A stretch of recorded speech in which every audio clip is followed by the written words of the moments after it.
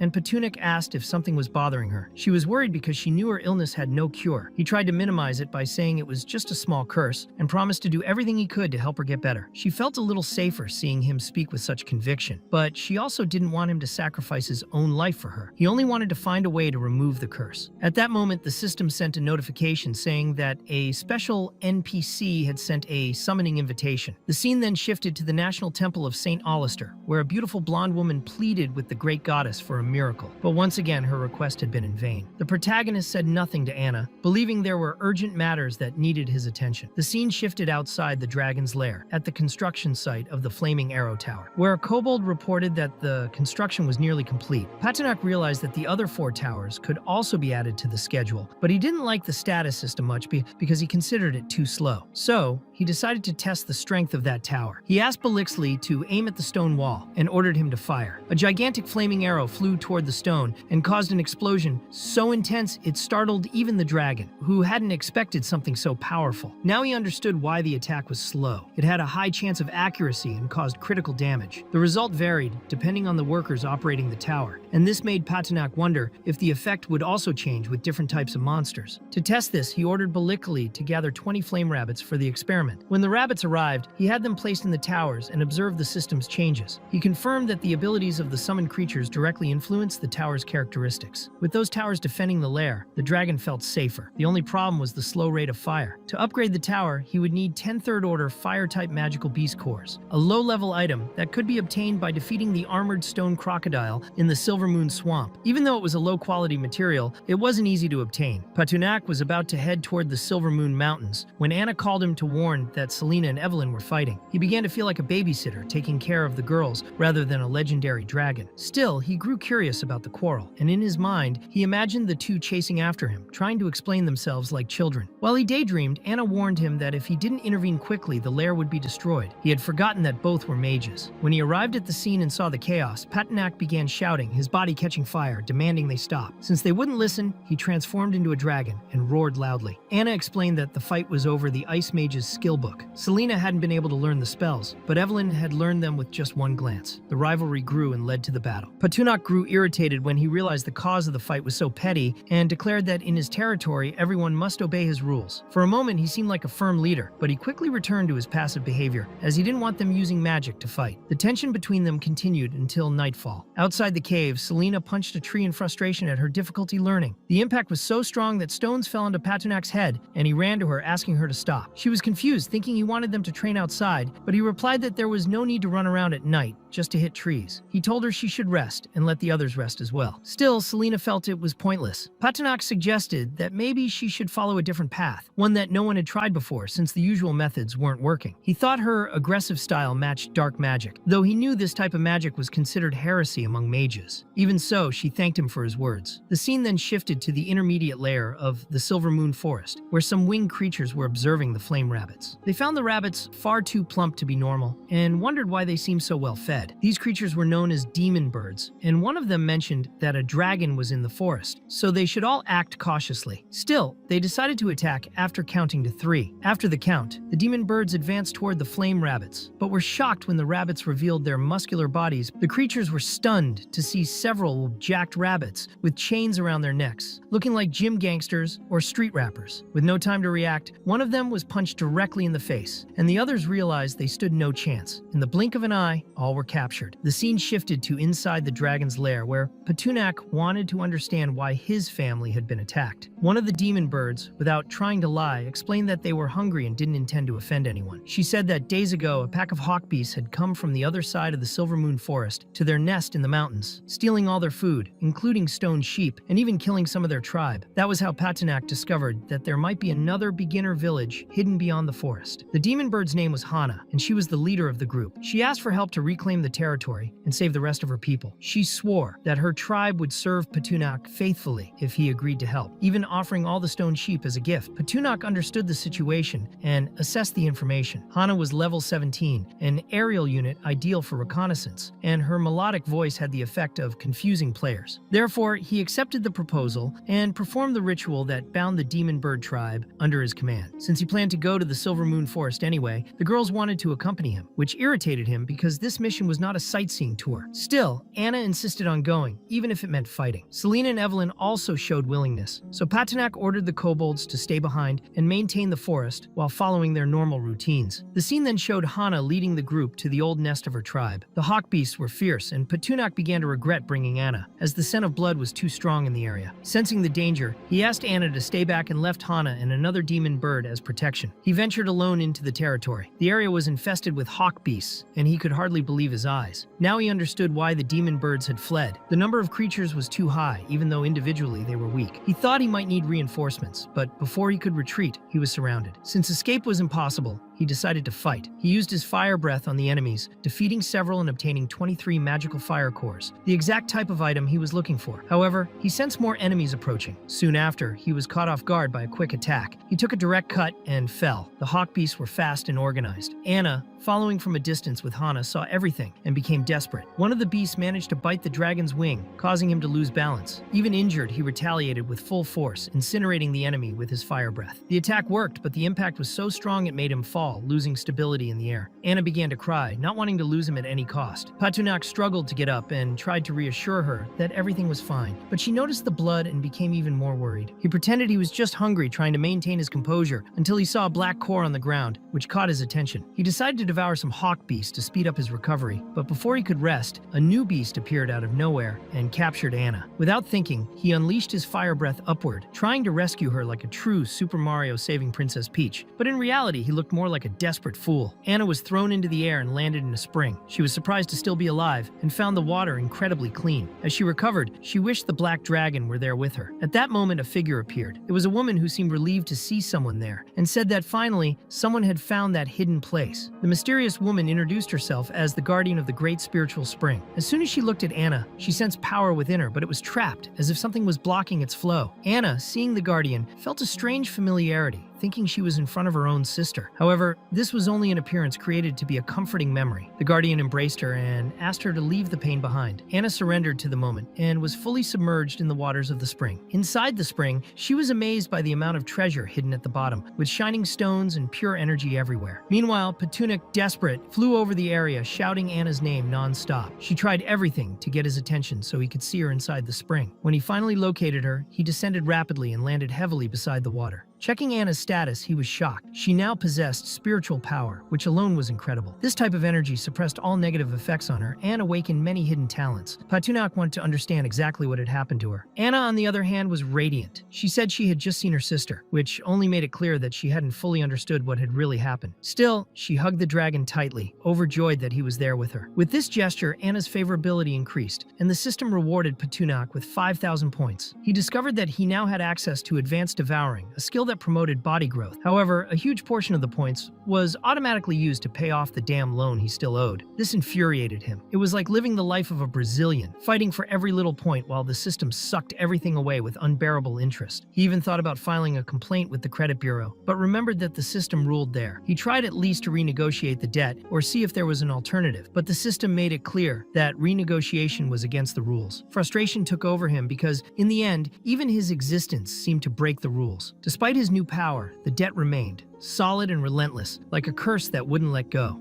In the end, Patunak thought the system was deceiving him, and that could make everything even more painful. The system, noticing the host's difficulties, upgraded the loan modification to an installment-based program. This caught Patunak by surprise, as he knew nothing about math and easily fell for the trick. The system split the transformation program into multiple steps to make the process easier, and Patunak thought paying in installments was a good idea. He didn't even realize that his wallet was being drained little by little. Still, he remained suspicious of the system, even when it tried to appear trustworthy. Meanwhile, Anna called Patunak to show some treasures, but when he opened the chests, he saw only bones and got frustrated. He asked Anna not to open any more chests, yet she ended up finding two magical books, one of purple water and the other of purple light. Since she hadn't heard what the black dragon said before, she took the items anyway. Patunak saw the protagonist's aura in Anna and became confused. He even consulted the system to see if she was the main character, but the system only replied that he was a whining loser and didn't need to worry about that. Soon after, Anna revealed a third-order fire magical core. She didn't know what it was and wanted to understand it better, but Patunak cried like a baby, unable to accept that something so powerful was being found by an elven girl who only opened chests. He remembered the intense battles he had fought to acquire much weaker cores and felt like a true loser. The system, always straightforward and confident, confirmed this feeling and even began using motivational words to boost the black dragon's self-esteem, making it clear that Patunak was an easy target for manipulation like anyone else. Annoyed with the rules of that world, Patunak began imagining nonsensical things. He believed that if water had spilled on a girl's circuit next to him at the cyber cafe, she would have suffered an attack, and so he imagined that perhaps the same had happened to Anna. He thought that obtaining the dragon's heart would be the solution to counteract the negative effects on his body. The system said the protagonist needed to stop trying to guess things and trust himself more, as the answers were hidden in the heart of the world. But Patunak didn't trust the system, especially since the store was full of products aimed at women, which he found very suspicious. Shortly after, the system suggested canceling the loan, which left the black dragon even more confused, thinking it might have just been luck. At that moment, Hana appeared, landing near them and thanking the black dragon, calling him master. She said that, thanks to him, her people had been rescued and could safely return to the cave along with the mountain goats. Patunak thought it would be better if they went ahead, as Anna should leave with him at that moment. Meanwhile, the scene shifted to a house where George, who had managed to escape the black dragon, was desperate. He tried to explain to the other players that dragons really existed in the Silver Moon Forest. No one believed him and began laughing. Even the girl who had been with them earlier found it funny, since in the end, her house had been destroyed to build a useless arrow tower. George tried to prove he was telling the truth and said that if he were lying, Gary and Chelsea, who had gone with him, would have returned. Since they didn't, he assumed they were obviously dead. The other players, however, believed the two had found a treasure and decided to continue on their own. One of them suggested gathering 1,000 people to investigate the forest. This made George even angrier, as no one took him seriously, and deep down he wished everyone would die. Back with the black dragon, the system showed Patunak a function called Advanced Devouring. It allowed him to evolve by consuming certain materials. This could improve his strength, endurance, or even grant special abilities. Patunak got excited and decided to eat some rocks, even though they tasted horrible. By doing so, he improved his armor, but noticed he had become slower. He realized that not everything could be consumed without thought. To better understand the power of advanced devouring, he tested other materials and ate a bit of gold, which gave him fire resistance. Then he tried silver and gained poison resistance. He continued eating various materials to see what would happen until he accidentally bit his own tongue due to carelessness. Having consumed 50 grams of black dragon meat, he inadvertently increased his draconic purity from the generation of Connor Neo Reed Watrous' Stupak, even without knowing who that being was or if he was his grandfather. Minerals like gold and silver had no side effects, only increasing his strength and endurance. This made Patunak think that one day he could raid the human kingdom's treasure and come out victorious. Suddenly, Anna showed him several items she had found. Despite smiling, she didn't know if the material was useful. Patunak was completely shocked by what he saw. That night, inside the dragon's nest, Bolikli reported that they were following the black dragon's orders and had spent the last few days observing human movements in the woods. They also said that the kobolds had resumed placing treasure bullets with objects inside. Patinuk liked the news, but worried about the possibility of valuable items being used. Bolikli tried to reassure his boss, saying they had only put in cooked sausages. This made Patinuk nervous, as Bolikli's behavior was far too strange to ignore. Amid all this confusion, Hana appeared and warned that there was movement outside the Silver Moon Forest. In the end, the players were nearby again and were about to fall into the trap. The Black Dragon ordered all soldiers to be taken to the Flaming Arrow Tower. The rabbit leader, the serpent, and the others were to prepare an ambush. Even though he was foolish, he wanted to protect everything he had built up to that point. The scene shifted to the forest, where the humans wandered at night. One of the boys in the group said everyone should be careful, but as soon as he finished speaking, several serpents appeared, grabbing part of the players. Not everyone was captured. Those at the front didn't understand what happened because they had heard a strange noise. One of them said that anyone who was scared could turn back, but before he could finish thinking about it, a kobold appeared and chewed his head like a piece of meat. Wolves began chasing the nearby players. Even so, the boy leading the expedition didn't show fear and charged at one of the creatures, even managing to kill one. But seeing the rest of the group running, he realized he was surrounded by cowards. Still, not everyone fled. Some stayed with him. As he walked, he reflected that these creatures seemed willing to fight, but displayed a strange kind of organization. He wondered if something greater was waiting for them. They climbed to the top of the mountain and saw a shape in the dark but couldn't identify it. A mage used a detection spell and soon realized it was a structure covered in vines and leaves. Upon closer inspection, they discovered it was the Arrow Tower, which surprised everyone. Some began to think humans lived there, but the brave boy believed that with priests and mages protecting the group with shields, there was nothing to fear. Suddenly, a strange bomb passed very close to him and stuck to the wall. They thought it was just a thick arrow without speed, but it began releasing poisonous gas. Even covering their noses and mouths, the gas penetrated their defenses, and soon they were being bombarded by other projectiles. They tried to run to avoid being hit and became completely desperate. Meanwhile, Patinuk had upgraded the shooting tower, increasing its range and power. Anna was happy and wanted to help, as she had learned water and light magic spells. But Patinuk thought it would be better for her to stay with Selena and the others in safety. The player leading the forest exploration tried to convince the others not to panic. He said that with active shields, they could withstand the attacks. His confidence grew as he felt the barrier around his body. But everything changed when Patinuk appeared. Many were shocked to see that there really was a dragon there. He sarcastically welcomed them, and his aura intimidated everyone. The group leader couldn't believe that the previous coward was telling the truth, but now he saw the dragon was real. He tried to think positively, assuming it was just a young dragon. Ambitious, he wanted to kill Patinuk and become the best player in the world. The black dragon made it clear they were about to die and began attacking. The human leader asked everyone to dodge the attacks. Patinuk unleashed his fire breath and they protected themselves with shields. The boy, having done the minimum, already considered himself a king. He commanded the mages and ordered them to split up to launch attacks while the warriors formed the rear guard. During the command, he opened the system shop. He took a potion to double his power, as if a chick had grown into a chicken. In the end, he remained as weak as ever. Still, he took a speed potion and a protection potion to improve his shield. The mages used fire and ice spells, but failed to cause any damage to Patinuk, who was embarrassed to see how weak they were. The leader approached with his sword, wishing for the dragon's death. At that moment, Patinuk's body began to glow so intensely that everyone shut their eyes. The blinding light threatened to dazzle even his allies. When the light subsided, the human leader was trapped on the ground in a fishing net. Anna appeared happy, saying they were there to help the dragon. The humans realized they were completely defeated and tried to retreat. But Patinuk made it clear that fleeing would not be easy, and the kobolds appeared as well to finish off those players. Few players managed to escape unscathed, and suddenly what was already dark became even darker. It was Patinuk's shadow, which had found them and was turning them into barbecue. Thanks to this, he earned 2,000 system points for his first victory against a player. The kobold happily came to report to his master that they had won and had even brought a living human for the black dragon. It was the leader of that group of players. Without hesitation, Patinuk ordered him to be thrown into hell. As the man cried and struggled, the dragon felt something strange, as if he were in a coma. He asked the system to check his status, but suddenly fainted. Anna became worried, not understanding what had happened. The scene shifted to inside the dragon's cave. Anna's voice trembled, and she didn't want Patinuk to scare her. Selena observed that he was unharmed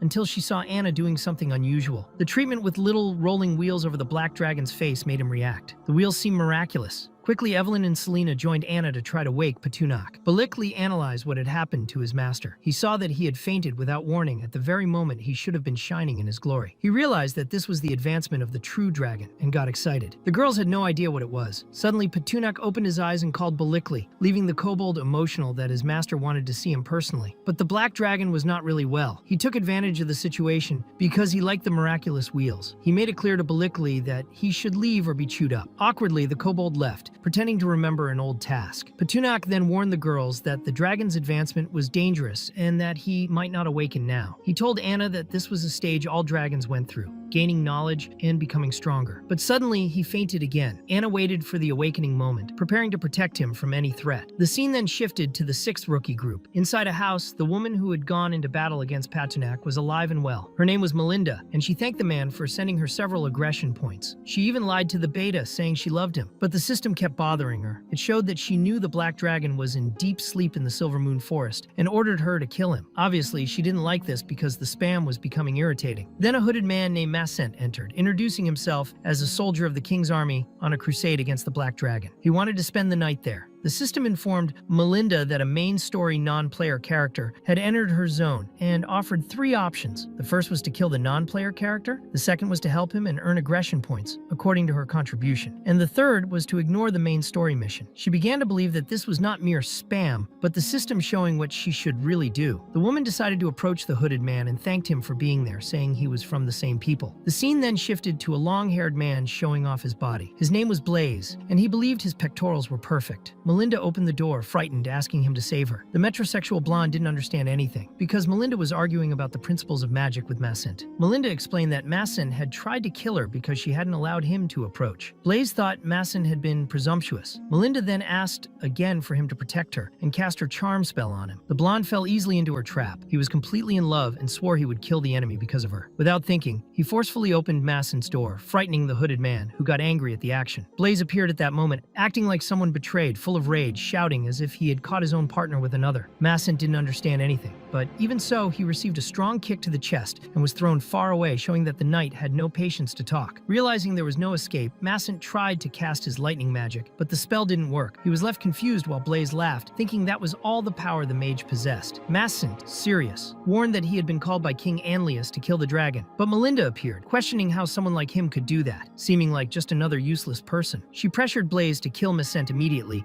saying she wanted to go with the knight. The mage became irritated at her attitude and called her a worthless apprentice. He tried to convince the knight not to listen to her, but Melinda only asked about the tea she had prepared. At that moment, he realized she had sabotaged his magic and became furious. He swore he would kill her, but Blaze, completely deceived, told him to stop insulting Melinda and kicked him in the face again. Melinda then took the opportunity to stab the mage with a dagger. After that, pretending to be fragile, she ran into the knight's arms. Blaze, still deceived, finished off the mage by plunging his sword into his chest. The system informed that the power of the great mage Mascent had been transferred to Melinda, and she could now use it as she wished.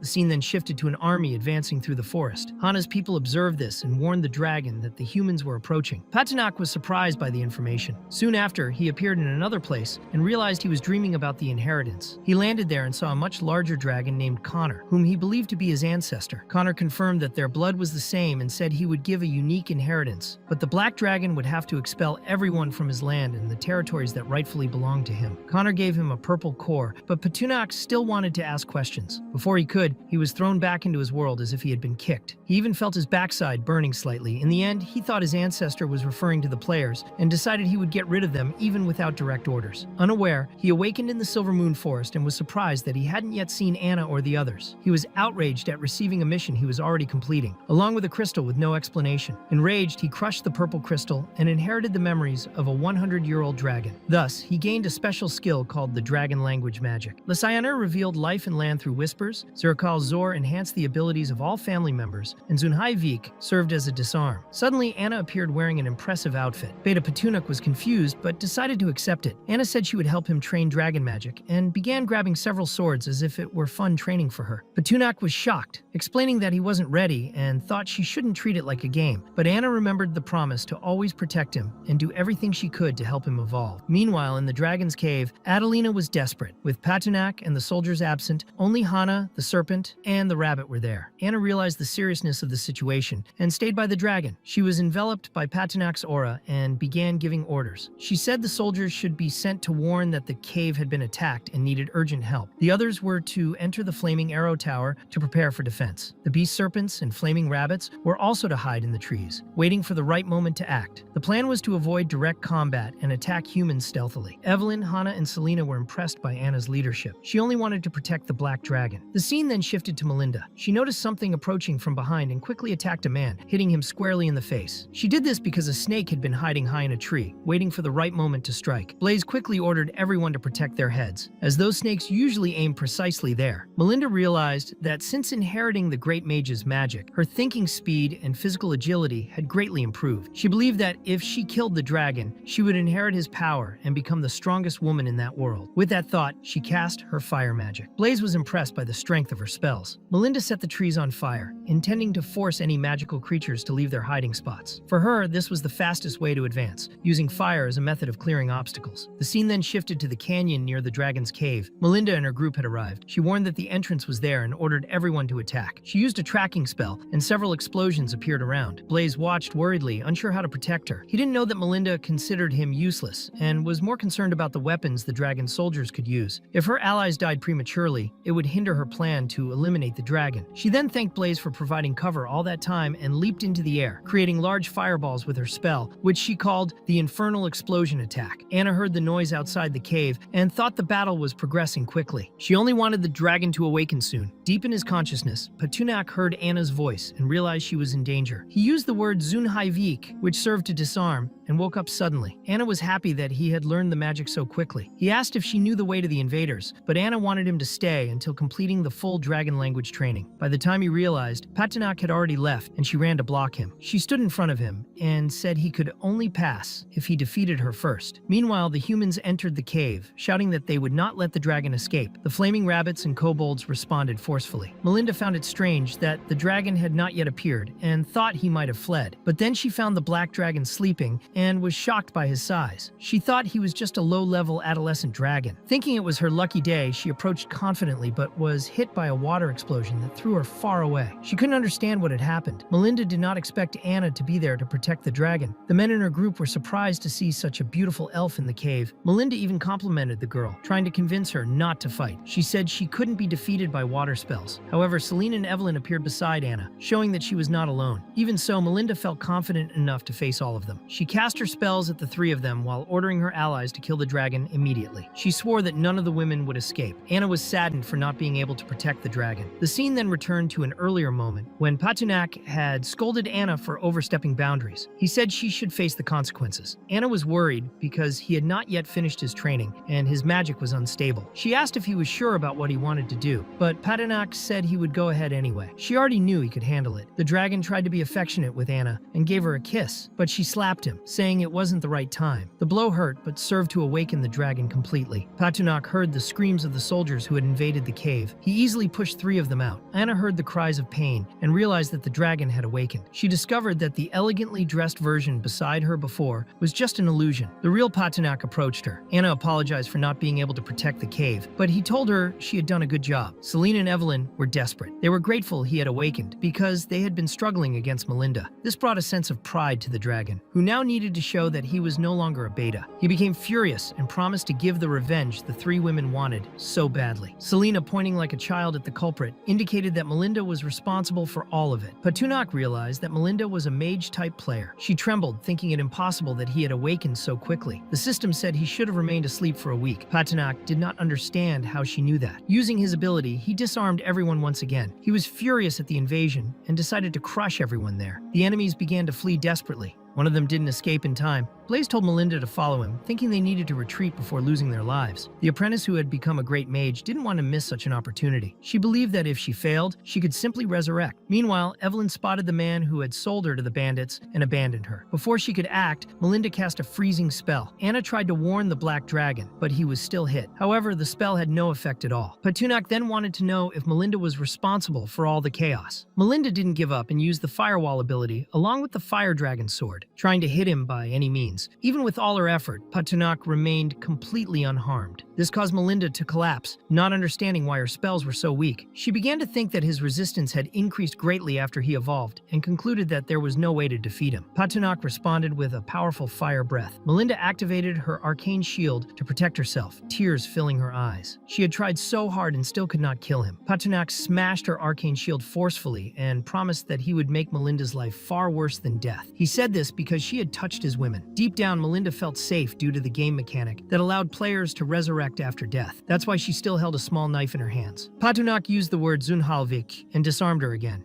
The knife fell to the ground, and she, trembling, could not understand how this was possible. He made it clear that it would not be so easy for her to die in front of him. Soon after, a loud noise echoed through the cave. Anna warned that Evelyn had disappeared, but Patunak wasn't overly concerned because he knew Evelyn had spells strong enough to handle herself. The scene then shifted outside the Silver Moon Forest. Blaze ran desperately while several crystals flew toward him. One of them hit him squarely in his dignity, but he seemed to enjoy it. Evelyn was furious. She saw in him a coward who only knew how to flee from battles. She looked at him with the crystal still lodged and couldn't believe he was pretending not to know her. Blaze finally recognized who she was. He imagined Evelyn had been devoured by bandits and not captured by the Black Dragon. Even though he had sold her in the past, he thought she should accompany him again. He promised that this time he would leave her in a civilized place. Evelyn pretended to believe him and asked him to approach. Blaze misunderstood everything as usual and tried to kiss her. She then punched him hard in the face, making it clear she was not one of the noble girls he usually played with. Blaze thought she had overreacted and grabbed a pink liquid, throwing it on her. Evelyn was suppressed by it and wanted to understand what he had poured. Blaze didn't know that what he had stolen from Melinda worked so well. Trembling, Evelyn ended up kneeling. When he pointed his sword at her, she warned that her sister was a professor at the Saint Laurent Magic Academy in Annalise, and that if he killed her, he would be hunted to death. Even so, Blaze insisted he would claim she had been invited by the Black Dragon and mercilessly remove the lid from her head. Outside the cave, the Black Dragon was still chasing the enemy soldiers. He was furious because they had invaded his territory and now tried to flee. He used the word Zivakal Zuf and caused intense vibrations among the soldiers. Their clothes and weapons fell off as a result. Anna was excited and reported that Balikle and the others had arrived. Patunak wanted Anna and Hana to return to the cave. The kobolds apologized for being late, but the dragon didn't blame them. Balikle explained that during the return they found Evelyn's lifeless body in the forest. Next to her was Blaze, who had been easily defeated by the fluffy creatures. The Black Dragon, who wanted to be master of all the women there, was furious upon learning this. He wanted to know if the plastic metrosexual had been responsible for Evelyn's death and began crushing him like soft dough. Blaze tried to make an excuse, saying she had tripped on his sword. Then he promised to reveal a secret to the dragon if he were released. Patunak decided to listen. Blaze then claimed that Melinda had forced him to kill Evelyn, which was a lie. He also said that the great mage Massant was involved. As if that weren't enough, he added that Melinda was the mayor of Rookie Village number 6. There were more than 5,000 people in the village waiting for Patunak's death, and so the Black Dragon spent some time reflecting on everything. Blaze wanted to know if Patunak was satisfied with that secret, and even though the dragon didn't find it so bad, it sparked a flame of hope in Blaze's heart, who took the opportunity to ask if he could leave. Once he received the permission he wanted, he ran away desperately. The kobolds were surprised by their master's decision, but soon realized it was a lie. Patunak turned Blaze into barbecue without hesitation, saying he never said he would forgive him. He had only let him run. The kobolds greatly appreciated their master's action. The Black Dragon wanted revenge for Evelyn's death, so her soul felt gratitude for what he did. The system notified that Patunak had helped the NPC fulfill her final wish, and as a reward he received a teleportation spell along with 6,000 system points. Patunak was very surprised by this new ability and wondered if he could use it to reach the Rookie Village, but the system explained that the spell only worked in places he had already visited. In the end, his biggest problem now was the mandatory lethargy caused by the inheritance advancement. He believed that if he had been awake earlier, there wouldn't have been so many victims, and therefore consulted the system to see if there was a way to eliminate this lethargy progress. The system showed that he could spend 5,000 system points to remove only a part of it. If he wanted to cut it in half, he would have to pay double. A major reduction would require 20,000 points, and complete cancellation of the inheritance would cost 10,000 points. Patunak was furious because, either way, he would have to sleep or refuse the inheritance. He even thought of Anna, who appeared in his dreams, and remembered that she would never let him refuse it. Her image appeared in his mind as someone who liked to hit him, and he didn't even understand why he thought that way. He believed it was a beta thing, liking to suffer. After that, he wanted to know if the system knew why other people appeared in the inheritance dreams. The system explained that normally, strangers didn't appear appear in those dreams, and that in rare cases a companion spirit would appear. This spirit used the person's favorite image to help complete the magical inheritance. That's why he saw Anna in that way. To him, she was perfect, as the ideal representation of someone who had never been with a woman. Patanok was excited by the explanation, while the kobolds watched everything, not understanding anything. Then the kobolds reported that some humans had surrendered and wanted to know what to do with them. Patanok ordered them to kill only those who had not surrendered and imprison those who had. Melinda, on the other hand, should be kept alive and well cared for while he was away. The Black Dragon would not return to the cave anytime soon because 7 days had already passed and he had other matters to attend to. He acknowledged the favor he had received and would never forget it. He would not let that night pass in vain. The scene shifted outside the cave where the dragon watched the sunset. Anna and Selena approached, and he didn't understand why they were there. Selena began to cry upon realizing that Evelyn would never return. Patanok was surprised that the mage already knew the news and deduced that Balikli had spread everything. Anna, very sad, asked if the dragon would also feel sad about her death. This question startled him. She wanted to know because, for her, if someone could feel sadness on behalf of another, then this death would have more meaning. But the Black Dragon made it clear that death had no meaning for him. He knew it was inevitable, but he wanted to become strong enough to avoid a foolish death and always remain at the top of the food chain. Selena was dazzled by his words. The scene then shifts to the Morrigan Plains, in the village of Novices number 6. Patanok was flying around when a guard received a system alert indicating that a rising creature had been detected. This meant a demonic attack was imminent. The village's protection system was activated, reducing the attributes of any demons entering by half. The system informed Patanok about this protection. He was surprised that the place had such advanced defenses, but the system also showed him how to handle it. It explained that a 500-meter sphere would cast a shadow over the protective mechanism. Patanok followed the instructions and did so. People began running in panic as he unleashed fireballs on the village. He soon realized that his power was indeed weaker. Even so, the village warriors became angry and decided to advance, confident they could defeat him. The Black Dragon found it strange that everyone was targeting him so quickly. The mages started preparing their attacks and struck his wings, thinking they were scaring him. But Patanok found these people odd, as he felt no fear. He asked the system to activate a teleportation spell. Suddenly, a magical circle appeared on the ground, and the mage's powerful attack went straight to its center. Patanok manipulated the spell's trajectory so that its destination was exactly that village, causing a massive explosion. Patanok hadn't expected the spell to be so powerful after the explosion. Therefore, he decided not to let the players progress too much, as they had become too strong in a short time. The system congratulated him for completely destroying Novice's day, which was simply wiped off the map. As a reward, he received a fragment of the village core. All the players from that village would respawn randomly in other Novice villages. Patanok was impressed by how easily he had defeated them all. The system explained that if Patanok collected 4 core fragments, he could create his own faction. Although he found that somewhat useless since he already had kobolds, the system insisted he shouldn't underestimate the value of the cores. The constructions built by players in Novice villages had very high defenses. By collecting the 4 cores, he could build similar structures. Only then did Patanok understand the importance of that item. Additionally, he gained 25,000 system points and was excited to seek more villages and progress faster. However, the system did not recommend attacking multiple villages at once, as this would attract too much attention and mark him as a world boss. He would be hunted constantly, which would be very unpleasant. So he decided to leave it for now. After all, those with buttons are afraid. Still, he wanted to know how to obtain more fragments in that way. The system thought he was being impatient and advised acting more strategically. Rushing everything would draw too much attention. The system's guidance was to act calmly and discreetly. It suggested that Patanok use a decretum to perform a sacrificial ritual. If his followers were sent to other parts of the continent, they could grow and learn about trends. The Black Dragon became eager, wanting to know when he could do this. The system informed him that his level was too low for that at the moment. The scene shifts to the Silver Moon Forest, where Patanok sees Anna standing at the edge of a cliff. He panics, thinking she might jump, and runs to her, only to slip as well. Both fall straight into the water, startling a black-haired girl bathing nearby. The Black Dragon didn't know the girls were enjoying the river. Suddenly, Selena also falls on him, and Anna asks if he's okay, as he seemed dizzy from the impact. Selena thought it was well-deserved for him spying on them. Confused, Patanok asked who the black-haired girl was. The system alerted that a special NPC had been detected and sent a summoning request. The girls thought he was hallucinating and seeing strange things. Selena had learned first aid while with the mercenaries, but wasn't sure if it worked on dragons. Still, she approached him, saying physical contact was needed. Patanok liked the idea, being the type of guy who never left the house to meet a woman. However, his hopes were crushed when Selena punched him hard in the stomach. The shock was so great, he even spoke in English, begging her to stop. Even the system thought he was an idiot and warned that by pretending to faint, he lost the summoning chance. Patanok was upset and wished the system would accept such situations automatically. Realizing he was bathing with the girls, he became even more startled. But Selena explained that there are hot springs in the main cities, where even tug-of-war competitions are held. Patanok's fertile mind began imagining imagining many females in these competitions, and even thought about organizing one. Selena didn't understand anything, as there were no hot springs there. He asked if the system could create one, and the answer was yes. Then he wanted to know how much it would cost to evolve into the explosive dragon form. The cost was 9,000 system points. Having enough points, he decided to do it. Immediately, he felt intense pain and curled up in a fetal position. His body underwent several changes. His strength increased by 50%, his bite power improved, and his armor became more resistant. The transformation's flames burned the girls slightly. Patunak was shocked and asked the system what had happened. The system explained that the transformation energy spread widely, increasing its area of effect. To fix this, there was a liquid cooling modification, costing 10,000 points. The Black Dragon was indignant, arguing he was a dragon, not a gaming computer. Still, he jumped into the water and completed the transformation. The system named this form Combined Explosive Power, but Patanak didn't understand the reason for the name. The system then asked him to test his new fire breath. The girls were not happy, as the breath destroyed their clothes. Additionally, the attack knocked Selena and Anna into the water. Patunak himself was impressed by the new power. Now he could automatically adjust the temperature and type of his breath, not always needing fire. Finally, he asked why the girls were in the water, but the problem was that their clothes had been ruined. Having never seen Anna in a swimsuit, Patunak took the opportunity to check the shop options. The scene shifts to him enjoying the bath and having fun. He even found swimsuits made specifically for dragons. Anna was also enjoying the moment, exactly the way Patunak liked. This strange beta was ecstatic. Selena enjoyed the sensation of being in nature, something new for her. Excited, Patunak wanted to know if the girls would play tug of war. The scene shifts to the sanctuary of St. Augustine. A blonde elf named Celestine was unsure if they could continue fighting. A red-haired elf warned that Commander Alicia Alucatoris was leading a regression army from the first fortress. Still, Celestine should leave immediately. Celestine refused and insisted on staying, praying and asking for divine help to protect her people. The elf knight tried to convince her to abandon the prayers, saying the gods had forsaken everyone. In desperation, she grabbed Celestine, who was frightened and demanded to be put down. But the knight said she couldn't neglect her mission. Suddenly, a magical circle appeared on the ground. Celestine believed a miracle had occurred. The Black Dragon appeared, unaware of where he was or how he got there. He demanded explanations from the system. The knight was shocked to see a dragon before her. She released Celestine, who fell awkwardly and hurt her bottom. Desperate that her highness had been hurt, the knight lunged to catch her again. Celestine was confused, wondering if this dragon was truly a messenger from the gods. The system explained that he had automatically accepted the summoning as requested. Still, Patanak was angry because he wanted to play tug of war with the girls in the water and had lost the chance. Celestine then asked if the gods had heard her prayers and sent the Black Dragon in response. But, clumsy as always, he hit the statue with his tail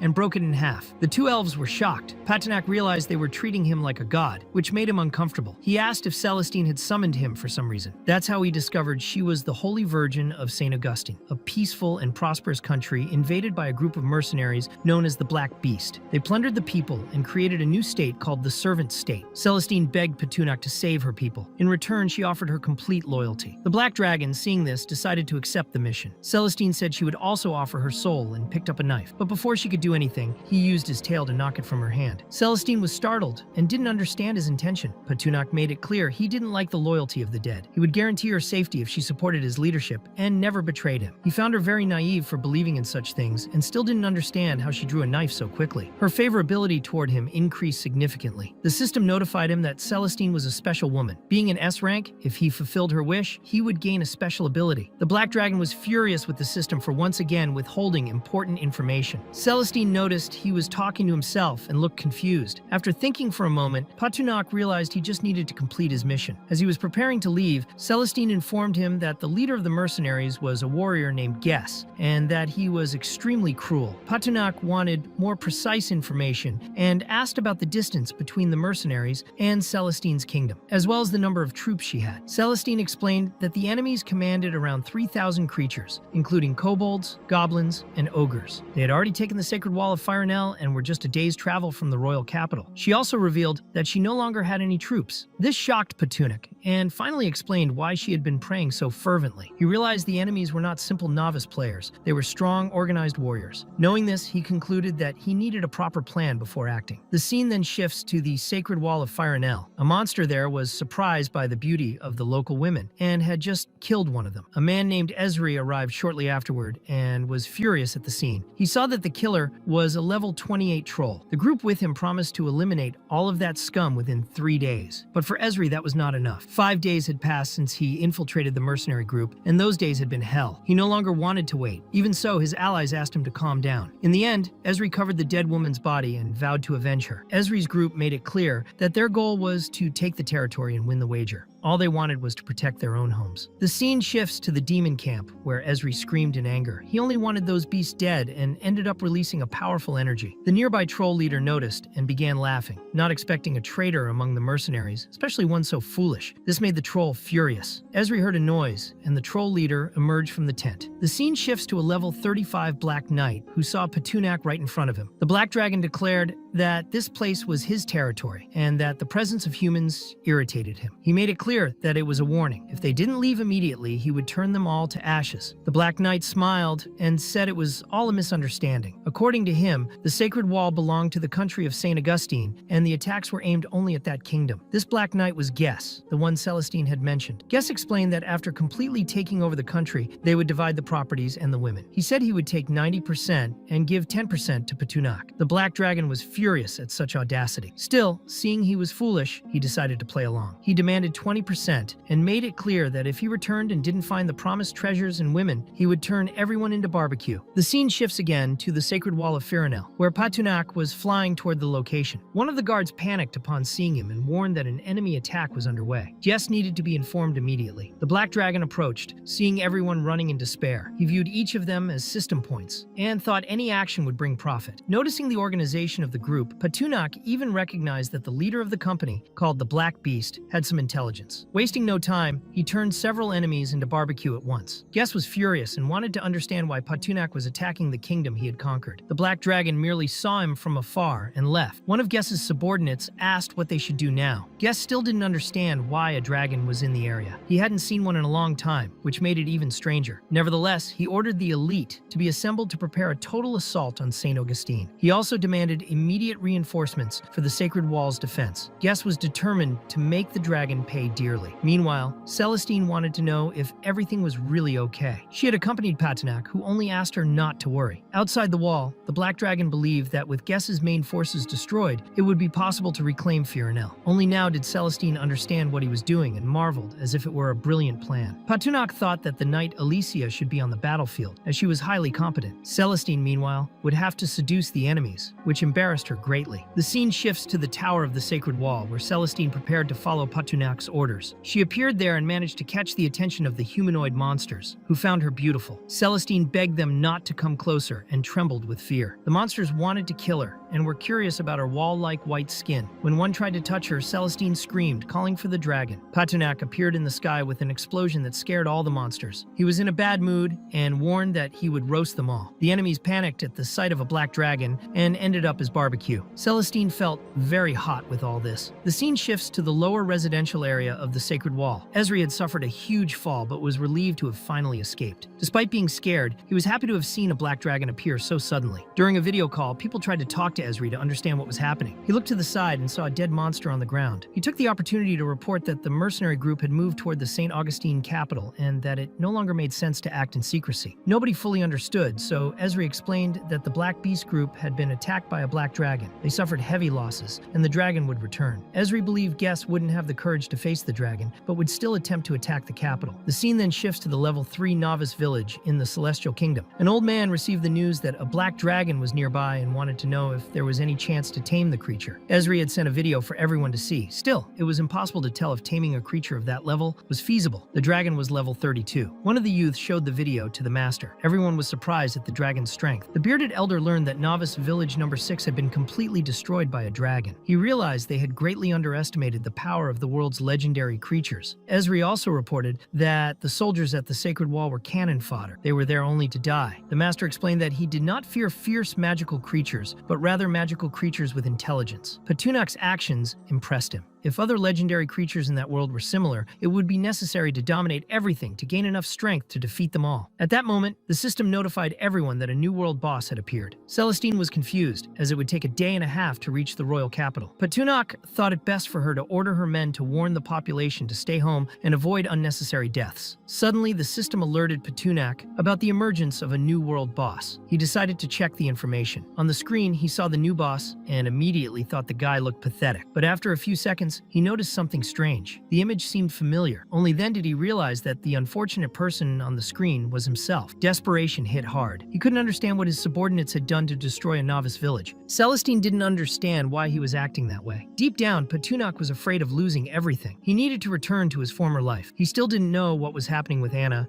and could return later. Using the excuse that the divine world was calling him, he decided to leave for a while. Without much thought, he teleported straight to his cave and called everyone who was there, but no one appeared. He paced back and forth until he found a kobold snoring in the corner of the room. Petunac shouted, giving the creature a huge scare, and it woke up completely confused. The furry one felt embarrassed for being caught sleeping on the job, but Petunac had no time for that. He wanted to know what had happened during his absence. The kobold explained that everyone was worried, thinking that Petunac had been captured after his sudden disappearance. Anna and the others joined forces and went out exploring every possible area in search of him. In the end, Petunac believed that Anna and the group were in Novice Village number 1. The scene shifts to Anna asking belligerently if there was any sign of Petunac there. The kobold confirmed that they had found nothing. Anna remembered a man to whom they had given a free facial harmonization. He swore he had never seen any black dragon. She believed he was telling the truth, but even so, she didn't give up and decided to continue the search. As she walked around, she heard someone shouting her name. Instantly, she recognized the voice. It was the black dragon, and Selena was confused, trying to understand where he had gone, as Anna was very worried. In Petunac's mind, he still insisted on blaming the system, even though he knew he had activated the option to accept summons automatically. When the dragon reappears, Anna shows enormous relief at seeing that he was fine. Suddenly, a very bright light fills the place, so intense that it nearly blinds the dragon. It was Balikli, appearing with a golden glow coming from the treasure they had managed to gather with the villagers. The glow was so powerful that it surprised Petunac, who hadn't imagined they would play like that in his absence. Without wasting time, the black dragon uses his breath and devours all the gold coins, strengthening his power and increasing the fire element. He also obtains an artistic core fragment called Yen, in addition to gaining 20,000 system points. Even so, he no longer wanted to be deceived. The scene then shifts to the royal capital of Sao Augusto, where Alicia was talking to Celestine, worried about the whereabouts of the dragon. The mercenaries were surrounding the city, which frightened Celestine, as she didn't understand how they had arrived so quickly, expecting the attack to happen only at night. Alicia explains that ever since the village was looted, and with the absence of the army, everything accelerated. Celestine feared that the dragon would arrive only at night, which made Alicia even more concerned, trying to convince her to flee as soon as possible. But the princess did not like the idea of fleeing at all. The scene changes again to the group of mercenaries already inside the capital. One of the subordinates found it strange that there was no army or any defense, as if no one had prepared, or perhaps everyone had already escaped upon discovering the attack. Celestine strikes her staff on the ground, trying to draw attention and assert respect, and everyone looks at her. Being socially awkward betas around women, they became embarrassed at her beauty and distracted. Some other women appeared to further divert the troops' focus, making them begin to imagine that this fight might be more complicated than it seemed. Jess became furious with his subordinates for faltering at the most critical moment, calling it a cheap trick since there was no army. He then ordered everyone to be poisoned, especially through the water supply, believing that in a few days everyone would beg for mercy. Jess even considered giving Celestine a chance, as long as she stopped resisting and left, but she completely rejected the idea, since he had massacred her people, violated her territory, and now wanted to condemn the entire capital. She promised that if she were to fall, she would take him to hell with her. Among the mercenaries, the atmosphere was one of threat and violence, with claims that they would open the gates, kill all the men, and humiliate the women, even grabbing one as an example and making threats. This act sparked deep hatred in Celestine, but before things got worse, a voice emerged, saying they had a good idea and that the mercenaries were about to die. Celestine then smiled upon seeing that the black dragon had returned. All the men were surprised to realize that Petunac was by her side. Guests finally understood why the dragon had attacked the sacred wall of Firenel, and everything made sense in light of that alliance. The black dragon observed that it was a beautiful and sunny day, but the hearts of those men were cold and filthy. So he decided to heat them with his passion, as if steam were rising from the earth. He didn't explain that this passion would manifest as a barbecue. Thus, he unleashed his fire breath in all directions. Guess ordered his subordinates not to panic and tried to act quickly, saying he would not be defeated so easily. He requested a spear, brought by goblins, and began to concentrate all his energy on it. In the mind of that mad leader, skill could overcome strength differences, and he planned to attack the dragon's weakest point. He then threw his weapon at Petunac, but the spear had no effect, and and the dragon remained unharmed, leaving guests completely shocked. Even surprised, he insisted on another attack, this time using a long-range spear. But to the black dragon, it looked more like a toothpick than a weapon. Realizing the gravity of the situation, Guest decided to use his strongest skill and threw a sphere directly at Petunak. Petunak caught the sphere without fully understanding what it was. Suddenly, the sphere exploded, spreading smoke that made him cough, as he was a finicky dragon who didn't like bad smells. When the smoke cleared, he realized that Guest had disappeared, showing that in the end, he was nothing but a coward. Petunak had even had more faith in Guest, thinking he would at least stay until the end. The humanoid monsters with the mercenary group began to worry about their leader's disappearance, as they were entirely dependent on him. Petunak didn't want to waste time and approached all those monsters, who were terrified upon seeing him. Without hesitation, he unleashed another fire breath, making them all dance in the flames. Meanwhile, Celestine watched what was happening and noticed that Guest and some of the mercenaries had escaped. She wondered if they should pursue them, but Petunak made it clear to the Queen of São Augusto that they would not get away. The scene then shifts to the Sacred Wall of Firenel, where Guest ran in desperation, promising that one day he would take revenge on the dragon and the kingdom, believing he only needed time to recover. But to his misfortune, Alicia was already there, wanting to know what he planned to do once he rose. Guest was shocked, not understanding why she was at the Sacred Wall instead of the border fortress. Before he could react, Petunak appeared, declaring that the territory was now his, as he had taken everything, and unleashed another fire breath at the despicable human. Guest could no longer comprehend how everything had happened so fast. The system then explained that by defeating all the mercenaries of the Black Beast, Petunak had received 6,000 system points. The scene shifts again to the capital of São Augusto, where several elves were thanking Petunak for everything he had done. But the dragon didn't want thanks. He wanted everyone to rise, as he would help their country survive the calamity. But in return, everyone had to become his vassals. Celestine did not hesitate and declared herself a voluntary vassal of Petunak, promising to always serve him. With this, her wish was fulfilled, and the vassalage contract came into effect. Now, if she died, all her powers would be inherited by the dragon, and if Petunak died, she would also die. Additionally, a fixed summoning channel was created between them, and the system granted the dragon another 3,000 points. Although he thought the amount was low, Petunak wanted to know what special ability he had gained. The system began speaking indirectly, as always, suspicious that Petunak did not trust it, but then revealed that the dragon had received a special upgrade called Dragon's Burning Power. This ability made the dragon's power even more violent, not only intimidating enemies, but also increasing the effect of all his attacks. This was the special ability granted by Celestine, classified as S. Curious, Petunak wanted to know the exact class of that power. The system then loaded the new feature for him to use, and when the dragon began to concentrate the power, a strong wind filled the place. The gust was so intense that Celestine panicked, trying to hold her skirt, as it became clear at that moment that this power truly made a difference.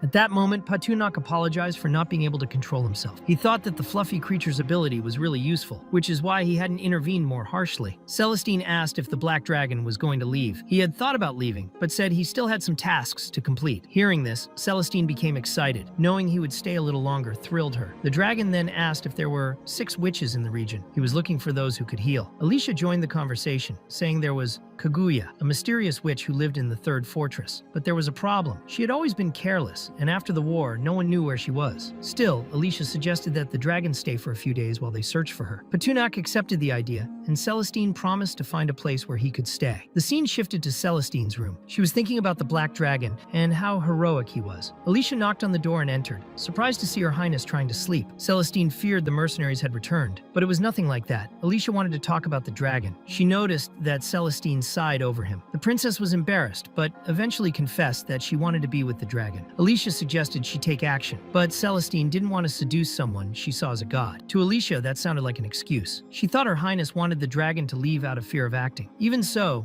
Alicia thought the path was already clear. Everything depended on the princess. The scene then shifted to the house where Petunak was. Celestine wore a very beautiful black dress. She was nervous and didn't want him to get angry, but she couldn't bear the idea of seeing him leave. She felt as if she would collapse if that happened. Summoning her courage, she opened the door. She had something important to say. Petunak was surprised to see her like that. Anna was also present. Celestine looked at him, hoping he would understand her intentions. The dragon felt fear. Anna didn't seem happy about it. He consulted the system to try to understand what was happening. He wanted to know how long Celestine had been like this, and if there was a solution. The system explained that it was all caused by the dragon energy he carried. This energy affected certain bonds and contracts. Petunak thought there was no way out. He began considering drastic measures, like killing Celestine, but the system said that would be useless. Her power wasn't that high. It also tried to trick the dragon, suggesting he was easily manipulated and that acting on impulse would make things worse. The system recommended that he he remained calm. Patunak then called Celestine with seriousness. She responded with a passionate look. He didn't understand why her eyes had hearts. He looked at Anna, who didn't seem happy. To make matters worse, Celestine pointed at Anna, wanting to know who she was. The dragon explained that Anna was his companion and asked what Celestine wanted from him. That shocked the princess. She hadn't expected it and now thought she wasn't a good candidate. She changed the subject, saying she wanted to discuss reorganizing the army after his departure, aiming to strengthen her kingdom with a new training system. She acknowledged that Patunak couldn't protect the country forever and was pleased to be praised for thinking about her own progress. But the dragon was concerned about Anna. She might have misunderstood everything. In the end, Anna cried, wanting to know why he called her his companion. Before things got worse, Alicia arrived with news. They had found the witch Kaguya. The dragon immediately became interested. Kaguya arrived being carried by fluffy creatures. The dragon thought it was over the top. The witch said it was inconvenient to meet with other beings and apologized to the dragon in advance. But she didn't truly appear. Patunak found this mystery odd. Still, he wanted to know if she could heal someone, and she confirmed that she could. The dragon then introduced Anna, wanting to know her condition. But Kaguya said there were too many people present, which interfered with the treatment. Patunak asked Alicia and Celestine to step outside for a moment. Anna was a little frightened, but the dragon tried to calm her. Despite this, he was very worried, knowing she only had about a month of endurance left. Anna's HP was extremely low, and she was at risk of death. The fluffy creature approached her, and even weak, the girl began petting it. Suddenly, Kaguya cast a spell, and the cat grew enormous, taking on an almost humanoid form, which scared Anna. Without warning, it opened its mouth and swallowed part of her body. Patunak panicked and ordered the cursed cat to release Anna, but the creature started running, and the black dragon chased after it. In the end, he didn't understand what the cat was trying to do, and demanded that it spit Anna out immediately. Kaguya only wanted the black dragon to wait a moment, as this way she could see what was happening to the girl. She explained that the elf was under a curse that gradually infected her body, and in truth, Anna should have already been dead. Therefore, she acknowledged that Patunak was keeping her alive. Still, the dragon was in a hurry, worried about the girl, and made it clear that his patience had limits. He ended up crushing the carriage where the woman was, revealing Kaguya's true appearance. She wore a mask and looked very young. Patunak was surprised, and Kaguya began crying, desperate at being exposed. Seeing the human world, she panicked, and the dragon asked if she was okay, but she was completely disoriented. He then placed a knight's helmet on her head, which calmed the witch. She seemed to have a social phobia of the third dimension. With the helmet, she felt better. Patunak, naturally provocative, wanted to test this and removed her helmet. Immediately, Kaguya panicked, stood up, and cast a spell on herself. The black dragon had no idea what she was trying to do. She transformed into a kind of Russian doll. He then asked where Anna was. From a hole, Kaguya cast another spell that fell into Patunak's hands and transformed into Anna herself, sleeping. He was surprised and wanted to understand what the witch had done. She said she only made her sleep, giving her a calm and painless rest. Kaguya also explained that the curse affecting the elf aimed to steal her talent. The origin of the curse was in the girl's heart, and it was cast by someone experienced. According to the witch, it was the work of a specialist and could only be undone by finding that person. Otherwise, when Anna's talents disappeared, her life would also end. Kaguya believed there might be another solution. The simplest would be to obtain a new heart. Patunak didn't believe she thought it would be that easy. Worse, the witch explained she had been affected by his breath, so the ideal heart would be that of a dragon. Patunak was shocked. He was the only dragon in the region, which frustrated him. The dragon promised to reward Kaguya in the best possible way if she found the person responsible for the curse and saved Anna. The witch said she would try, but couldn't promise results. She then cast a tracking spell on Anna to locate the origin. Upon seeing who it was, she was completely shocked. It was a demonic creature. The impact was so great that she fell into the black dragon's arms. Patunak wanted to know if she had discovered anything, but she could only say that the enemy's power was absurd. In the end, she believed that by the time they found the culprit, it might already be too late. The dragon consulted the system and asked if there was a way to obtain a heart. The system said it could transform any type of heart. This excited Patunak, but the options involved mechanical, demonic, and even godly hearts. He didn't understand where the system was leading him, but it was soon clarified that the system didn't create things from nothing. It only made modifications. Patunak then asked what could be done with a lava heart. The system replied that it wasn't a real heart, just an energy core. Finally, the dragon asked if giving his own heart to Anna would kill him. In theory, yes, but there was a catch. Patunak became desperate, wanting a solution that wouldn't kill him. He said he didn't want system points or tricks. Then the system revealed a hidden store item called the golden fruit. It was a fruit capable of replicating organs if properly cared for. Over time, it would grow and become a complete heart, but it cost 100,000 system points. Patunak was completely shocked. It was very expensive. Outraged, he said that the system should change its name to Traitor, until Anna called him. She said she wanted to always stay by his side. Patunak now only wanted to buy time. He wanted to extend the curse's deadline until the golden fruit matured. He asked Kaguya if there was any way to do that. She said there was a method in the ancient texts, but it required the two of them to be completely honest with each other. The black dragon began to think foolish thoughts. Kaguya wanted to know if he was sure about that and started trembling. Since he would accept it anyway, Kaguya understood that this was to be expected of a dragon. She warned that she would unite him with his companion. Patunok didn't quite understand, but she explained that she would only open a spell and activate the bond. The weaker party would absorb vitality to stay alive. If one of the two died, the survivor would inherit all the power. Patunok was okay with that. According to the ancient texts, it would be necessary to pass a cord through the body to ensure nothing went wrong. The black dragon wasn't very fond of this part. Kaguya opened the magic circle. Few people in the world were capable of doing that. She even admired Patunok for agreeing to do it, as the ritual would reveal all past secrets to Anna. This frightened the dragon. Kaguya interpreted his desperation as a sign of strength she shouldn't suppress and admired him even more. The scene then shifted to the Emerald Forest. From the outside, everything seemed like a dream. Anna walked alone until she found Luna, her sister, and ran to embrace her. But in reality, Luna was Patunok himself, who was shocked to realize he had transformed into a woman. Anna asked if Luna had brought something tasty to eat. The dragon, seeing how cute she was as a child, began to squeeze her cheeks. He remembered what Kaguya had said. The union would reveal their deepest secrets. Patunok, now as Luna, began to believe that this was Anna's secret dream. And being a beta, he was enjoying that feminine sensation a little too much. Anna found her sister's behavior strange and said she was worried. The awakening ceremony was near, and she feared she wouldn't succeed in awakening as an elf. Suddenly, a red-haired elf named Jaya arrived, desperate. She had been looking for Anna for a long time and was concerned about asthmatic beasts in the region. She warned that the elders were waiting for her for the ceremony. She grabbed Anna's arm and took her to the ritual site. The scene shifted to the ceremony area, where the elders watched from above and many people observed. Patunok realized he was seeing from Anna's perspective. A mustached elder was stressed. This was her 10th attempt. If she failed again, she would lose the chance to continue at the academy, and her family would be expelled from the central zone of the forest. Anna already knew this and promised to do her best. Even so, the elder became furious. He slapped her face. He complained about the 9 failed attempts and the wasted relics, saying she was a disgrace to the elves. Patunok, still as Luna, ran to confront the old man, calling him decrepit for hitting Anna. In the end, she and her family were expelled from the core zone. Luna tried to comfort her, saying the others were in the wrong. Soon, Anna appeared happy. She had found some fruit and wanted to share it with her sister. But 3 youths from the core zone surrounded her. They accused her of wasting resources and demanded she pay for it. They also didn't understand why she had 10 attempts while they had only 3. They said they would have awakened by now if given the same privilege. They began to blame Anna. The girl started trembling and apologized, but Luna appeared and demanded the 3 leave. She said if they returned to threaten her sister, she would not be responsible for their fate. She then showed Anna the house she had built. But the scene changed. Anna was hiding inside a closet. Patunok didn't understand what was happening. When Luna tried to take her out, a hand passed through her body. Patunok recognized those hands. They were the same ones that had attacked the witch Kaguya. Suddenly he woke up. Anna was by his side, very worried, wanting the dragon to awaken. Kaguya thought her desperation was useless. Anna then asked who the masked witch was. Kaguya identified herself and explained that the dragon had entered a deep sleep to save her. Anna didn't like that, feeling that someone like him shouldn't have to make such a sacrifice. In truth, Patunok was only pretending to be asleep. Anna said she had a strange dream about a shiny iron plate full of images of girls in swimsuits and a 32-gigabyte compressed file. Patunok panicked and told her to stop talking. She was happy to see him wake up. The black dragon began remembering the girls in swimsuits and became excited. But Anna called him, surprising him and completely destroying his imagination. She wanted to understand what he was saying, but he dodged and didn't explain anything. The scene then shifted to the St. Augustine Temple, where Celestine had made a statue of Patunok and presented it to him, saying that one day she would admire him as majesty and offer her blessings. Patunok found all of this very strange, even when she asked him to stay a little longer. He believed everything was already stable and needed to return, so he teleported away, leaving Celestine upset because she didn't want him to leave. Returning to his cave, Patunok was surprised because everything wasn't destroyed as he had imagined. He expected complete chaos, but it seemed the creatures had maintained order while he was away. Bullockly appeared excited, wanting to hug his master, unable to believe he had returned. The black dragon refused the hug, saying he was tired and that they should talk more appropriately. He then lay on the ground, and Anna approached, worried, asking if he was unwell or if something had happened. He said he was fine, only tired, but in reality, he began pretending, wanting some affection from her. He simulated a fever and headache while consulting the system with his mind, trying to find out if dragons could really get sick. The system revealed that, due to a type of bond, his status had changed. He now had multiple ailments affecting his heart, blood, and strength. This surprised him greatly and helped him better understand what Anna had gone through. Suddenly, Anna approached him, which made him shy because he didn't know how to deal with women. She asked him not to move, wanting to measure his temperature, and noticed his body was warm, even knowing that a dragon's temperature is different from a human's. Still, she decided to prepare a remedy. Kaguya handed her an envelope saying it contained a powerful tonic. Celestine appeared, startled to see Anna stirring a cauldron and some strange things on the floor that looked like worms. She asked what they were. Anna explained that they were herbs and that she was preparing medicine for Patunak. The scene then shifted to Novice's village 2, called Sakura, where a bearded man named Vardoli observed a kobold's head and found it beautiful but didn't know where to put it. A subordinate appeared and said that a player named George wanted to meet him. Vardoli didn't seem interested, saying he was appreciating art and that everyone had their own madness. The subordinate insisted, saying George brought information about the dragon. This caught Vardoli's attention. The scene then returned to the cave. Anna arrived awkwardly, bringing medicine and asking Patunak to take it. He pretended to be dramatic, saying no one cared about him except sweet Anna. He wanted to take advantage of the moment to gain something from her. When he saw the bowl, he was horrified by its appearance, which looked like a living mess. Anna was happy because she had put so much effort into preparing the remedy. Selena noticed Patunak didn't want to take it, but said he'd be cowardly if he refused, as Anna had worked so hard. The dragon felt embarrassed and eventually drank it. The medicine was so burnt, it seemed like it came straight from the cauldron of hell. He drank it just to avoid upsetting the females, and while swallowing the horrible thing, wondered if this was what death truly tasted like. When he finished, Anna showed there was still a full cauldron left, which terrified Patunak. The scene returned to Novice's village 2. George respectfully greeted the local chief, but Vardoli threw a cup at his leg, making the player kneel. The red-bearded man hated looking at weak people. He had heard that George had been beaten by demons in Novice's village 1, but George denied it, explaining that a group of monsters was being influenced by the Black Dragon and was becoming very powerful. George wanted to convince Vardoli to go to the location, promising to show where the dragon lived. But Vardoli thought George was crazy because the Black Dragon was a world-level boss. No one dealt with that simply. He didn't understand why anyone would approach him. George then explained that the dragon was with a half-elf of incredible appearance and body, and thought Vardoli would appreciate her beauty. He showed a photograph of Anna, which excited the village chief, who said she looked like a work of art. He already imagined how it would be to have the heads of the Black Dragon and Anna in his collection. Meanwhile, George smiled, seeing that he was managing to convince the man, as it didn't matter to him who won or lost. The important thing was that somehow he would come out ahead. The scene then returned to Patunak's cave, where the winds of the next chaos were already beginning to blow. Selena and Anna were sleeping, and Patunak thought it best to let Anna rest, as she had devoted a lot of her time to preparing that medicine. What surprised him was that, despite the horrible taste, he actually felt better after consuming it all. Suddenly, Balikli appeared, informing his master that the prisoners captured in the last battlefield were being held at the back of the mountain. He wanted to know what the master intended to do with all of them. Patunak had completely forgotten about those prisoners. Balikli gave the count, saying there were 213 in total. The dragon was shocked by the number and wanted to know what they had eaten during his absence. The kobold was honest and admitted that he hadn't thought to provide food. But when they felt hungry, they ended up chewing leaves and herbs from the surrounding trees. Patunak was in shock, as those people certainly didn't expect to die of hunger after surrendering. He then asked to be taken to the location to see the situation with his own eyes. The scene shifted to a building that Balikli explained had been constructed based on the architectural style of Novice Village 1. They had erected a prison and took turns every day to guard the inmates. In the end, the Black Dragon acknowledged that trusting that kobold wasn't such a bad idea. Balikli looked at the ground and commented that they should aerate the soil, as no grass grew there. Patunak realized that they really should start cultivating the soil. This way they could improve the quality of life for the monsters, and also give the prisoners some occupation. Balikli was delighted with the idea, but didn't know what to plant. Patunak opened the system and thought potatoes would be a good choice since they were hardy and high yield. He bought the seeds through the system's shop. Suddenly, the scene changed to a huge man eating an enormous meat leg. He was known as the Meat Mountain by his subordinates, who were worried because the food wouldn't last until the end of the month. They believed that following the strongest guy from the novice village would allow them to eat and drink well, but the opposite was happening. What would feed a normal person for a month lasted only a week with that guy. One of the men even thought they might end up as food when scarcity arrived. The Meat Mountain approached the two, wanting to know what they were discussing, and the subordinates were shocked. They had received an invitation from Novice Village 2 and wanted to know if the Meat Mountain would like to go there. The scene then shifted to Novice Village 2, called Sakura. In a meeting room, a few people were waiting for the local mayor, the bearded redhead, and had been waiting for a long time. They discussed whether there was anyone more important than themselves, but the mayor said that those who are not punctual aren't that powerful. Suddenly, the Meat Mountain appeared behind him, intimidating the mayor instantly. The bearded redhead was startled, as he hadn't noticed anyone behind him, and immediately recognized the reputation of the Meat Mountain, also called David. He declared that it was an honor to receive him there. George was surprised to see him, and wondered if he weighed around 400 kilograms. Vardoli, annoyed by the comment, kicked George and apologized to David for the guard's behavior, explaining that he was like a watchman watchdog. David then hugged him and said that George was a very special watchdog. Vardali, taken aback, said that David could keep George if he wanted. At that moment, a man with long blue hair entered the room. He hadn't seen Vardali for a long time and considered him an old friend. With everyone gathered, Vardali got straight to the point. He wanted to summon them to hunt the black dragon. Everyone was shocked, as they knew Patinak had become a world-class boss, and facing him would not be easy. George paid attention to everything. He had tried to join them as an act of submission, but was treated as if he were not human. Since they were acting this way, he felt he shouldn't be blamed for his own actions. In the end, he informed Vardoli that he knew an easier way to defeat the black dragon. He said it was enough to kidnap the half-elf who accompanied him. This way the dragon would surrender quickly. He convinced the bearded redhead that he would gain 2 perfect heads, but in reality George only wanted them to do it so they would feel the dragon's wrath. Suddenly the scene shifted to Anna sneezing. The black dragon became worried, wanting to know if she was okay. He imagined this happened because she had spent too much time making medicine for him. He thought it would be best if it didn't happen again. Anna said she was fine, that it was just a chill, and then said she had something to give him. She was sure it was something the dragon wanted very much. She then showed a key. Patinak wanted to know if it was the key to a treasure chest, and she confirmed. It was the key to the silver chest of the mage Melinda. Selena appeared and said it wasn't a big deal. She explained that the key had been taken from Daniel along with several others. The dragon didn't understand how she had managed that. Selena laughed and said it was easy. She just tore off his hands and feet. The scene then shifted to Melinda, who was now behind bars. Melinda blamed Daniel for not becoming the leader of Village 6. She believed everything went wrong because of the false information he spread. But Daniel didn't care about her words and only saw Melinda as a useless burden. While the two were trapped in that situation, Melinda began to reflect. She knew they couldn't continue like this and needed to find a way out. She asked Daniel how many points he still had. He replied he had 500, but had to spend the rest buying keys. Melinda was furious, thinking he was an idiot for not using the points on something that would allow them to revive anywhere. But Daniel argued that it was easy for her to say, since she still had arms and legs. Even so, she asked him to give all the remaining points and promised that she would come back to save him. The scene shifted to Vardali's group, which had already arrived near the dragon's cave. He ordered his watchdog, George, to search for the elf girl. George hesitated,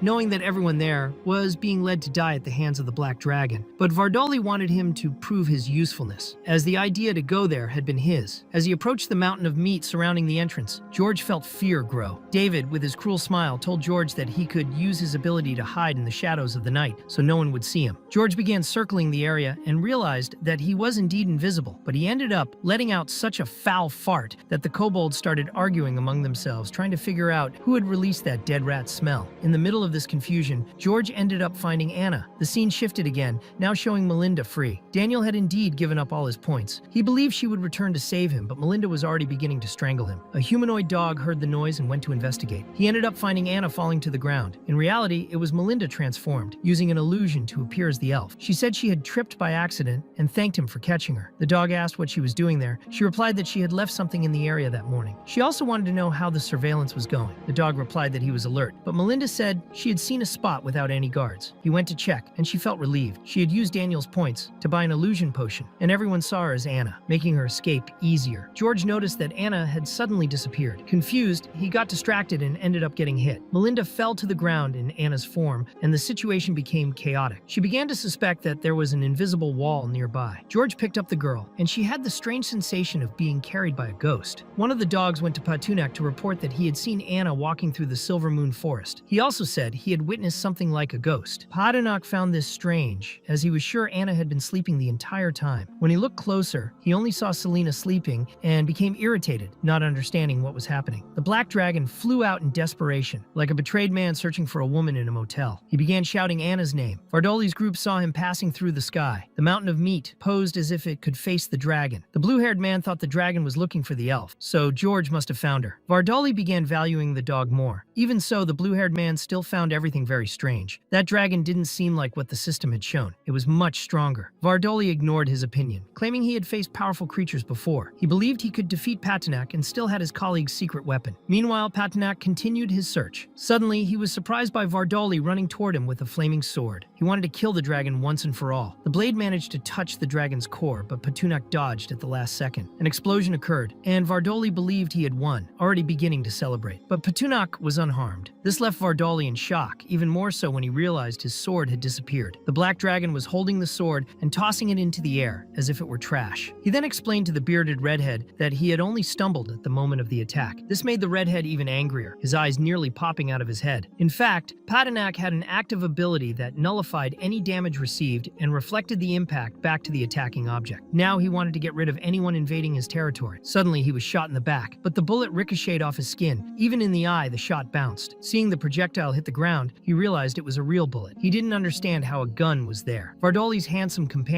had a sniper rifle and was trying to attack the dragon from a distance, but he became frustrated when he saw that Patunak's skin was too tough. The bullets couldn't penetrate. When he looked through the scope again, he saw that the dragon had disappeared. Patunak was now behind him. The shooter tried to back away and fired again, but the black dragon used the ancient language. He shouted Zunhalviik, a word that activated the disarming ability. The weapon fell from the shooter's hands, who didn't understand why it had flown out on its own. Patunak didn't waste any time and bit into the enemy as if he were eating a juicy hamburger, making blood spill from the man's mouth. But Vardoli, even though he wasn't exactly clever, interfered at the right moment. He appeared holding Anna in his arms and wanted to know if the black dragon was willing to see her die. The girl struggled, begging the bearded redhead not to end her life. But the one there wasn't the real Anna. It was Melinda, disguised with an illusion potion. Seeing his girl in danger, the black dragon didn't hesitate and ordered Vardoli to release her immediately. Otherwise, he promised a terrible death. But Vardoli wasn't intimidated at all and pushed the girl off the cliff, wanting to see if the dragon was fast enough to save her. The fake Anna fell in despair, pretending to be afraid of heights. Patunak dove through the air, catching her in his arms with agility. The next instant, a magical circle appeared beneath him. Confused, he instinctively activated his shield and realized he had fallen into a well-prepared ambush. The Meat Mountain warned that now it was all or nothing, and that they would attack with full force. The blue-haired man cautioned that they might have underestimated the black dragon, as the magical shield and his armor were extremely resistant. It was as if he had 2 layers of protection, making it difficult to find a spell that could hit him accurately. Vardoli believed they couldn't waste time and ordered all the mages to attack together. Patunak lamented that he couldn't use the dragon language against spell formations, and since he thought Anna was in his hands, he had to act cautiously to avoid putting her life at further risk. He still didn't know he was holding Melinda in disguise. Melinda herself felt a certain relief, realizing that the dragon's shield was protecting her, but that relief didn't last long. An attack pierced the barrier and struck her directly. She began to cough up blood, leaving Patunak in shock, as well as Vardoli, the Meat Mountain, and the blue-haired metrosexual. Vardoli wanted to know who the idiot responsible was. He compared the scene to Goku pulling power from his behind when his friends died. Now he feared the power of the plot. The mages were embarrassed, realizing they were supposed to attack with all their strength and hatred. Vardoli explained that they needed to focus on the dragon, not Anna. At that moment, Patunak became possessed. Rage took over, and he vowed to destroy everyone there. The blue-haired metrosexual realized that the dragon was truly furious. The only thing they could do was run to try to survive. But before they could escape, the black dragon unleashed his fire breath. In an instant, all the mages were incinerated. David tried to use his shadow assassin formation technique, creating multiple clones of himself, resembling a generic obese version of Naruto. But no matter how hard he tried, he couldn't hit the dragon. Realizing this, he decided to flee, but his size didn't help, and running wasn't his strong point. Patunak requested the system to release a heart modification. With this, he caused a massive explosion in the Silver Moon Forest. The invaders were eliminated, and he received 15,000 system points as a reward. The scene then shifted to the dragon's cave. Balikli ran to inform his master that Anna had returned home. Patunak had already expected this, believing she would have returned to the Emerald Forest. Balikli didn't understand what his master was saying until he saw Anna tasting honey with a smile on her face. She showed that she had found the honey in the swamp and wanted to use it to sweeten Patunak's medicine, as he complained a lot about the taste. The dragon began to cry, thinking he was hallucinating. He believed she had died, and his mind was breaking from longing. He squeezed her cheeks and told himself that the vision seemed far too real. But soon, Balikli returned with more information. The 2 human players who had been imprisoned, Daniel and Melinda, had disappeared. They also found traces of an illusion potion. It was at that moment that, for the first time, Patunak thought clearly. He realized he had been deceived and that Melinda had used the potion to take Anna's appearance. Even so, he was relieved to know that the real Anna was still alive. The girl was a little annoyed upon learning that the black dragon thought she had died just because she had been away for a while, but he tried to explain himself, albeit awkwardly. The scene then shifted to the king's palace in the city of Andalus. A knight informed Anlius that the Arilan Empire had arrived. They wanted to request the return of the great mage Macent. Anlius was very annoyed, finding such a request ridiculous. To him, Macent had never done anything useful, only wasting resources. He didn't even know that the mage had already been killed, and even suspected a scam. He sent the knight to say that Macent was buried in the dragon's mouth. At that moment, Queen Anlaus appeared. The king was concerned about her presence. She said she had learned about the king's problems, and decided to come personally. Queen Anlaus wanted to confirm whether Anlius was really seeking someone to kill the dragon to cure the prince. Anlius tried to explain himself quickly, but the queen refused to listen. She slapped him, saying there was nothing left to explain. To her, everything he had done during her absence had been a disaster. Anlius tried to justify himself, saying he only wanted to find a quick way to save the prince, even if it meant making hasty decisions. The queen then asked the knight to bring the special guest. An elegant young man entered the hall and greeted both of them. He complimented the queen's beauty and thought to himself that the king was completely useless, just like the great mage Masent, but he hadn't expected the queen to be so attractive. Anlus thanked him and maintained her composure. The young man then mentioned that he had heard rumors about her army's failure, which had not even managed to return alive from the mission, and thus wanted to know if Her Majesty was ready to hand over the men and pay compensation. The queen acknowledged the seriousness of the situation and even considered the proposal, but made it clear that the mage Masent had not yet been officially declared dead. Some renegade soldiers, before entering the Silver Moon Forest, claimed that they hadn't seen him during the battle. The young man then asked if she was implying that Masent had fled the combat. Anlus did not want to be misinterpreted and firmly stated that she was merely trying to resolve everything peacefully. Since someone had already been sent to investigate the situation, she suggested he stay there for a few more days. If Masent had died trying to face the dragon, then they could discuss compensation again. The young man agreed, but made it clear that his time was short. The scene then shifted to the dragon's cave. Patunak was downcast. Anna hadn't spoken to him for 2 days. Feeling uneasy about the situation, he consulted the system to find out what those novice villages in the region were. His intention was to destroy them all before they grew, and began to disturb the peace of him and his followers. The system advised against such madness, warning that if he attacked all the villages at once, he would be classified as a permanent world boss. This caught Patanak's attention, as he had no idea what it meant. The system explained that if that happened, a teleportation matrix would be automatically created near him, allowing players to transport directly to the Silver Moon Forest. This would greatly increase future problems. Knowing this, Patunak wanted to avoid such consequences. Since he couldn't attack villages directly, he asked the system how he could continue earning points. The scene shifted to the first novice people of the Celestial Kingdom. A young man named Esri was surprised to see the system announce that the world boss had changed. He began to think that the Black Dragon might have been defeated. This worried him, as he dreamed of fighting Patunak someday and hoped the dragon was still alive. Back in the dragon's cave, the system reported that Patunak's exposure had dropped for unknown reasons. This meant he could explore the world more freely. The system also indicated that new epic monsters had appeared. Patunak was a little annoyed, as he had been using the system for quite some time and expected more direct answers. But the system explained that it only detected changes and not global causes, since it did not have a world structure like a satellite. Even so, this drop in exposure could be advantageous. With less attention from players, he could destroy novice villages and accumulate wealth without becoming a direct target. Patunak then called Bolikli and ordered him to prepare the troops. They were going to head north of the Morrigan Desert, toward the novice village number 2 called Sakra. Before leaving, Patunak consulted the system about ways to strengthen his army. He wanted to know if, when evolving, his troops would evolve as well. The system replied that there was a modification called Swarm's Will, which would allow this kind of advancement, but it cost 100,000 system points. It was an expensive resource, clearly inflated, making it hard to obtain. The scene shifted again to Queen Anlus's hall. Some maids were taking care of her hair when a hooded woman arrived and greeted her. Her name was Salist. The queen ordered the maids to leave so they could speak in private. Salist showed an ancient bracelet, saying it was the same one her sister had left before disappearing. She wanted to know if the queen would truly help her find her missing sister. Anlus said she would do it if she received something in return. Salist offered 10 years of youth in exchange for help locating her sister, whose name was Evelyn, and, unfortunately, had died at Blaze's hands. Quickly, the queen took the bracelet and handed it to a magic mirror. The mirror absorbed the object, and Salist was astonished by the image that appeared before her. The mirror showed Evelyn alive, walking alongside the Black Dragon. The scene shifted to the Morrigan Plains. Patunak suddenly began to sweat, and Bolikli, noticing this, thought his master was very hot. He suggested taking a break,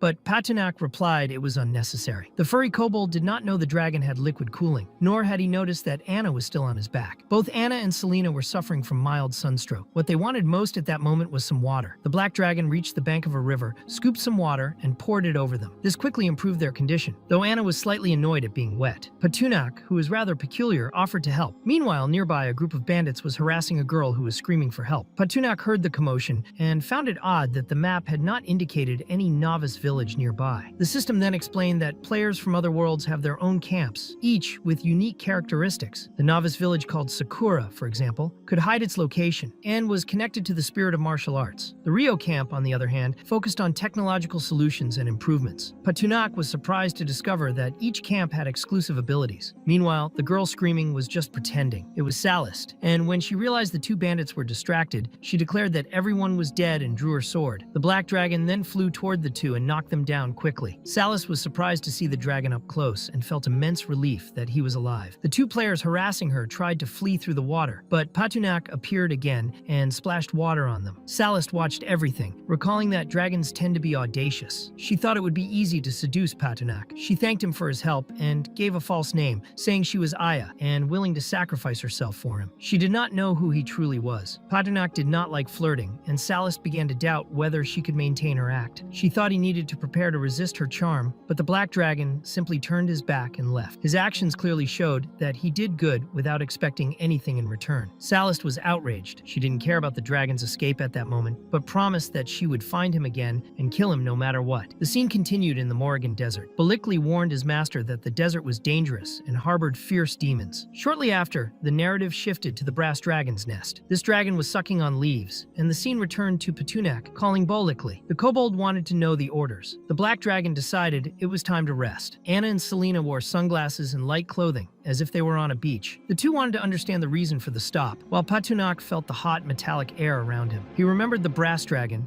and had a bad feeling. He asked Balikli to check the area. The kobold then showed the only easier path to reach the north of the desert. Patunak decided to explore alone, leaving the others behind, trusting they could protect themselves. The metallic smell grew stronger. The scene returned to the brass dragon's nest, and Patunak confirmed his suspicion. Dragons are extremely territorial, so he decided to keep Anna, Selena, and the others away. However, he was mistaken. Selena was right beside him, which surprised him. She explained that she had slept on his back and now wanted to understand why they were in the desert. Suddenly, the brass dragon appeared. It was Tolmarine, who was annoyed by the presence of another dragon in his territory. Patunak explained he only wanted to pass through with his subordinates and did not intend to cause offense. As a sign of respect, he offered gold coins. Tolmarine accepted, but demanded 100,000 coins and also insisted that Patunak leave someone with him to serve as company and someone to talk to. When Patunak saw the amount Tolmarine asked for, he began to cry. It seemed like a joke to him. To him, Tolmarine was just another reincarnation of the system, as if money were something easy to obtain. The brass dragon showed a young man beside him and explained that the person had failed to maintain a conversation for 3 days. Patunak looked at Selena, expecting some response, but she did not understand why they were looking at her. She made it clear she wouldn't talk to the brass dragon. Patunak then explained that he could pay in gold, but when it came to handing over people, he could only do so if they agreed of their own free will. He also made it clear that he respected both dragons and only wanted Tolmarine to let the group pass safely. Tolmarine found it offensive that the black dragon compared himself to him, believing metallic dragons were on a much higher level. Patunak realized the conversation was over. Without wasting time, he began to fly, understanding that the matter could only be resolved through a fight. Tolmarine found it ridiculous that the black dragon wanted to confront him. Without hesitation, he launched the first attack, and thus the battle between the two began. Patunak managed to dodge easily. Tolmarine was confused to see him disappear. Suddenly, the black dragon appeared behind him and bit his neck with force, showing that the other was very slow. Selena tried to help using a restraining spell, but her aim was terrible. She ended up hitting Patunak himself, giving Tolmarine a huge advantage. Angered, the brass dragon promised to reduce Patunak to ashes that would be carried away by the desert winds. The sandstorm worsened everything, making it hard to see even for the black dragon. Selena was also affected. Tolmarine launched a huge rock at them. Patunak managed to grab Selena and dodge at the last moment. The sand hindered their movements, and the black dragon realized that Tolmarine mastered advanced magical techniques among dragons. Patunak asked the system if there was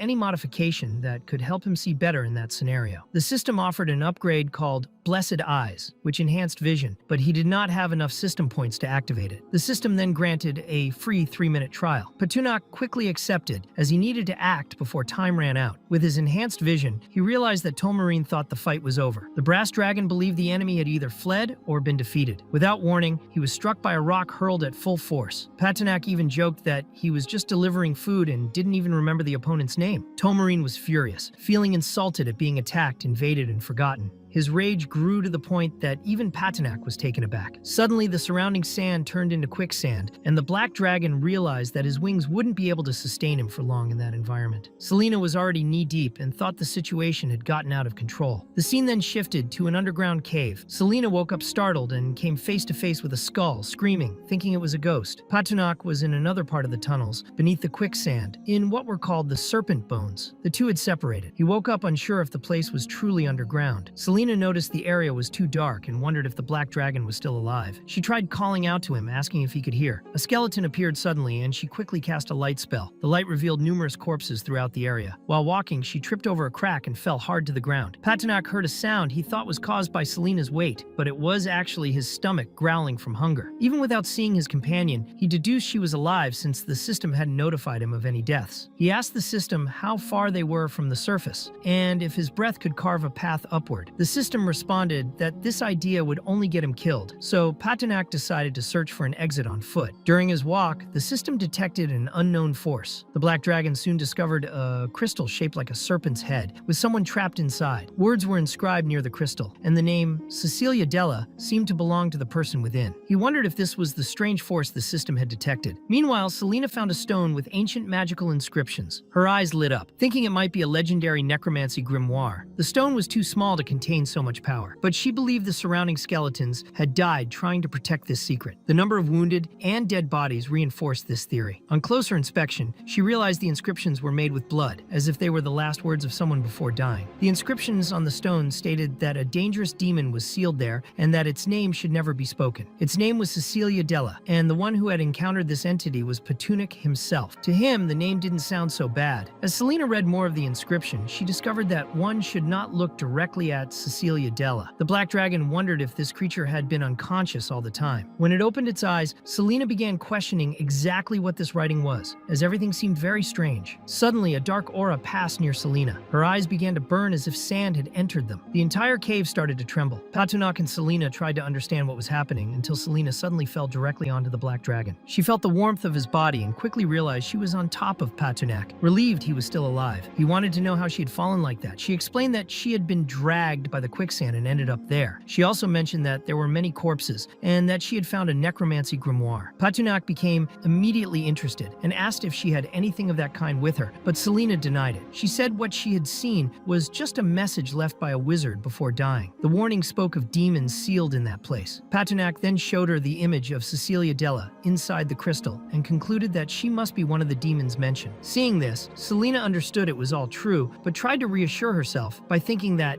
as long as she didn't touch her, look into her eyes, or recite her name, they would be safe. Patinak, being completely reckless, grew curious about what would happen if he did everything Selena told him not to do. She became worried and asked if he had done anything wrong. At that moment, the crystal began to crack. Both of them were frightened. The crystal then exploded with such force that it even cut the black dragon's own skin. Cecilia Della was radiant at being free again and wanted to know who the two hiding behind the rubble were. The system quickly notified that a special female NPC had been detected, and an incursion against Patinak was initiated. The dragon panicked, asking the system for help, but the system simply disappeared, telling him he should trust his own potential. At that moment, Cecilia located them, and the two began to run. The scene shifted to the brass dragon's nest, where Tulmarine reflected on the army of magical creatures near his territory. He still believed Patinak had died. The creatures under the black dragon's command had not yet realized this. Suddenly, Tulmarine also felt the tremor coming from underground. Outside, near the skeleton of a giant serpent, Patunak's subordinates noticed that the tremor came precisely from the direction he had gone. Anna felt a pain in her chest and grew deeply worried about Patinak. In the desert, Patinak lay on the ground. The system revealed to him that Cecilia Della was an SS-class entity and truly a demon. The fact that she belonged to such a high class impressed the Black Dragon. Even with her weakened powers, she was extremely strong and managed to emerge from underground with ease. Cecilia observed Patinak and admired his scales, even tickling him as she climbed onto his back. Patinak, however, had no intention of surrendering. The demon blamed the wizards for killing her pet, a giant serpent, and decided she wanted Patinak as her new pet. Lacking creativity, she planned to call him simply Dragon. That That's when Petunak realized that the serpent skeletons underground belonged to her. Imagining the scenario of wearing a collar around his neck, he reacted immediately, making it clear he was a true dragon and had no intention of being anyone's pet. He threw Cecilia off his back. Cecilia did not like his behavior at all and stated that a pet should be obedient. Petunak noticed that his favorability with her was dropping rapidly. The system confirmed that this type of favorability was extremely unstable and dangerous. Without warning, Cecilia cast a powerful spell that completely destroyed the brass dragon's nest. Tomarine, witnessing this, was in shock. He couldn't believe what his eyes were seeing. Consumed by rage, Tomarine began blaming Petunak for what had happened, as if Cecilia were his ally. The black dragon found this completely absurd but couldn't avoid such a reaction. He then said that if Tomarine wanted to resolve anything, he would have to deal with the true culprit, now the boss. But he made it clear that defeating her would be impossible. Tomarine felt deeply insulted at being treated this way and decided to show Petunak what it meant to be a true dragon. Petunak still tried to ask him not to act impulsively, but it was useless. Young dragons never listen to advice. Cecilia, seeing the commotion, thought the brass dragon also wanted to become her pet, but Tomarine didn't want to talk. He prepared a strike and launched it at her. The impact was so strong, it tore off the demon's arm. Petunak and Selena were astonished at what was happening. The demon became furious and believed the brass dragon wanted to die. To her, pets should be obedient. Her arm regenerated completely, and Tomarine was shocked to see her levitate him effortlessly. Petunak tried asking the system if there was any way to calm Cecilia, but the only option was the mandatory pact spell. This spell cost 1,000 system points and required him to sacrifice part of his own body as a vessel. The problem was that the demon had to remain inside the magic circle until the process was complete, or the spell would fail. Meanwhile, Cecilia relentlessly attacked Tomarine, who screamed for help. She whipped him multiple times. Selena thought it was a good moment to escape with Petunak. When she looked back, she realized the black dragon had disappeared without saying goodbye. However, soon an attack hit Cecilia's clothing, partially tearing it. She turned, surprised, and saw Petunak. She thought he had tried to flee, but wanted to know if he was ready to be her pet. For Petunak, fleeing was never an option. Selena noticed he was heading in the wrong direction and pointed him the right way. Petunak wanted Cecilia to release the brass dragon, believing he should defeat her with his own claws. Cecilia found this curious. She began to consider Petunak worthy of becoming her pet. Soon after, she knocked Tomarine down as if he were worthless. Petunak approached and asked if the brass dragon was still alive. Tomarine thanked him for saving him, but Petunak didn't want thanks. He demanded payment of 1 billion gold coins, which shocked Tomarine. The black dragon, having been exploited by the system so much, had become a thief as well, and even mocked the amount, saying it was too little. Suddenly, Cecilia attacked with her whip, trying to strike Petunak, who was distracted, but he flew and dodged. Selena shouted, warning that Cecilia would try to attack from behind. Quickly, Petunak asked the system to invoke the contract spell, but the system warned it would take 10 minutes to be ready. Petunak knew he had to hold the demon for that time. He bit her whip, yanking her forcefully, and threw her into the magic circle. Cecilia realized it had all been a plan to capture her. While Petunak held her arms, a giant serpent emerged from the sand and lunged at Selena. Only 19 seconds remained for the spell to complete. Selena began to cry, thinking she was going to die. When the time ended, Petunak bit the serpent's skeleton, but this invalidated the spell, which was a big problem. Even so, Selena was relieved to still be alive thanks to the black dragon. With that, her favorability toward him increased. Petunak gained a new skill called dormant gas and reached the third stage of their bond. He instructed Selena to hide in a safe place. Selena realized that living with dragons wasn't so bad and began to run, but she was clumsy like him and ended up tripping, falling to the ground. During the fall, she found a golden ring stuck on the hand of a mage who had written a warning in blood on a stone. Cecilia was surprised to see that a dragon could use a human contract spell. For her, Petunak neither had the power nor the time for it. She struck his face and said he should be obedient. She also claimed she would rip off his scales to make a new skin for the serpent. Before she could act, Petunak tried to reason with her, but Cecilia was captured by a necromancy spell that trapped souls. She didn't understand how this was possible, as everyone had been eliminated 1,000 years ago. Selena had activated the spell using the golden ring and urged the black dragon to hurry, as she could no longer handle the tension. Petunak ordered the system to restart the contract spell. Again, he had to wait 10 minutes. This time, Selena used her own magic to strengthen the spell and trap the demon with chains. Cecilia became furious and said she would not accept being captured again. When the time passed, the capture was successfully completed. Now, all Petunak had to do was choose which part of his body he would sacrifice. Petunak thought he could use his claw, but the system made it clear that it had to be a complete part, not just a thin thin layer like a cuticle. He began imagining the relationship he would have with Cecilia, so he didn't mind using his left paw. He touched the demon, who was still trying to resist somehow. Thus, the contract was completed, and Selena could finally breathe again. She was very happy they succeeded. She removed the ring. There was still one last thing she needed to finish. Patunak saw a corpse on the ground and wanted to know what it was. Selena explained that the dry body belonged to the necromancer, or at least the last one, and that the ring contained his residual energy. That's how she was able to restrain Cecilia using the necromancer's soul-capturing technique. She placed the ring back on the necromancer's hand. Patunak thought she should keep it, as he saw potential for her to become a necromancer herself. But Selena wanted to become the strongest support. Necromancers could be powerful, but that wasn't what she sought. The Black Dragon thought she didn't want it because she was afraid of corpses and the undead. Suddenly, Anna arrived looking quite cheerful. Patunak wanted to know what she was doing there. Anna had gone after them because she believed the Black Dragon was in trouble. She brought the army along with her, making it clear she had heard he was in danger. He wanted to understand how she could have heard that. She explained that she'd met a strange dragon on the way. Then Patunak went to the Brass Dragon and reminded him that he still owed 1 billion gold coins. The Brass Dragon thought the Black Dragon was being arrogant. Patunak made it clear he had no other choice. It was part of the dragon race's heritage. He offered 2 options. The first, Tolmarine could join him. The second, he could work for Patunak to repay the debt. If he refused both, Patunak said he would kill him, use his heart to make liquor, and season his food. Tolmarine was terrified by the threat and warned that he was a member of the Giant Dragon Protection League. If Patunak killed him, the entire league would come after him. Patunak had no idea what the hell that was. In truth, he was like a baby dragon, still too dumb to understand many things. Tolmarine explained that during the End Times era, dragon reproduction rates had plummeted. When he visited Dragon Island, there were fewer than 100 dragons left. That meant dragons were on the brink of extinction. 1,000 years ago, there had been almost 10,000 on the island. As dragons, their life cycles were astoundingly long. They only needed to rest to reach legendary status. But now, humans were hunting dragons for materials. Those humans invaded Dragon Island and began a massacre. They wanted dragon parts to get rich from selling them. There were many dragon hunters and fewer places for dragons to survive. The Brass Dragon hadn't originally lived there. His parents were killed, and he escaped with his siblings. However, they were hunted down. In the end, all his siblings died in that monstrous human hunt. The Dragon Protection League was founded by an adult red dragon and an adult silver dragon. Its purpose was to protect the few surviving dragons. Both metallic and chromatic dragons joined forces. They could even be punished for breaking the League's rules. In the end, there was only one red dragon left in the alliance, named Caesar. The others were unwilling to join. Tolmarine thought that was the height of ingratitude. He saw a great difference between metallic and chromatic dragons. The chromatic ones only wanted to eat and sleep. They didn't care if others were fighting to survive. They refused to unite. Since Patunak was about to kill him, Tolmarine said he hoped the Dragon Alliance would capture him. He warned that Patunak would be imprisoned and forced to eat Yahello every day. Patunak found that strange since it didn't sound like much of a threat. He shoved the Brass Dragon's face into the ground, making it clear that he shouldn't keep whining. Once again, he gave Tolmarine 2 options: either submit and work for him, or have his mouth sealed forever and be fed the food he hated most every day. In the end, Tolmarine agreed to serve Patunak, but only if Patunak swore by the Kingdom of Color Dragons and by the dragon god Bahamut that he would never feed him something he disliked. Patunak swore to the Brass Dragon, saying that if Tolmarine pledged loyalty, he would keep his word. Tolmarine accepted, and they completed the pact and contract conditions. Then, while the Black Dragon carried Anna, he noticed a mark on his hand and wondered if it was from the contract. The system notified him that, for unknown reasons, the Black Dragon's visibility had decreased again. This surprised Patunak, who suspected something had happened outside. Anna woke up and wanted to know what had happened, but Patunak explained that it was just a mosquito bite and told her to go back to sleep. A ridiculous excuse for such a huge dragon. She simply kissed his face, leaving the beta dragon blushing. She said it would help reduce the bumps left by mosquito bites, acting adorably and treating him like a child. In the end, the beta tried to hold himself back. He just wanted to transform into a human already. The scene shifted to the second beginner village called Sakura. Confused, Patunak asked the system if it really was a beginner village. After all, he had already destroyed that place, and now it looked quite developed. The system explained that this level of development was normal for players. They could rebuild things quickly, though at what was still considered a normal pace, something that surprised Patunak. He imagined that faster players could create more perfect and powerful things. Eventually, Patunak realized that these new villages were more focused on invasion and had fewer natural enemies. The scene shifted to the forest outside beginner village number 2. The kobold Bolikli informed the Black Dragon that the ammunition was ready and that he had something highly requested. Patunak wanted to know what it was. The furry one explained that they were dung balls, nothing less than bombs 10 times more more powerful than regular gas bombs. Patunok was impressed with his work, thinking it was great to eliminate enemies using odor. Then he took flight and ordered the army to attack. The call went out to all magical creatures. Several cannons began firing. Kobolds and flaming rabbits were well prepared and started their invasion. The townspeople were terrified and panicked. One of the dung bombs landed among the villagers, who had no idea what it was. They began vomiting. The stench was unbearable. Patunok wanted Tolmarine to join him so they could use his dragon breath. But the brass dragon refused. They were killing people who hadn't done anything to them. If the humans had started it, then yes, killing them would be justified. In the end, the black dragon thought that idea was stupid, making it clear that such actions would only further reduce the number of dragons. He spat some fire, blowing off the upper half of a human, while the brass dragon still didn't understand what Patunok meant. The black dragon then explained that everything was happening because of humans. They were taking over the dragon's land, destroying their lives. And not only that, they were also killing many of their kin, ripping out dragon hearts and tails, using them as seasoning for rice and other dishes. If they continued allowing these humans to roam freely, eventually they would reach the dragon's lairs to hunt them down. The brass dragon began imagining everything the black dragon had said and concluded that all humans should die. In the end, Patunok convinced him and wanted Tolmarine to join him so they could massacre that human village. Then, inside beginner village number 2, the two dragons began their attack. The humans were shocked to see two dragons there. Daniel was present and told all the mages to get ready, assigning each person to their role. The mages would cast slowing spells on the dragons. However, they made it clear that these dragons were highly resistant to elemental magic and wouldn't be held back for long. Daniel grew frustrated, unable to understand why there were two dragons there. Then, suddenly, one of the village players said he'd heard that Vardoli had attacked a black dragon with his men. Maybe he had returned for revenge. Daniel now understood why there had been no news about Vardoli in recent days. Even so, he was determined to avenge his companion and ordered the warriors to draw their spears and defend the village. But before they could attack the two dragons, Patunok used his draconic language spells. The word Zunhalvi caused all the warriors to be disarmed, and every spear fell to the ground. Quickly, Daniel ordered the mages to raise their shields so the people wouldn't be struck by their own weapons. Tolmarine looked at those humans as trash who didn't know their limits. But then he warned the black dragon that he had discovered a problem and pointed to a specific spot. It seemed that those humans couldn't die. He tried to alert a few who then came out of a small dwelling. Patunok noticed that the brass dragon had realized something and knew he needed to explain the essentials about humans. The world they were in wasn't the only one. There were many other worlds. He knew Tolmarine carried the heritage of the dragon race in his heart. Tolmarine was somewhat shocked to learn that those humans came from another world. One of the mages then warned Daniel that the dragons were far too powerful to be defeated. The only thing they could do was run and save their lives by fleeing to other beginner villages. Daniel didn't understand what she meant and asked where these other villages were. The mage explained that there was a beginner village called San, but it didn't appear on the map because it had a concealment attribute. Daniel never imagined there was a hidden beginner village. He thought they should go there immediately, but the mage asked what they should do with the rest of the people. Daniel didn't care. Since everyone could come back to life, he no longer feared leaving them behind. He planned to build a new village once the dragons were gone. The mage understood Daniel's reasoning, and the two fled while the village burned to ruins. Watching all the destruction, Daniel swore he would have his revenge. The mage had used an invisibility potion that would last only 10 minutes for both of them, so they had to hurry. After that, Patunok showed Tolmarine the core of beginner village number 2, explaining that those humans weren't from this world. They were invaders. If their invasion succeeded, the dragon's world would be endangered and completely destroyed. Patunok justified his attack on the humans by saying they killed magical creatures to grow stronger. Tolmarine was stunned by the danger they faced. Even if humans weren't always motivated by money. Patunok told the brass dragon to calm down, since he didn't even know how humans managed to survive elsewhere. Patunok wanted to unite all magical creatures to exterminate them and found a city exclusively for magical beings. Tolmarine wanted to know what that core in the black dragon's hand was. Patunok explained that the core could help build structures and cities with special functions, and that they could obtain more cores by destroying humans. He tried to convince Tolmarine that together they could build that city and drive away any human who tried to harm them. Tolmarine was somewhat moved by those words and made it clear to Patunok that he was willing to do it. Wherever he went, there would be scorched earth left behind. Patunok was delighted by this and hoped that day would come soon, but he reminded Tolmarine that, for now, they needed to grow stronger. The scene shifted to beginner village number 4,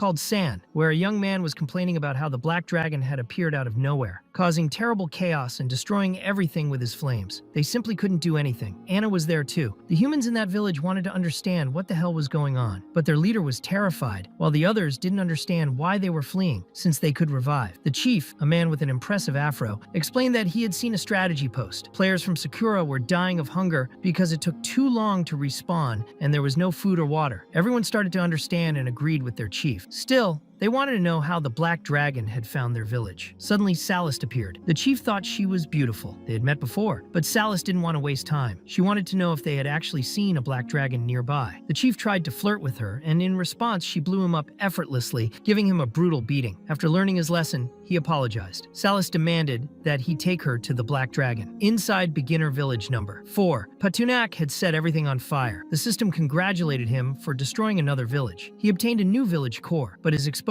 increased. In the process, he also earned 200,000 system points. Now he had 4 cores. From a distance, Salist couldn't believe she had found him so quickly. She thought Patunak was extremely fierce, but wanted to give herself a proper chance to deal with him. Then she found 3 guys in the forest and decided it was her opportunity. She began shouting for help. Patunak couldn't resist a woman's voice calling for aid. He quickly landed where she was and she screamed, pretending to be afraid of the dragon. Patunak apologized, but she said it was fine. She couldn't believe he was so polite. She thought it was just an act and wanted to strip away that mask. She thanked the black dragon for saving her life and offered herself to follow and serve him. The system displayed all her information as unknown, which made Patunak a bit suspicious. In the end, Salist swore she would conquer the black dragon with her beauty alone, and she wasn't wrong. Patunak was as dumb as a rock. However, this time she was unlucky. He wasn't falling for her tricks and thought it was better to avoid unknown creatures. Then he saw the 3 men from the village called San. Their chief made it clear they meant no disrespect and even offered Salist as food, saying she would taste better than them. That only made Patunak angrier. He made it clear that they had no bargaining power and couldn't manipulate his taste buds. Flames began to pour from his mouth. The chief of village San only wanted the dragon to calm down. He offered the treasures hidden in their clothes and also some information that might please him. Patunak was mildly interested. The chief quickly brought out several dishes, saying he would show the vast cuisine of his nation. He offered curry and rice. Patunak grew impatient and spewed a bit of fire in his direction, warning him that he had 3 seconds to reveal something truly worthwhile, or they'd all be roasted. Thus, the chief of beginner village number 4 told Patunak that a very dangerous storm worm king had appeared on the western coast of the country of Enraged. This king was so fierce that he destroyed 4 human villages. The rumor was that he was heading toward the Arelon Empire and would continue destroying more human settlements. In the end, Patunak thought that information was worthless and demanded to know where the treasure was. But the chief of village San explained to the Black Dragon that the Storm King had caused such devastation that a large number of professionals were gathering for a crusade through a teleportation matrix. These professionals came from all over the world, each with extraordinary strength and excellent equipment. However, in the chief's opinion, none of them could compare to Patunak. All he needed to do was wait for them to fight each other to death, then claim the spoils. Patunak believed that this Storm Worm King must be the world boss marked by the system, since he had already destroyed 4 beginner villages. He found the information valuable and asked if the village chief had anything else to say. The chief, however, didn't, but promised that if they learned more in the future, they would tell him. At that moment, the system revealed that the player's name was Li Chen. He had reached level 30 and was rewarded with a high-quality piece of equipment. But that wasn't all. Upon reaching level 30, the realism of the world had also increased. Li Chen panicked, realizing this was not good news. Patunak suspected he was hiding something, but the system informed the Black Dragon that the player's pain sensitivity had been increased by 10%, catching him by surprise. With that, they could unlock a much more interesting gameplay mode in the future. Li Chen explained to the dragon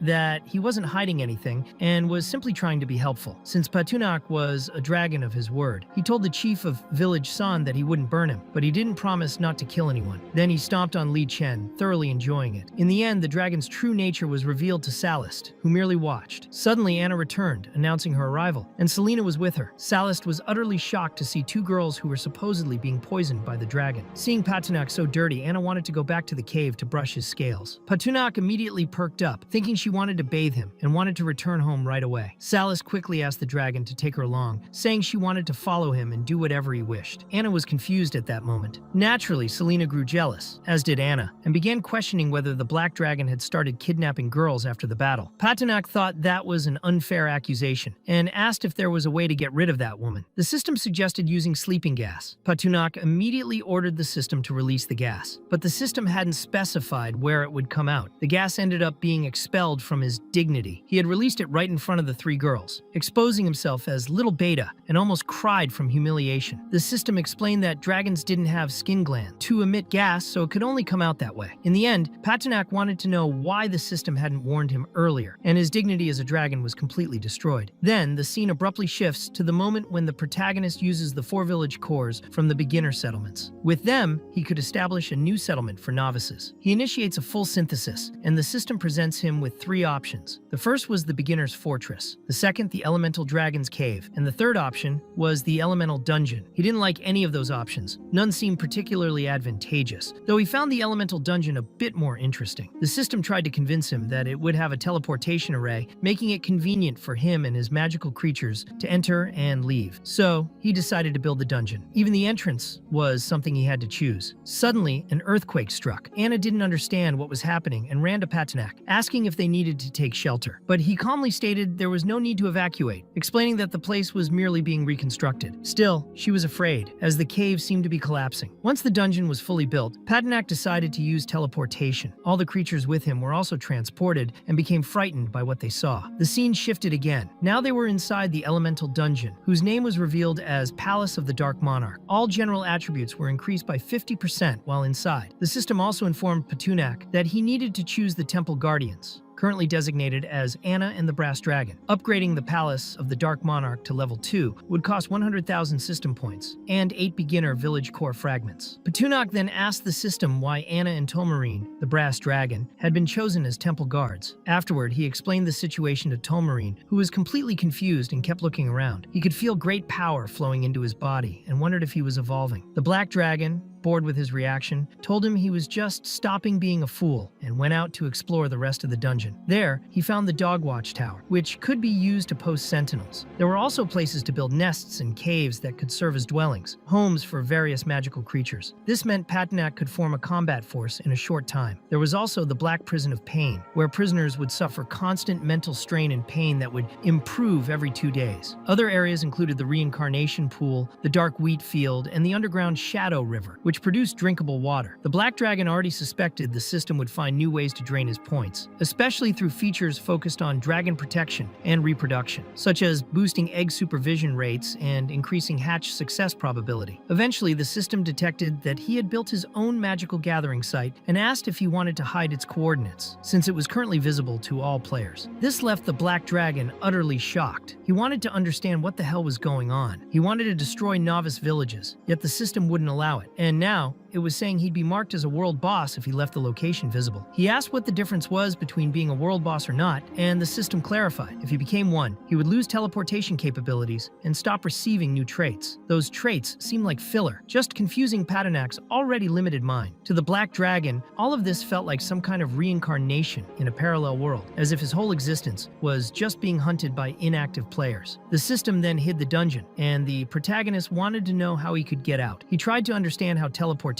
worked, but to use it, he'd have to pay 20,000 system points. This made him furious, exactly what he expected from the scheming system. Meanwhile, in the underground maze, Selena was terrified, thinking they were ghosts, but Anna seemed calmer, explaining it was only a shadow. The labyrinth inside the elemental dungeon was practically indestructible. Anyone entering would have to endure tests and tribulations. Patunak then ordered a kobold to go in and test it. Suddenly, the kobold vanished, leaving Selena horrified. She thought he had died, but Patanak explained that this was normal. The labyrinth's special function made anyone standing still turn invisible. The kobold was amazed by such a powerful ability. He asked if traps could be placed there, and if magical creatures could be stationed for defense, since that would create many enemies. Patanak, impressed by the kobold's creativity, thought it was a great idea, but decided to delegate it to his subordinate. He also ordered the kobold to take the potatoes to the wheat field and have the humans cultivate them. Any prisoners who refused would be thrown into the Prison of Pain for 10 days before being dealt with. Patunak was planning to enhance his abilities. He considered getting another golden fruit and saving 5,000 system points. The system then suggested an optimal improvement program tailored to his physical condition and needs, recommending advanced muscle reinforcement, along with elemental swarm will and the golden fruit. Patunak agreed and told Anna he would begin the enhancement process. She promised to protect him at all costs, assuming he would simply fall asleep. But this time, the Black Dragon didn't need sleep. The process would be far more painful, and he told her to step aside, warning that what she'd see might scare her. She refused to leave, saying she would protect him no matter what. He told her again to stay a bit farther away, as things might get out of control. It would be an ugly sight. Showing courage, Anna agreed. Then the evolution began, a complete transformation that even affected his internal organs. He started to feel excruciating pain. Suddenly his arms were severed, and then his legs, collapsing onto the ground. Anna was completely horrified. Patunak was in unbearable agony. He begged the system to make him lose consciousness, but of course, even that cost 1,000 points. With no choice, he paid, and finally fainted, only to wake up a second later, furious that he'd wasted his points.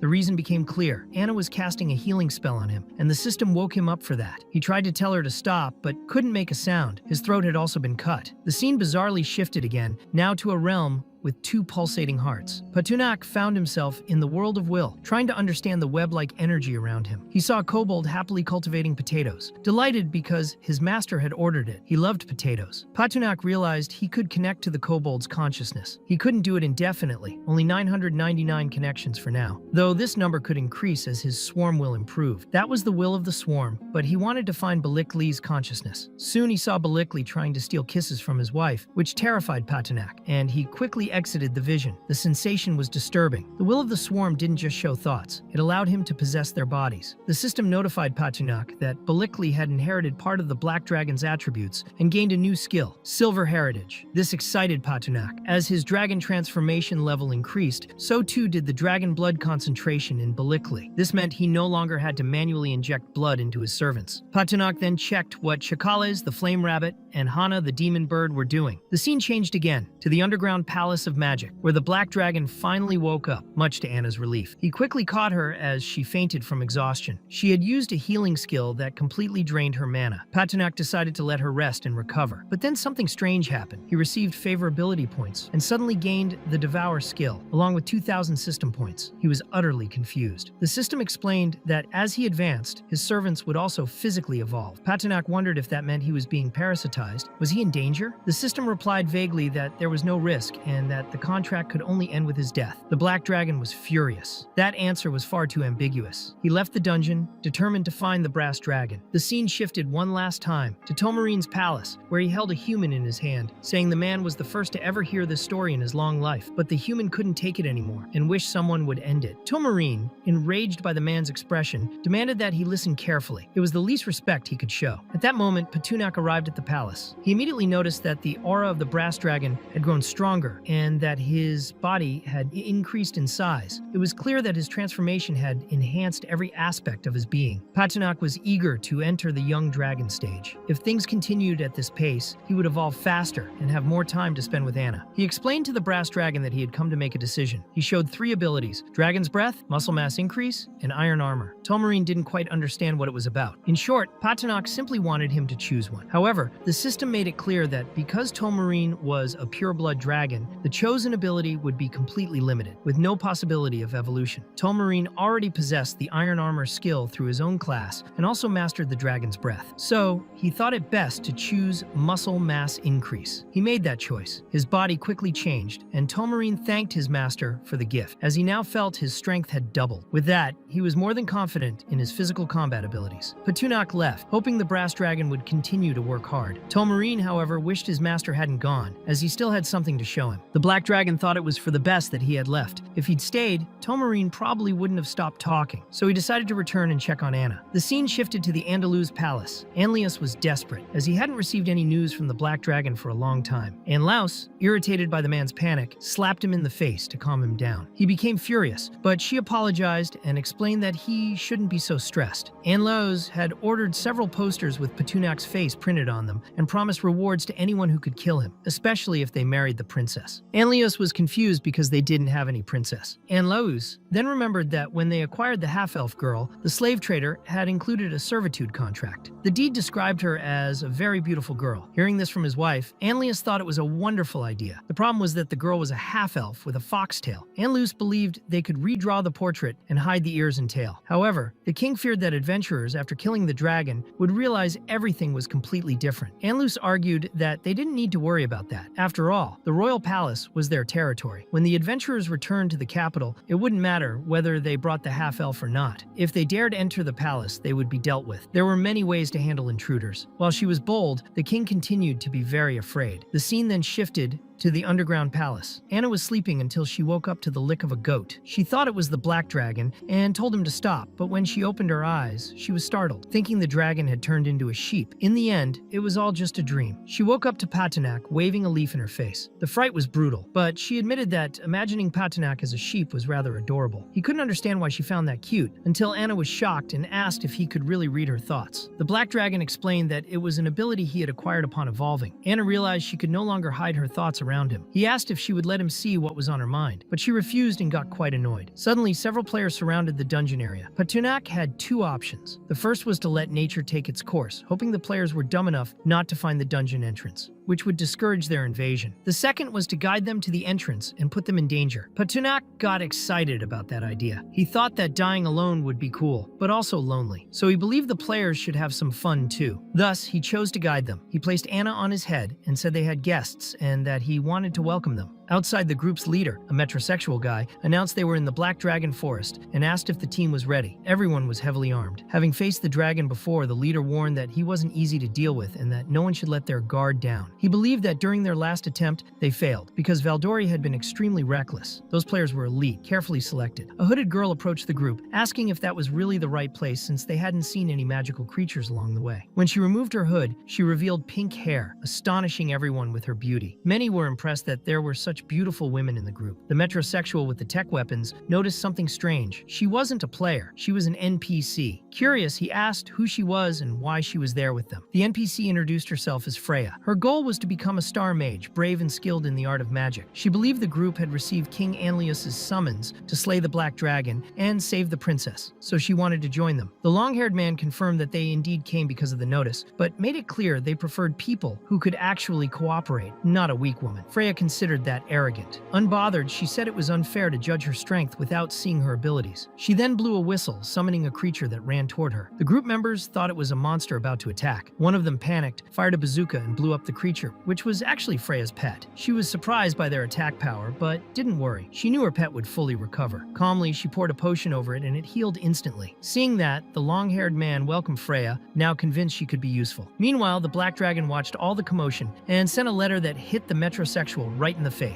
It was an invitation to enter the dungeon, promising an entertaining challenge. By doing this, he followed the system's suggestion to guide the humans. Knowing there was a dungeon excited the group. The strange guy who had previously used a sniper commented that it wasn't too weird not to have found magical creatures. They were likely hiding in the dungeon. His focus was on treasure, and he was determined to kill the Black Dragon no matter what. Freya, curious, asked what the paper in his hand was. He quickly tore up the invitation, saying it was just a useless piece of paper. Then he shared a strategy with the group. They would head to the dungeon but alert the magical creatures and prepare the ground. Anna watched everything beside Patinak and became indignant when she noticed the players trying to sneak closer. Angry, she punched the dragon's head. Since he was sensitive, he complained, saying that was his head, not a rock. Anna apologized, but in response, the Black Dragon let his masculinity show and firmly said she didn't need to worry. He would make sure those players never left the labyrinth. He then summoned his subordinates. The rabbit grew stronger by the day, now rivaling Chris Bumstead. Patinak began organizing his army to follow him to the labyrinth, aiming to establish an efficient defense strategy. Upon arriving, he noticed something odd. The wolves' faces were slightly crooked, looking strange, not normal. He also warned about a key feature of the labyrinth. If the players stood still for 5 seconds, they would become detectable. That would make survival much harder. The plan was simple: trap the humans and eliminate them using the labyrinth itself. Even so, Patinak showed them an escape route in case they couldn't win. Then he saw Anna among the crowd. She was embarrassed, as she had tried to disguise herself as one of his soldiers. She couldn't understand how he had noticed, since she thought her disguise was convincing. It was just a kobold cap on her head. Patinak was dumb, but not blind. He explained that she couldn't join the fight. She felt bad telling the Black Dragon she was strong now and could help, even protect him. She begged several times, but it didn't work. He refused, judging it too dangerous. Patinak also noticed that since forming their bond, her behavior had changed. She was more open and daring, and he wasn't sure if that was her true nature. Anna then asked why he allowed Selena to join. Patinak realized that Selena also wanted to fight and was asking for permission insistently. That's when the Black Dragon understood where Anna had learned that from. In the end, being the beta he was, he simply did what both females wanted. The scene then shifted to Freya, Princess of Ugalal, heir to the power of star magic. She believed she could win the Black Dragon's heart. Her rise as a star mage wouldn't be a problem. She would also receive a reward, along with King Anlius's power, which could earn her father's recognition. Thus, they arrived at the dungeon entrance. Freya thought it didn't look like an entrance at all. It was too realistic and strange. She had read many stories about dungeons in libraries, so she believed she knew something. However, the metrosexual insisted that it was the entrance and quickly opened the door. Freya was startled to see it truly was an entrance. Suddenly, she attacked one of the soldiers, claiming he had consumed her sanity. With the help of a torch, they continued through the dungeon until they found 3 doors. Freya constantly tried to prove she was powerful and useful, but the group's leader had no patience. He divided the soldiers into teams to explore each path. Freya grew irritated at being ignored and even thought about asking her father to have them all executed. Suddenly, she bumped into the black dragon. She thought he was a statue, but soon realized how lifelike he looked. When she touched Patinak, he pretended to be a statue and started reciting the Bible in his mind so he wouldn't move. Meanwhile, one of the soldiers saw a flaming rabbit. He also thought it was a statue, but found it odd. Suddenly, he smelled something that made him sneeze. He was allergic to fur. He warned the leader. The scene then shifted to some players who were frightened upon seeing a massive wolf, believing it was also a statue. They wanted to use it as RPG decoration, but the leader thought it best not to touch it. The place was high level, and their weapons might not be enough. They couldn't risk alerting potential threats. The player Lath bravely told the metrosexual leader not to worry, as he would take care of the creatures there. However, the wolf's drool dripped onto his shoulder, and he realized the wolf was real. Completely shocked, he grabbed his RPG and launched a missile, causing a massive explosion. The leader wanted to know who the hell had done that, but the other players quickly pointed at Lath, which made the leader furious at his stubbornness. Then the scene changes. Freya appears, trying to be useful, telling everyone to follow her because she had found the exit. Suddenly, a young man walks in, and Freya can't understand why no one sees anything threatening. She wants to know who's leading the way. The players are confused, thinking it's her. Freya is shocked to realize that it's actually the players leading, not her. Anna watches everything closely. Patinak prepares to fight, lets out a mighty roar, and terrifies all the players. Freya almost collapses just from the sound. Meanwhile, several players face the buffed-up bunny and start running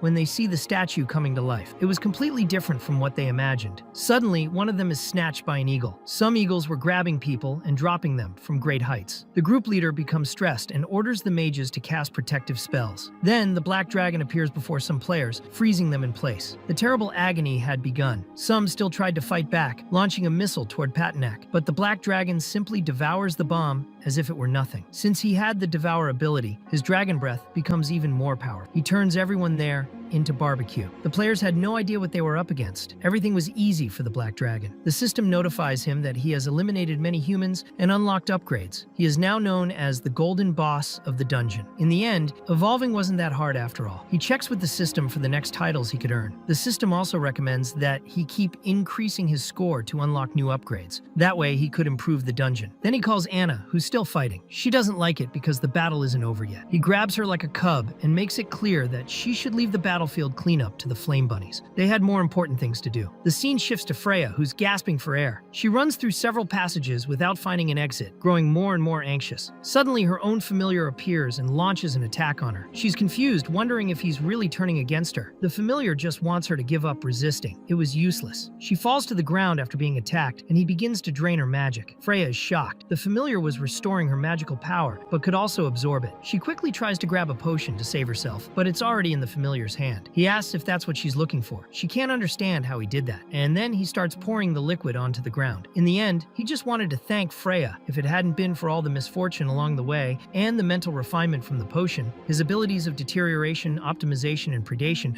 would never have awakened. Now, he wanted to return all the love Freya had given him when she treated him like a dog. But then, a huge explosion happens. It was the Black Dragon. He hadn't expected to see such a scene on his way back. He would not allow anyone besides himself or his army to grow stronger inside his own dungeon. When he arrives where Freya and her familiar are, Patinak is caught off guard. Anna wants to know what he's looking at until she notices that Freya doesn't look well at all. She was missing a lot of silk. A bit desperate, Patinak tells Anna he wanted to show her the newly built foundry. They quickly head to the new construction. Upon arrival, he imagines there would be many workers forging weapons, but he only finds an empty gate. Furious, he starts arguing with the system. In the end, the system just wanted to take his money again. It explains that he had merely unlocked the possibility of having a forge factory. To actually build it, he needed to spend 50,000 system points, leaving Patinak frustrated. The system was always trying to strip his hide. In the end, he throws himself on the ground like a child, total beta behavior. He's upset because the system only charges him, while others get free benefits. The system tries to justify that it charges a fair price. Out of the 50,000 points, it keeps only one as a service fee free, and the rest goes toward construction and workers. Even so, Paternak refuses to spend his points. The system then agrees to do part of it for free, and Paternak finally accepts. Later, the system sends a message to its son, saying he shouldn't make contracts with dragons and shouldn't disable the self-destruction program just to hoard money. In an emergency, he must activate the self-destruction protocol. After partial construction is complete, Paternak receives an interesting key and wants to know how to manufacture equipment. The system gives an excuse, saying it's out of power. Then an old man appears, introducing himself as one of the foundry workers. However, he introduces himself to Anna as if she were the boss. She tries to explain that wasn't quite right. The old man finds the situation awkward and looks at the dragon as if Paternak weren't really a dragon. Feeling uneasy, the black dragon realizes this wasn't worth what he paid. He remembers he had 100 free uses and orders the old man to forge a greatsword. The old man explains that all mineral materials can be used for such weapons, and the type of sword depends on the available materials. Patunak's team had high-level equipment. If the materials were good, the old man could craft an artifact. The system reveals his name, Brith Sanderson Greyrock. Patunak must test him to see if he's really skilled. The name sounds familiar. He recalls a dwarf who once worked with the Conqueror King in ancient times to ignite the divine flame, forging many divine weapons. Now, Patunak wants to know how to get new materials since he had eaten all the gold and minerals. He asks Sanderson if forging is possible without materials. The dwarf finds the question outrageous, saying that if the black dragon lacks materials, he must go get them himself. Patunak thinks that's impossible, but remembers the silver chests he took from other players. Maybe he could get mineral materials from them. He quickly calls Balikli to bring all the chests and keys. Soon, several chests are placed before the black dragon. He opens one with a key and finds only a roll of toilet paper inside. He opens another and finds 10 bottles of liquor. Another one contains a vial of 6 flavored ancient land pills. After opening several chests, without finding anything useful, he's nearly in tears, feeling trapped in a world full of worthless newbies. Anna notices that he looks exhausted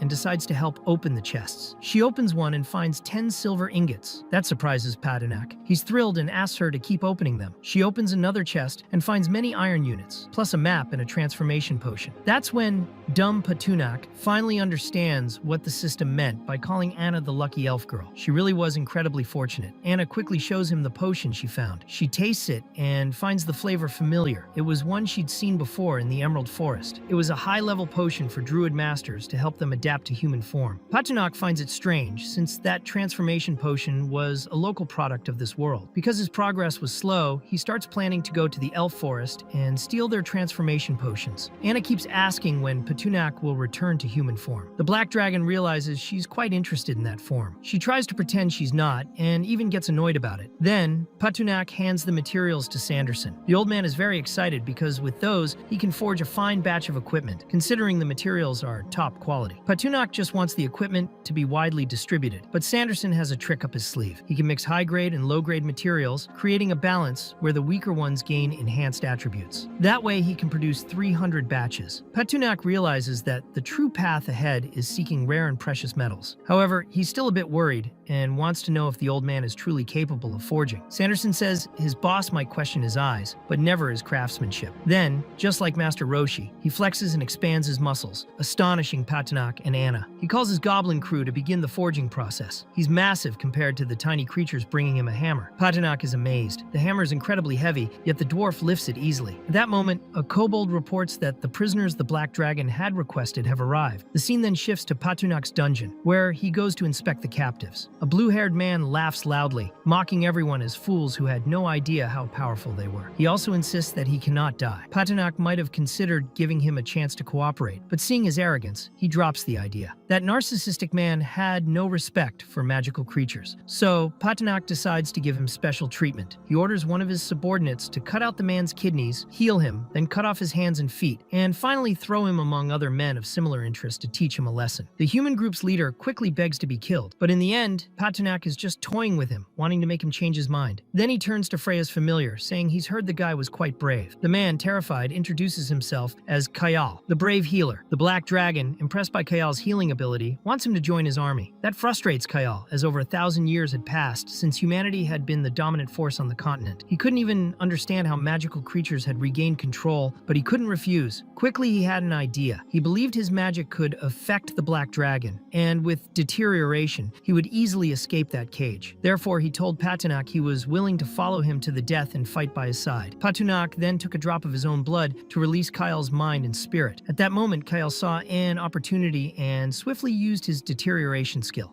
The system detected it and warned the black dragon that he had been targeted by a magical talent sacrament. A will testament was activated, but Kyle's spell failed. The magical reaction was reversed. Patunok acquired the plunder skill but suffered a partial spell degradation. The system somehow protected him, preventing Kyle from executing his plan. Patunok was surprised that something like this was possible, but pleased to see the system fulfilling certain conditions. Kyle, in shock, realized his ability had disappeared. Completely defeated, he began to cry and beg for his ability back. The system explained that deterioration was a test of strength. If successful, it would place the target in a negative state, such as paralysis or aging. On inanimate objects, like steel, it would cause rapid disintegration. Patunok acknowledged that Kyle's abilities were terrifying. The plunder skill, on the other hand, required a successful willpower test. Upon passing it, the user could extract one of the opponent's skills. The black dragon saw that if he failed the test, the ability would be invalidated without penalty, so he used plunder. He examined several of Kyle's skills, but found most of them useless and chose not to take them. He kept searching until he found the optimization skill, which made him very happy. He did all that to maximize his relationship with Anna. He was having quite a bit of fun when Anna appeared, curious if he was plotting something after seeing him laugh that way. However, Kyle couldn't endure and fainted. Patunok noticed he hadn't obtained the healing magic skill. He decided to leave Kyle there to rest and try another draw later, treating him like a lottery machine. Then he saw Salist in a cage and had the feeling he had seen her before, though he couldn't recall when. He asked Balikli who the woman in the last cell was. Salist wanted to know if the black dragon doubted that she would ever stop serving him. Smiling, she said it had been a long time since they last met. Anna was delighted, thinking it was Evelyn, but Patunok found it strange, as Evelyn had been dead for some time.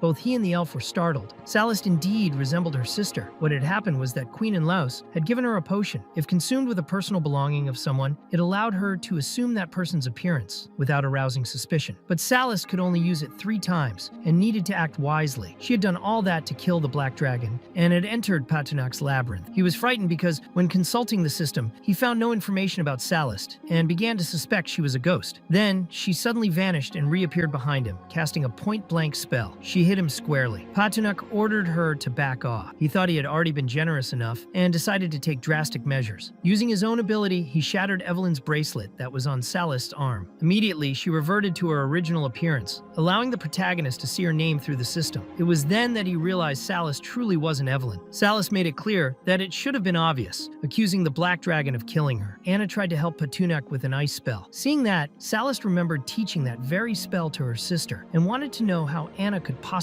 know it. Patunok then demanded to know who Salist was and how she dared to use tricks against him, knocking her to the ground with his paw. Salist quickly explained that she was Evelyn's sister and once again accused him of murder. Anna was shocked to learn that Salist was Evelyn's sister. The black dragon also appeared surprised and explained that he had found Evelyn's body in the forest, stating that the one who killed her was Blaze. Salist thought that impossible, claiming she had seen Patunok herself beside her sister's body. Anna then revealed that everything the dragon had said was true. Evelyn had indeed been killed during King Anlius's army invasion. With tears in her eyes, Salist was devastated by the revelation. Patunok emphasized that he had no reason to lie, and that, in the end, Salist was in no position to question a noble dragon, considering her current circumstances. Suddenly, the system warned Patunok that the Stormworm King had entered his domain. The presence of that king increased his exposure, which infuriated him since he was trying to maintain peace. The Worm King was in his very own territory and had even brought the trash of the world boss, which would surely attract many players. Patunok then asked the system for the Worm King's location, took off flying, and told Anna it was an emergency. The dungeon was now entirely under the elf girl's responsibility, though she had no idea where he was heading. The scene shifted to the place where the Stormworm King was calmly swimming. Patunok arrived swiftly, ordering him to leave the territory. The Worm King didn't like the command and questioned what a dragon was doing in the Silver Moon Mountains. Even so, he didn't want trouble and tried to flee. Patunok disliked his attitude and unleashed his breath over the water. The Stormworm King explained he didn't know the territory belonged to the Black Dragon and said he was being hunted by many humans, mages, and warriors. If he didn't escape quickly, he might cause trouble for the dragon. In the end, Petunak acknowledged his courage but demanded a toll payment for allowing him to leave, claiming he would need to clean up the blood left behind. With nothing to offer, the Worm King promised to return another day to pay. Petunak was enraged and decided the creature should pay with its life instead. The worm then realized his best strategy was to lure the humans chasing him toward the Black Dragon, who was still flying overhead. Petunak was stunned to see the Worm King trying to escape with such a trick. The scene shifted again to two humans arguing. One blamed the other for not having killed the Worm King yet. They said he had escaped and that there was no way to locate him. But suddenly, one of them shouted that the boss had returned, causing confusion. They grabbed their weapons, similar to those from the modern world, but what they actually saw in the distance was the Black Dragon. The system revealed he was a hidden boss, a legendary creature, terrifying everyone. Petunak was pleased. Those humans represented an opportunity for evolution.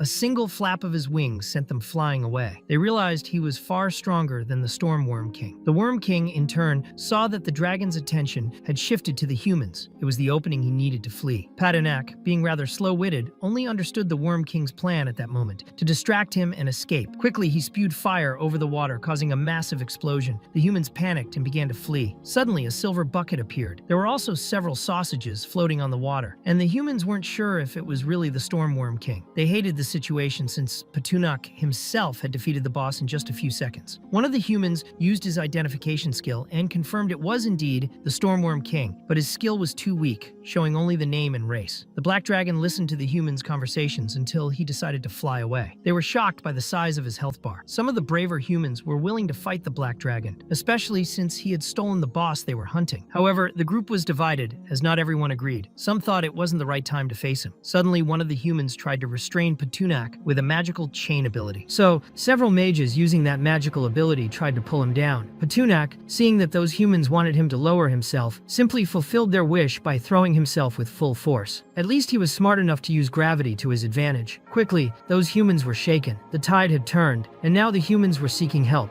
A swordsman named Shueyuan feared nothing and was willing to kill the Black Dragon to gain worldwide recognition. He used his skill called Flying Meteor Slash. Obviously, he couldn't even scratch the Black Dragon's skin. Shueyuan, realizing he had been completely outmatched, widened his eyes upon seeing that the situation was much worse than he thought. The owner of Flying Meteor Slash was extremely tall, but against Petunak, he didn't even make a dent. Then, Petunak asked the swordsman if he wanted to hurt him using a needle, because that's basically what it felt like. Then he flicked Shueyuan, sending him flying like a damn toothpick. The humans now saw they had no chance. They hadn't even managed to break the Black Dragon's defense, so they began to believe he was practically invincible. But one of the most anticipated warriors had arrived. It was the guy with the gun. His name was McCree. Without wasting time, he remembered the time he spent in Rio de Janeiro and fired multiple shots at Petunak. The Black Dragon used his wing, which was somewhat thin, and was barely hit. Even so, the humans thought there was a chance, because they managed to take 1% off Petunak's health bar. They summoned the courage to face him, but his health bar returned to 100%, leaving them deeply confused. Things had gone sour. After all, they had spent too much time in combat to simply flee. Then, the scene shifted to McCree fleeing like any true Carioca, until one of the players pointed at him and warned that he was trying to escape stealthily and had taken the treasure chest. Petunak became furious when he saw that the guy was playing a distraction game and declared that McCree was dead, as he had worked hard to obtain that chest. Then he unleashed his fire breath. However, Petunak couldn't hit McCree, who was ecstatic for not being hit, and began to taunt the dragon as if he had hit the jackpot again. But an old bearded man managed to reach McCree and stomped on him with full force, finding his actions disgraceful. He wanted to understand how a warrior could be consumed by desire. That old man was named Piotrov. He thought he had arrived a little late, but believed he was lucky to encounter the Black Dragon, now considered by everyone as a hidden boss. He also saw it as a chance to gain fame. Petunak thought this old man was another seeking death. Suddenly, Piotrov simply grabbed a knife and embraced the other world. Petunak was incredulous. Some seek death, but he had never seen anyone approach it so directly. He decided he would toast to Piotrov later, but the old man tricked them cleverly. Before going to the grave, he started drinking a resurrection potion. Just as he was about to kick the bucket, he caught fire, as if he had eaten too much chili, heading straight for Petunak. The other humans were very surprised, thinking what Piotrov was doing was very cool. McCree was shocked, but the guy next to him wanted to know if Piotrov was strong. McCree made it clear that he was very strong, having killed over 99 demons with only his sword. For this, he obtained the hidden profession called Brutal Blood Warrior. along with an exclusive skill. The lower his health, the higher the damage. Moreover, when his blood level falls below 5%, he becomes invincible for 10 seconds. Everyone was stunned seeing how powerful that old man's skill was. Piotrov tried to thrust his sword at Patunak, but the black dragon wouldn't let it go for free. He used his paw, causing a clash between his attack and Piotrov's, who had a rather unusual ability. The impact was so strong that dust rose, and no one understood anything. Amidst all this, during the battle, Patunak called Cecilia, who used her whip to snatch the sword from Piotrov's hands. Everyone was saddened to see another failure. Patunak hadn't realized that having a contract would be so advantageous for him. In the end, he gained damage resistance by calling Cecilia. The bearded old man made it clear to the black dragon that he hadn't won the battle. The other humans were surprised to see Piotrov still alive. Very excited, Piotrov stated that Patunak had made him invincible for 10 seconds. Then the old man said he would kill him within those 10 seconds. The players began rooting for him, admiring his unmatched bravery, supporting him with shields and magical enhancements. Piotrov's sword began to glow, and he quickly launched a strike toward Patunak. However, the dragon had disappeared. He began searching for him, looking in all directions. Patunak thought that 10 seconds was too short a pity. Time was up, and now he was ready to destroy him. Suddenly, a magic circle appeared in the water, and the players tried to escape by diving. But Patunak used his fire breath and began heating the water, cooking the humans like chicken. He grabbed the platinum chest and was very happy. With the silver chest in hand, he thought those humans were very inexperienced. Now, he could return to his Anna. Suddenly, he was hit hard by a swordsman, losing a lot of health. This caught him by surprise, as it had never happened before. He wanted to know who did it. Using his skill, he discovered the swordsman was hiding behind a rock. The red-haired swordsman would never have imagined that the flying sword skill could be so powerful. With luck and his stealth skill, he thought the black dragon wouldn't discover him. However, he began to feel extreme heat. Obviously, it was the black dragon's breath behind him. The shock was so intense that his eyes almost popped out. He quickly tried to dodge Patunak's fire attacks. He was skilled in martial arts, which was a differential, as he knew some kung fu. But the black dragon appeared behind him in the blink of an eye, leaving him in shock. Patunak was too fast for a dragon. The swordsman began to cry, realizing there was no escape, and gave an excuse saying his sword flew toward the protagonist by accident. But seeing that the dragon was now fine, he decided to leave. Patunak knew it wasn't an accident, and decided to annihilate the young man. But first, he wanted to extract a bit more value from him, promising to spare him if he helped open a platinum chest. Otherwise, he would reduce him to ashes. The red-haired boy found it very strange that a magical creature was interested in a treasure. In the end, he preferred to do what Patunak wanted to get out of the situation. However, he wanted the dragon to swear by his lineage, and by the gods he followed that he wouldn't do anything after the chest was opened. The black dragon had no problem, and even promised to make a pact with him. The red-haired boy quickly cut his finger and signed the paper. However, he realized that the document was nothing like what they had verbally agreed on. Then, the black dragon threw him into the air. The system showed that he had contracted a player from the Celestial Dynasty, who had skills in ancient martial arts constitution, efficient construction, and gastronomy. Patunak thought this wasn't so bad. He believed he could look for more humans of this type to cook and serve as food for the people of his dungeon. That world seemed more like a parallel world to the previous one. Survival relied heavily on knowledge about other factions and their customs. Patunak thought it best to meet more players from different regions. He quickly opened the platinum chest and obtained the construction plans for the Black Dragon Guard Fortress, a secret promotion scroll for Dragon Knight, a construction decree, and a pair of space rings. He never imagined a platinum chest would deliver so many things. However, the ring had a description that caught Patunak's attention, as it said he could not place living beings inside, under the risk of being responsible for the consequences. He was upset because the player who knew martial arts had already taken a beating and ended up dying, all because he acted impulsively. The system notified him that the Black Dragon Guard Fortress, the new available construction, had a unique access. This caught Patunak's attention, as it would be the first line of defense for the dungeon. However, he needed tons and tons of stone, wood, 50 units of obsidian, 10 units of amethyst, and 10 units of gold. This made Patunak extremely angry, as the construction scrolls he obtained required huge material proportions. So, he wondered if the system wasn't afraid of being taken to the Cosmic Court of Justice, since it was very thieving. Of course, the system gave one of its usual excuses, making clear that it had nothing to do with the functions and costs of what the platinum buckets offered. In this, Patunak wanted to know if, in the system's store, it was possible to buy gold jewels, or an amethyst necklace. The system made it clear that it was possible. In the end, all the necessary materials for the construction were there, but the system only gave a 10% discount. This made Patunak furious. He thought the system was a damn capitalist, trying to rip him off, treating him like a mere proletarian. He wanted to know how much the gold and amethyst were worth in that world. The system explained that Patunak could also choose not to buy anything and gather everything himself. All activities are based on the desires of the system's host. In this, Patunak wanted something like a 99.5% discount. discount. Obviously, the system,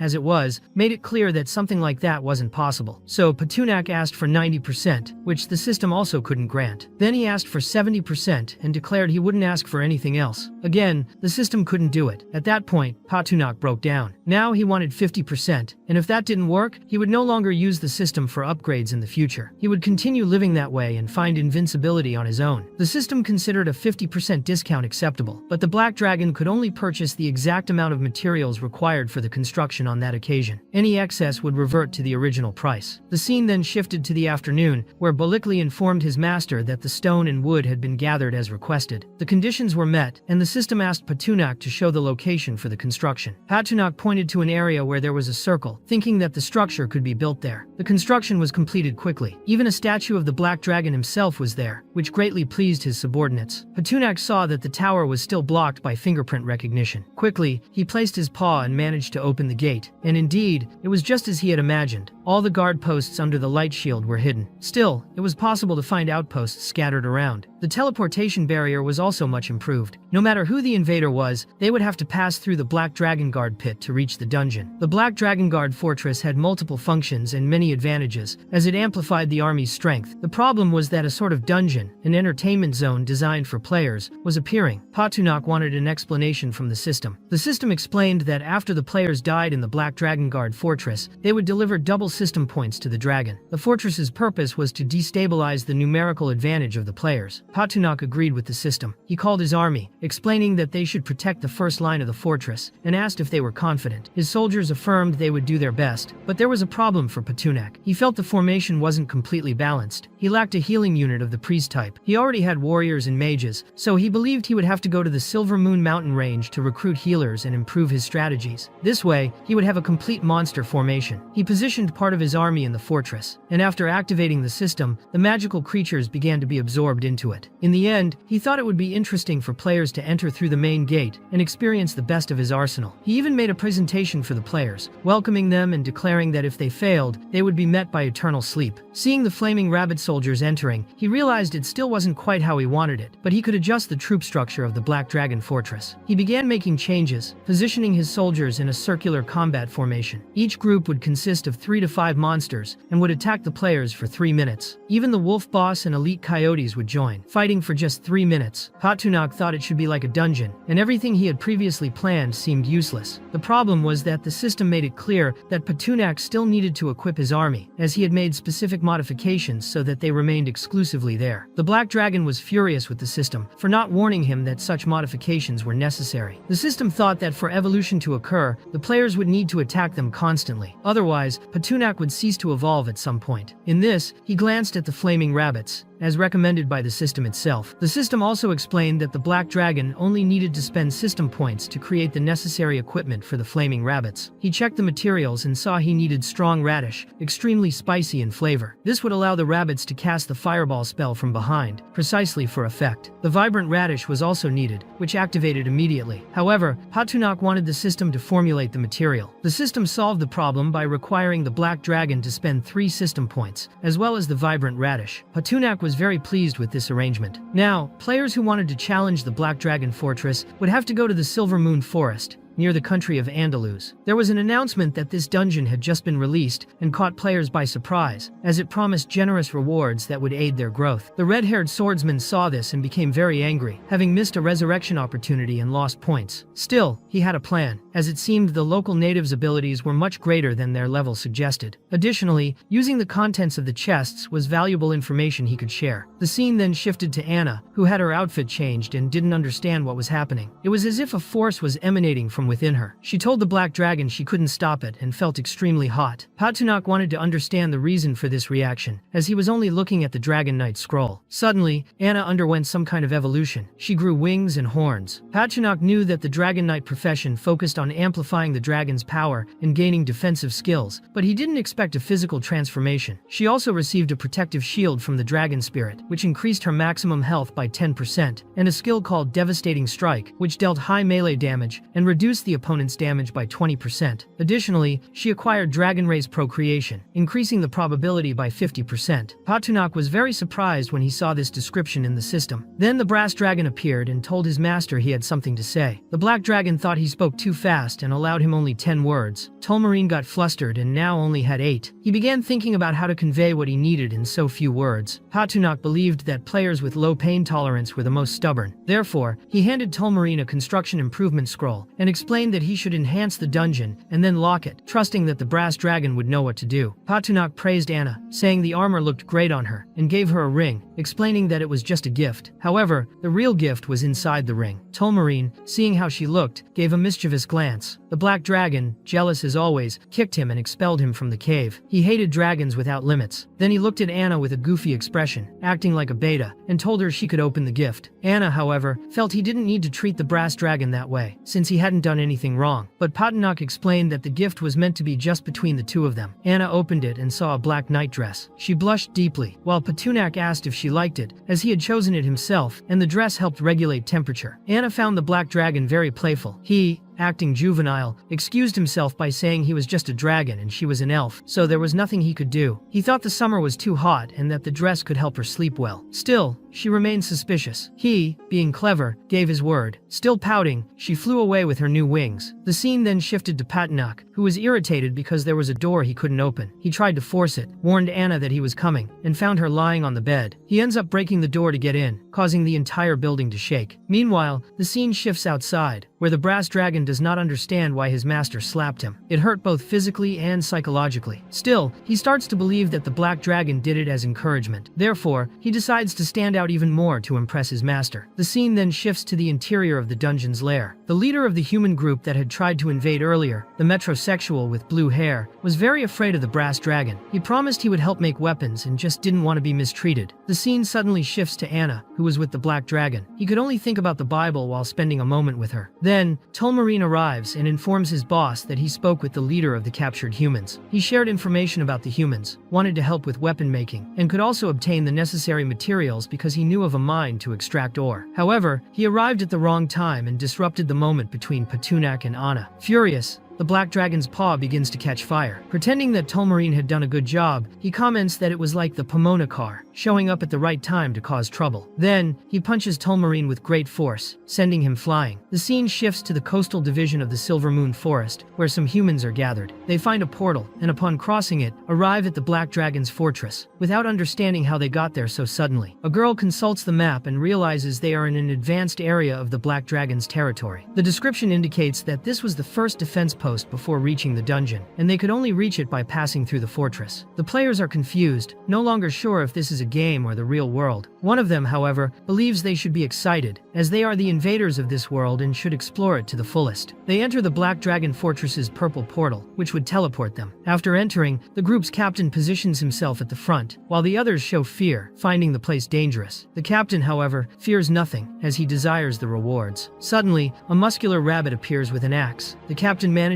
to block the attack with his sword, but the others start running. Various magical creatures appear and begin killing the humans. Additionally, the players fall into traps scattered along the path. Without lifting a finger, Patunak gains 17,000 system points. The scene shifts to the Grand Hall, where Salist appears with a book in her hands and a completely different appearance. She is there to teach the Black Dragon a lesson. Seeing her, Patunak is surprised and wants to know if she is truly the woman who thought he had killed her sister. Salist clarifies that it was all a misunderstanding. She understood the truth when the Black Dragon showed her sister's tomb. As a mage, she felt that her sister's soul had departed in peace. Remembering Evelyn's tomb, Salist apologizes for the mistake and offers to help the Black Dragon by teaching magic to the magical creatures. Patunak informs Anna that from now on, she would learn magic from Salist every day to become stronger. Anna begins to cry, believing she has no talent for it. Before arriving there, she had tried to transform into a light elf in the Emerald Forest. She tried more than 10 times and never succeeded. Patunak explains that perhaps her talent does not manifest in this specific area, but by learning a new way to use magic, she could unlock her full potential. Suddenly, the system alerts that a special NPC is calling Patunak. He wants to respond quickly, but the system requires the Black Dragon to choose between real descent mode or split descent mode. Patunak has no idea of the difference. Real descent transmits the host's body and causes them to receive damage directly. Split descent transmits only part of the soul, forming a bilocation and reducing the risk of being transported far away. Patunak chooses split descent mode, although it costs 2,000 system points, leaving him frustrated. The scene then shifts to the Colosseum of the Illyrian Empire. A long-haired, brown-haired woman wearing a hat, is in the arena with a massive lion. She commands it to completely destroy her opponent, a poor, weakened human. The lion seems more like a cat playing with a mouse, quickly starting to chew on that piece of ham. The woman seems to take pleasure in watching the lion eat a person. Her name is Dana, the third princess of the Illyrian Empire. Seeing the way the lion chews the woman, a subordinate asks Dana if she would really let the lion eat her. Dana demands that he be quiet, stating that the woman is an inferior being, and it makes no difference whether she lives or dies, as she is just a commoner. Moreover, the woman has a healing ability, so no matter how oppressed she is, she would survive in the end. Dinah then calls her secretary, Ulbricht. She explains that she wanted to see the dragon in action, as it would be more interesting. Quickly, Ulbricht brings her dragon. The creature releases a large cloud of vapor over the girl in the arena. For Dana, the real spectacle is about to begin. She wants to see if the woman can recover after being completely mauled by a dragon, laughing at the situation as if it were comical. The woman, completely weakened on the ground, begins to beg for a demon or angel, any being who could save her. In exchange, she promises to be their servant for life. It is at this moment that the black dragon appears right above her, and feels very embarrassed by the situation. He wants to know if she was the one who summoned him. Dana's dragon, upon seeing Patunak, begins to tremble in fear. The black dragon then realizes he has been summoned inside a coliseum. It is the first time he has been in such a place. People are terrified and start fleeing. Patunak doesn't understand what is so frightening until he notices something sticky on his paw and becomes confused. It is the flesh of the woman who summoned him, although he is unaware of it. She is still alive but can barely speak. Just trying to communicate terrifies him. He thinks her will to live is incredible, as she looks like a completely crushed cockroach on the ground. Soon, he realizes that the girl, apparently unrecognizable, was the one who summoned him. Seeing this, the dragon becomes angry and decides to have a barbecue with the other dragon. The terrified onlookers recognize that this is the true black dragon and cannot understand how he appeared there. The people present try to warn Dana, saying it is time to flee, as the black dragon is in the Colosseum. But she pretends to be calm, claiming that his appearance was an accident. One of the subordinates asks her to order the Colosseum guards to stop the dragon before it is too late. Dana, however, does not like being pressured at all. Although her soldiers are the best in the region, she is not sure if they can face the black dragon. She believes it would take a 6th-level golden knight to defeat Patunak. Quickly, she uses her spatial ring, takes out a scroll, and sends a pigeon with a letter. It is an urgent request for help, with the coordinates of the location from where it was sent. Since there are a total of 4 golden knights in the Illyrian Empire's capital, she believes they will arrive in time, and that the black dragon will have no chance against them. Meanwhile, Patunak consults the system to see if there is any way to restore the woman's consciousness. He also wants to know if he could give her a healing potion, but the system informs him that the only option is to give his own blood. Quickly, he follows the recommendation, and the girl begins to glow, being completely restored. Soon after, some knights arrive at the site and want to know, through the captain, whether they should attack. The black dragon's claws are heavier than their swords, but even so, they believe they should face him. The captain orders the beasts to be ready and in position. Patunak is not at all pleased with the shouting. The captain orders the beasts to attack, and he himself tries to strike the black dragon with his sword. Patunak finds the knight's arrogance excessive, considering him a worm. Wasting no time, he uses the language of dragons and disarms all the enemies. In the end, all the swords fall to the ground. However, the captain ends up without his clothes, embarrassed as he tries to hide his tiny member. Still, he does not give up. He grabs his sword again, intending to attack, but soon realizes that Patunak's skin is extremely resistant. Patunak wondered whether he preferred to be turned into barbecue or to fly straight to the 5th circle of hell. Suddenly, another metrosexual appeared, long-haired, mounted on a horse. He charged quickly, trying to attack the protagonist. Patunak was even surprised by the rider's speed, but the opponent hadn't expected that his strike would only penetrate a few centimeters into the black dragon's skin. Patunak seemed to lack the aura of an adult dragon, yet his resistance surpassed that of several veteran dragons. This was the Golden Order Knight of Paracord, level 59, an extremely difficult opponent to defeat. Seeing the knight's stats, Patunak understood why he had been able to injure him. Since the first attack hadn't caused enough damage, the knight tried again. The black dragon, however, didn't want to leave anything to chance. He tried to block the strike, but the sword pierced his paw. Quickly, Patunak began to fly, realizing that the Golden Knight would be very troublesome. But a new attack came from the air. It was Krogan, an aerial knight. Patunak decided to flee, only to be surprised multiple times by attacks that could track him mid-air. He was shocked at how little he could evade the arrows. He tried using the language of dragons to disarm his enemies, but the spell failed miserably, leaving him incredulous. Suddenly, he was hit hard and fell to the ground, unable to understand understand what had happened. Soon after, another attack grazed him. Realizing it was just a simple wooden spear, he understood that the dragon language had completely failed. He considered it a disaster. The worst part was that he hadn't even summoned his real body at that heated moment. Seeing that knights of this level were already causing so much trouble, he preferred not to imagine facing even stronger opponents. Without wasting time, Patunak returned to his cave, swearing he would not be discovered there. Yet he felt he was forgetting something. Then he realized there was something sticky on his hands. It was the girl, who looked like a smashed cockroach on the ground. He had been in such a tough fight that he had completely forgotten her. Quickly, he placed her on the floor. She was missing her arms, coughing, and he couldn't believe she was still alive. He thought there was a high probability of inheriting the self-healing ability if he killed the summoner or looted her skill. That way, he would become invincible. He even tried to loot the girl, but failed. Patunak couldn't believe his luck, as this could have been his trump card. He tried again, only learning useless things, like how to hold his urine. The system warned that the NPC was special, and his looting ability was inferior. Therefore, it was impossible to steal her main ability. Quickly, he considered killing her, but couldn't bring himself to be so cruel. He preferred to let her rest for a bit. He also believed that Kyle had already recovered after so many days. He wanted to see if the recovery skill could accelerate the growth of the dragon's heart. The scene shifted to him observing Kyle, curious about his condition. But Kyle was extremely angry and just wanted his powers back. In the end, the black dragon found it amusing to see Kyle like that. Kyle wanted to know what Patunak intended for him. The black dragon made it clear that he wouldn't take the healing ability, as it only reaches its full potential in Kyle's own hands. Kyle asked if the black dragon wanted to be healed by him, but said he was unwilling to do so. Then, he thought it best for Patunak to kill him, as he wouldn't help. The black dragon believed Kyle didn't understand the severity of the situation. That prison was no ordinary one. If Patunak wished, he could increase Kyle's suffering. He called Bolikli, who arrived in a panic, eager to know his master's wishes. Patunak explained that Kyle was dissatisfied with the dungeon service and wanted Bolikli to encourage him to see things differently. In the end, Bolikli was willing to make the dungeon system's guests feel at home. Quickly, he grabbed a chest and opened it, revealing various items. Bolikli picked up a chair filled with beams, showing the first part of the service. Patunak thought Bolikli was truly very professional.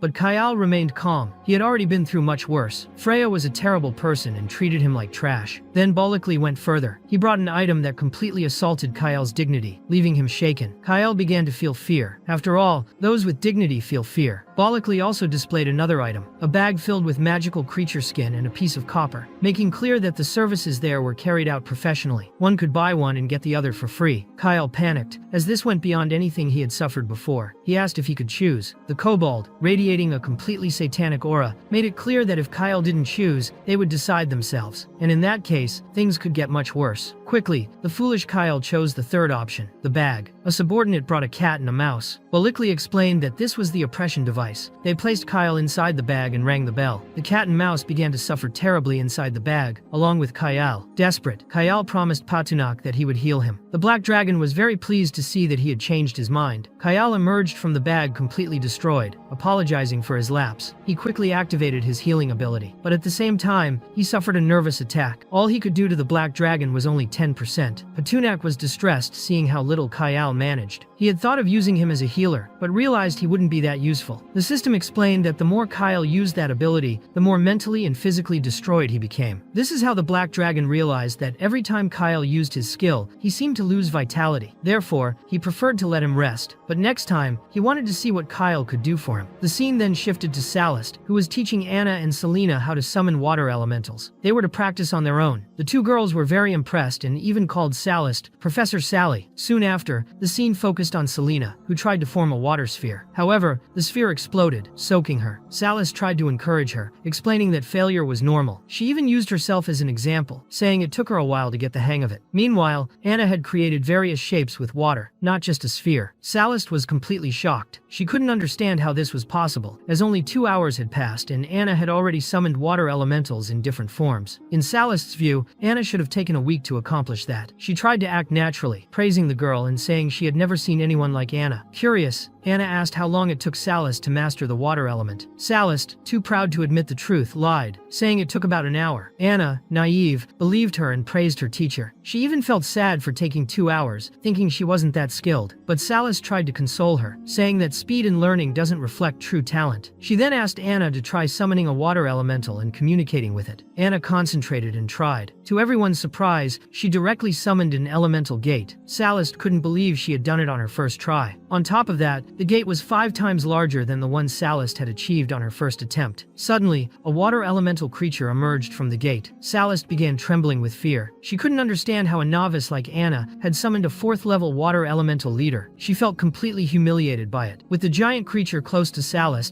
Anna wanted to know from her teacher what she thought of the summoning. Salis tried to maintain composure. She attempted to convey to Anna that her summoning had some flaws, but it was still very well done. She just wanted the student to reinforce the exercise more. At that moment, Anna summoned another water elemental. She told Salis she noticed some deficiencies in the elemental summoning, as it seemed she was communicating with a stronger water elemental. It wanted to leave, but she felt she could not control it. Salis became desperate hearing this. She tried to stay calm at all costs. Deep down, she knew Anna was not wrong. The water elemental was out of control. If Anna forced the summoning, it was very likely it wouldn't listen to her. In the end, Salis dismissed her 2 students. She was feeling weak. It was all too much for her. Anna, concerned, said she knew some healing techniques and could help. But Salis, quite frustrated, explained that it wasn't necessary. It was an old problem that healing magic couldn't solve. Then she ran off, completely desperate, saying she would return the next day to speak with them. Suddenly, Patunak appeared behind Anna. The elven girl became worried. She wanted to know if Patunak thought Salis hated her, as she seemed to be in a bad mood. The Black Dragon clarified that Salis did not hate her. It was just life. In the end, everyone faced all kinds of blows. Eventually, everyone got used to the harshness. Patunak then asked her to store the water elementals, as they were taking up too much space. Quickly, Anna made them disappear. She wanted to know what the Black Dragon thought of her elemental summoning, and whether he considered her skilled. At that moment, Patunak reflected that Salis was very strong for enduring so many attacks at once, but he also realized that Anna had not noticed she was far above average. He thought that, when she had time, Anna could take Selena to the underground river to practice more. Selena seemed to have more things to worry about than Anna herself. The half-elf got excited by the idea and said she saw no problem. The scene then shifted to Patunak, sitting down. He thought he had forgotten something, but he was so tired that he fell asleep. The scene then moved to the canyon of the Ireland Empire. Inside a cave, the girl who had summoned the Black Dragon had her arms back in place, but now with enormous claws. She woke up, not knowing where she was. She remembered having been completely destroyed by a lion, but didn't know whether the being she had summoned had appeared or not. Lost, she looked around until she noticed her feet. They had turned into paws. She was completely shocked, believing she had been transformed into a monster. However, she began to see an advantage in being turned into a monster, as she could now take revenge on the one who had killed her mother. She no longer cared about her appearance. As she walked, she tried to understand where she was. She saw a light and believed it was the exit. Meanwhile, Patunak was dreaming. In his human form, he had a moment with Anna. In the dream, the woman who had summoned him touched his eye, thinking there was no other way but to wake him up. Suddenly, he awoke in a panic, furious, wanting to know who the idiot was that had interrupted his perfect sleep. Quickly, the woman bowed. She hadn't realized he was sleeping. She thought he was only resting his eyes. Patunak realized it was the woman who had summoned him. His blood had altered her body. The problem was that he couldn't see her name through the system, but he could see that her state was highly draconic. She possessed multiple dragon abilities. She could no longer be considered human. He believed that the ability called Nirvana was probably her self-healing power. She was an SS-class NPC. If he fulfilled her wish, he would receive a special ability. However, everything was uncertain, as she didn't even have a name. Patunak was suspicious, but also excited. Perhaps the reward was linked to Nirvana, and even if it seemed suspicious, he could not refuse the draconic girl's wish. Since it was her first time doing something like this, he wouldn't correct her mistakes. As a summoner, he would grant her wish. She was very happy about that. With a dark gaze, she revealed that she wanted the person who killed her mother to die. She wanted revenge. That was her greatest desire. The Black Dragon accepted the conditions, but wanted to know who was responsible for such misfortune. The woman revealed it was the king of Ireland. She explained that her mother was a simple seamstress. The king had spent one night with her. As she was a commoner, when he discovered she had given birth to a daughter, he forcibly took the girl's mother and ordered the soldiers to brutally kill her. She remembered the scene clearly. The king set everything on fire. The soldiers were just following orders, with no real desire to kill. Since royal blood shouldn't be shed unnecessarily, the girl survived. All this was done to silence her mother. Over the years, the king lived peacefully in the palace of Ireland. She didn't know why he hadn't secretly killed her. Perhaps it was related to her body's healing ability. Upon reaching adulthood, Instead, she was rendered unconscious and taken to the Colosseum. They thought this would allow them to kill her. Patunak was frustrated. He couldn't simply fight the king of Ireland. The draconic girl recognized that it would be complicated to get past the king's army and reach him. After all, he had every possible defense. When she escaped, she noticed walls equipped with special crossbows designed for dragons. The scene shifted to the Grand Hall of the Ireland Empire. The king was furious. He slapped Dinah's face, thinking all of this was endless nonsense. Dinah admitted she had made a mistake.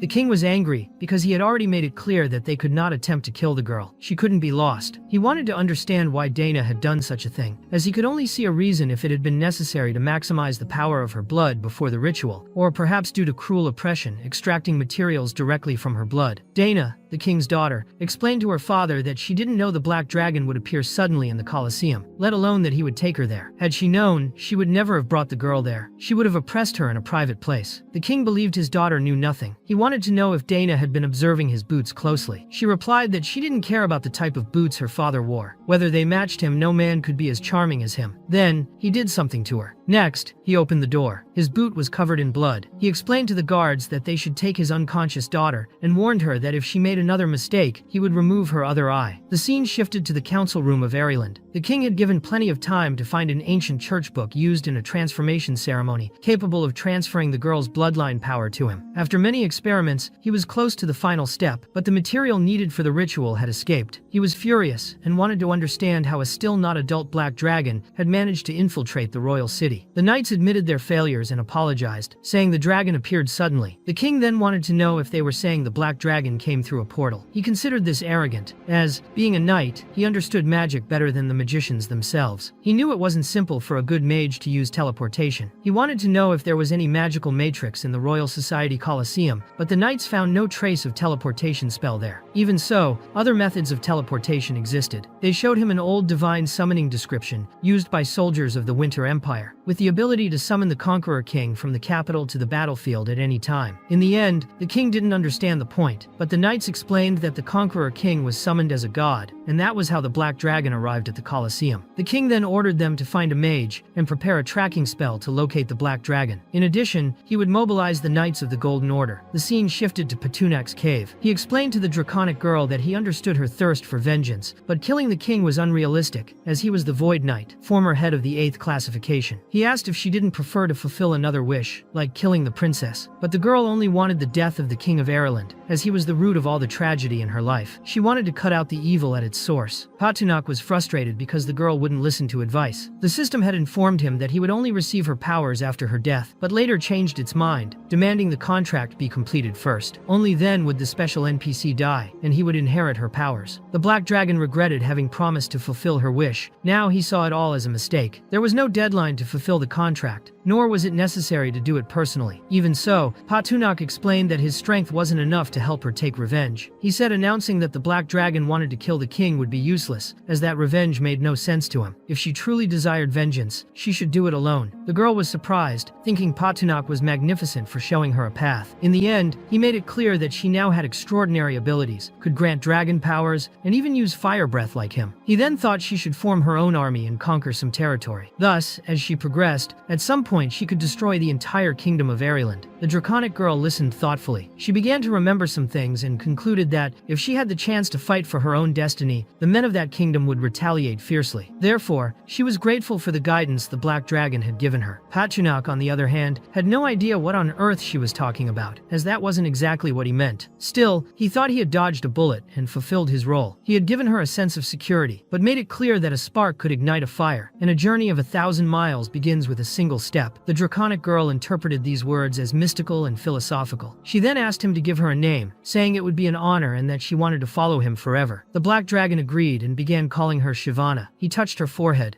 making a light shine. He hoped this would help her remain calm, cool, and composed when facing her enemy. He said he would wait for her action. Shivana began to cry and thanked him, as this was the first name she had ever received in her life, and she would treasure it. However, the system began mocking Patunak in every possible way, calling him a failed Mary Sue and a beta, saying that if he were strong enough to fight an 8th Order knight like the king, he would do it with pleasure. In response, Patunak demanded that the system teleport him immediately back to the Dragon Guard. However, since the contract had not yet been completed, defeated, the system made it clear that he would have to return to the dungeon on his own. This made him furious like a steam engine. He called the system trash and decided he would leave by flying, since Ireland was not that close to Anlius. He then checked the map, realized he was surrounded, and grew even more frustrated, as the system had given no warning. The system explained that Patunak could switch to his true form and spend points to transport Anna with him, which could help in that situation. Since the most dangerous enemy there was a Knight of the Golden Order. This made the dragon roll from side to side in desperation, as there was no way to defeat someone of that level. And the system said all this as if it were simple. The scene then shifted to a mountain, where an archmage in a black robe watched Patunak, whining like a spoiled child on the ground. She didn't understand why he was so agitated. A knight informed her that the dragon's crossbow was ready. The archmage ordered it to be moved slightly to the left and pointed toward the mountain. The knight asked if she really believed the dragon's crossbow could hit the black dragon. She confirmed firmly, as the arrows were engraved with 5 magical threads. These threads formed a set of enchantments: sharpness, speed, tracking, explosion, and armor penetration. Together, these magics were strong enough to pierce a mountain. The archmage knew the arrow was designed to pierce stone, not necessarily to kill the dragon, but she still ordered a second arrow to be prepared, as she trusted the targeting device fixed directly on the target's head. The tracking rune was considered useless in this case. The knight then asked if the spatial prohibition magic formation was ready. Everything was prepared, but the sorceress warned in advance. The area covered by the magic was vast, and they would only have 10 minutes to capture the black dragon. During this short period, they had to restrict his movements as much as possible. The captain simply asked the sorceress to ensure safety, as his knights were ready, and he intended to contain the dragon as quickly as possible. Thus, the great mage ordered everyone to prepare to fire the giant arrows. Quickly, one was launched, causing a massive explosion. Patunak was startled, while the draconic girl was certain something was surrounding them and about to attack. Wasting no time, Patunak began to fly, carrying the 2 girls in his arms. The mountain was collapsing, but the problem was that the black dragon felt his wings couldn't sustain flight. He then saw in the system that he was under the effect of a spatial prohibition magic for him. This battle held no honor. Suddenly, a gigantic arrow struck his dignity directly. He crashed to the ground, but never released the 2 girls. Now, he desired the death of all humans for doing this. The sorceress in the black robe was extremely pleased. The first arrow had brought down the mountain. She didn't believe the black dragon was so foolish. If he hadn't been holding those girls, he could have defended himself. She then ordered another arrow to be reloaded, now with precise aim. It was meant to hit his heart. Patunak was now face to face with the army of knights. He was already preparing to breathe fire, so they raised their shields. Patunak tried to turn them into barbecue, but the captain ordered them to increase their distance, weakening the range of his flames. The rest of the knights were to handle him with chains. The black dragon used the dragon language to disarm them, but a mage was already preparing a superior purification spell, nullifying his tricks. Then, a knight made a cut across his neck. This made Patunak even more furious. Even chained, he unleashed flames at the knights, who defended themselves easily. He realized he couldn't break those chains with just his bite, as they were specially made to restrain magical creatures. With great effort, he managed to break them, driven by the fear of losing the battle. Half the time of the spatial prohibition spell had already passed. Several knights began to surround Patunak, provoking him, but he knew this was just a distraction, while they prepared more chains to immobilize him. The captain grew frustrated with the intelligence of the black dragon and desperately searched for a weakness. He believed the crimson crystal on Patunak's chest was his vulnerability. If he could hit it, the dragon would lose concentration. He then advanced to attack, but Patunak used his tail to defend himself. He declared that their despicable behavior had provoked his wrath, and without hesitation, unleashed his fiery breath at the knights. The captain was surprised, but still believed the dragon's resistance was futile. He then used the Dragon Slayer technique, a power so strong that even Patunak felt apprehensive. He was struck directly. This was the light of the hidden sword of laments, charged with the fury of the souls of fallen companions. The blow was devastating. Patunak at that moment saw vivid images, memories of the lost souls, and then, in that instant of pain and transcendence, he mastered the dragon word, the power of the king. He recovered quickly. The captain couldn't believe what he was seeing. Patunak let out a brutal roar that shook the entire region. He had been promoted to a young 5th Order dragon, and along with it, awakened a new draconic language, something he didn't even know how he had acquired. The king's power was an ability that granted Patunak absolute sovereignty within a 100-meter radius. Within this domain, his willpower and resistance increased exponentially, while those of his enemies were drastically reduced. During this effect, he became practically inviolable. Additionally, he became immune to attacks from the dragon's soul-destroying sword. Although he had advanced suddenly and didn't fully understand it, he soon grasped the effects of the dragon language. Within the royal domain classification, neither physical nor mental damage could penetrate his defense. Even attacks like the dragon Dragon Soul Destroyer launched with full force by Jingsun would have no effect. Patunok knew Jingsun wanted to kill him, but now, at this new rank, that was increasingly difficult. Without hesitation, Patunok declared to all the knights, calling them worms, that they would face all of his fury. The mages, desperate, activated their elemental fire shields, but they were weakened and on the verge of breaking. They needed something to save them. Suddenly, an immense explosion occurred. When the dust settled, one of the knights charged at Patunok with his sword, but could do nothing and was brutally struck. Before falling, he shouted for everyone to flee as quickly as possible. Patunok began to fly, showcasing all his strength before those knights. He made it clear that none would escape. He wanted them all to taste his dragon breath bomb. He was preparing an attack completely different from anything he had done before, when he was suddenly trapped by a spatial confinement. Not understanding why he couldn't move, he realized that the formation had been created by the great space sage, the most powerful mage of the Aurelian Empire. An old man appeared. It was Angus, the mage of the Stellar Circle, who declared himself deeply disappointed. Around him, several fallen individuals tried to justify themselves, claiming they hadn't expected the dragon to have an opening or be so strong. But Angus saw this only as another reason to condemn all of the King of Airland's subordinates. Then, a young man armed with a dragon crossbow approached and greeted Master Angus. The mage ordered him to prepare to finish the task. When he fired the crossbow, the spatial confinement would be temporarily unlocked to allow the arrow to strike the black dragon. However, Angus warned that he did not have enough power to conjure the confinement a second time. This was a one-time opportunity. Even so, the man assured his master not to worry. He was ready to fire the dragon crossbow at any moment. Patunok realized that these humans were talking about the crossbow again. He hadn't imagined they actually possessed it. He then asked the system if he could summon his true body, as he wanted to test if he could withstand the arrow. The system made it clear that he would not survive. That arrow had been specially prepared to kill him. It was difficult to manufacture and had 5 runes engraved by professional mages. Patunok became quite worried. He had been summoned for a mission in the Airland combat arena, but didn't know if the king sought revenge or if there was some conflict with Shivana, who had been under his care for many years. He asked the system for an efficient solution to escape the mess. He sensed that the humans were ready to fire at any moment. The system offered the possibility of teleporting his real body along with Anna. However, it made clear that only Anna would provide an effective solution to the current problem. Patunok was furious. The idiot couldn't mention anything involving Anna. He didn't think it was right to put her in such a dangerous situation. He already knew the system was capitalist and only wanted to extract points at any cost. He then asked if there was another way to spend points to get out of the problem. The system suggested patience, explaining that a combat power calculation mechanism existed and that there was a possibility the Black Dragon might not even defeat Anna herself. This left Patunok extremely surprised. At the same time, he believed the system was wrong. Finally, the system explained that detecting the distance to the dungeon would cost 500 points, summoning his true body would cost another 1,000 points, and teleporting Anna would require an additional 1,000 points. The Black Dragon was incredulous. He had assumed the system would do it for free, but the capitalist system made it clear that Patunok was under spatial confinement, and resisting the force of this confinement was no easy task. Patunok accepted and asked the system to perform the teleportation. Suddenly, Anna appeared. Without wasting time, she opened an elemental water portal. She realized the danger Patunok was in and wouldn't let him suffer. A gigantic water creature emerged from the portal. It was 7th level, which impressed Patunok. The creature saw the material plane as a delicious sacrifice, but it soon noticed something approaching, an arrow. The creature was struck. The shot pierced through it and continued toward Anna, who was standing in front of the Black Dragon. She raised her barrier. Patunok watched in fear. Angus couldn't believe that a First-Order mage had summoned a Tide Lord of the elemental water plane. He looked up and saw an immense fireball coming toward him. He grabbed a potion, realizing the enemies didn't understand that even without the spatial restriction, they couldn't act recklessly in front of a space sage. The potion restored vitality and accelerated the recovery of all bodily functions. With it, he easily defended against the fireball. However, it was Anna who was launching those fireballs. She couldn't believe the old man had managed to defend himself. She made it clear that anyone who tried to harm the Black Dragon could no longer exist. She seemed to have already mastered elemental fire magic extremely well. Angus's eyes widened at the display of her abilities. He realized the half-elf was a genius, and such a genius could become a great threat to the human race if converted into a familiar of a Black Dragon. Therefore, she needed to be destroyed as quickly as possible. He didn't know that Anna had only recently started focusing on learning magic. Had he seen what Salist witnessed while teaching her, he might have collapsed. After realizing this, Angus used a spell called Spatial Lock, creating several walls around the elven girl. Quickly, Anna sent everything upwards,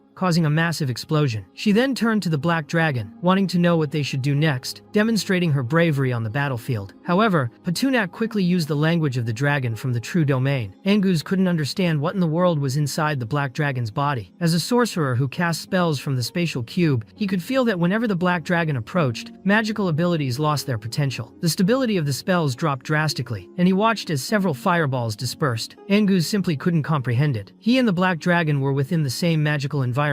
The elemental conditions were exactly the same for both. To Angus, it was impossible for Patunak to be absorbing all the spatial elements around him. If the dragon could get that close, he couldn't understand why he still looked so pitiful. Then, he was nearly struck by a fireball, and that was when Angus realized that Patunak's field moved along with him. Angus's spatial confinement was larger than that field, so he managed to keep the Black Dragon's domain under minimal control. In the end, Angus didn't have much magic left, but he had many years of experience fighting giant magical beasts. He trusted his ability to hunt down that Black Dragon in no time. Patunak tried to strike him swiftly. Angus defended himself with his shield. At the same time, he felt the oppressive sensation vanish, and began to think that the Black Dragon's domain didn't last forever. Thus, Angus saw an opportunity to kill Patunak. He ordered his men to ready the ballistae, for he would create the perfect opening. Suddenly, his shield shattered and he vanished, leaving the Black Dragon confused. Patunak believed the wizard had little power left, so this would be the perfect moment to finish him off, until he saw a portal above, and thought he shouldn't waste that chance. Angus thought that Black Dragons were an extremely barbaric race, much like Red Dragons, who only knew how to use their claws. He prepared an attack with the tip of his fingers. Patunak unleashed his fiery breath toward Angus, who once again defended himself with his shield, swearing he would now play rough. Angus opened a portal and drew a sword, knowing the Black Dragon would move constantly in a ranged fight. But in close combat, he believed he could narrow Patunak's options. Suddenly, a golden shield emerged from Angus's magic. Patunak believed the old wizard was hiding something, for he had used a spatial vortex spell and reversed the transformation, turning the dragon breath into a shield. Thus, Patunak thought Angus deserved to feel the power of his dragon claws. But before he could use them, Angus appeared behind him and struck with full force. At the same time, a high-level water elemental materialized behind Angus as well. Anna, with her dragon horns and wings, quickly used her skill called Infernal Explosion. Angus thought it was the same old trick, but he was already seasoned in such situations. In the end, he redirected Anna's attack to strike the water elemental instead. She grew alarmed, and the Black Dragon suffered a deep cut on his arm, feeling immense pain.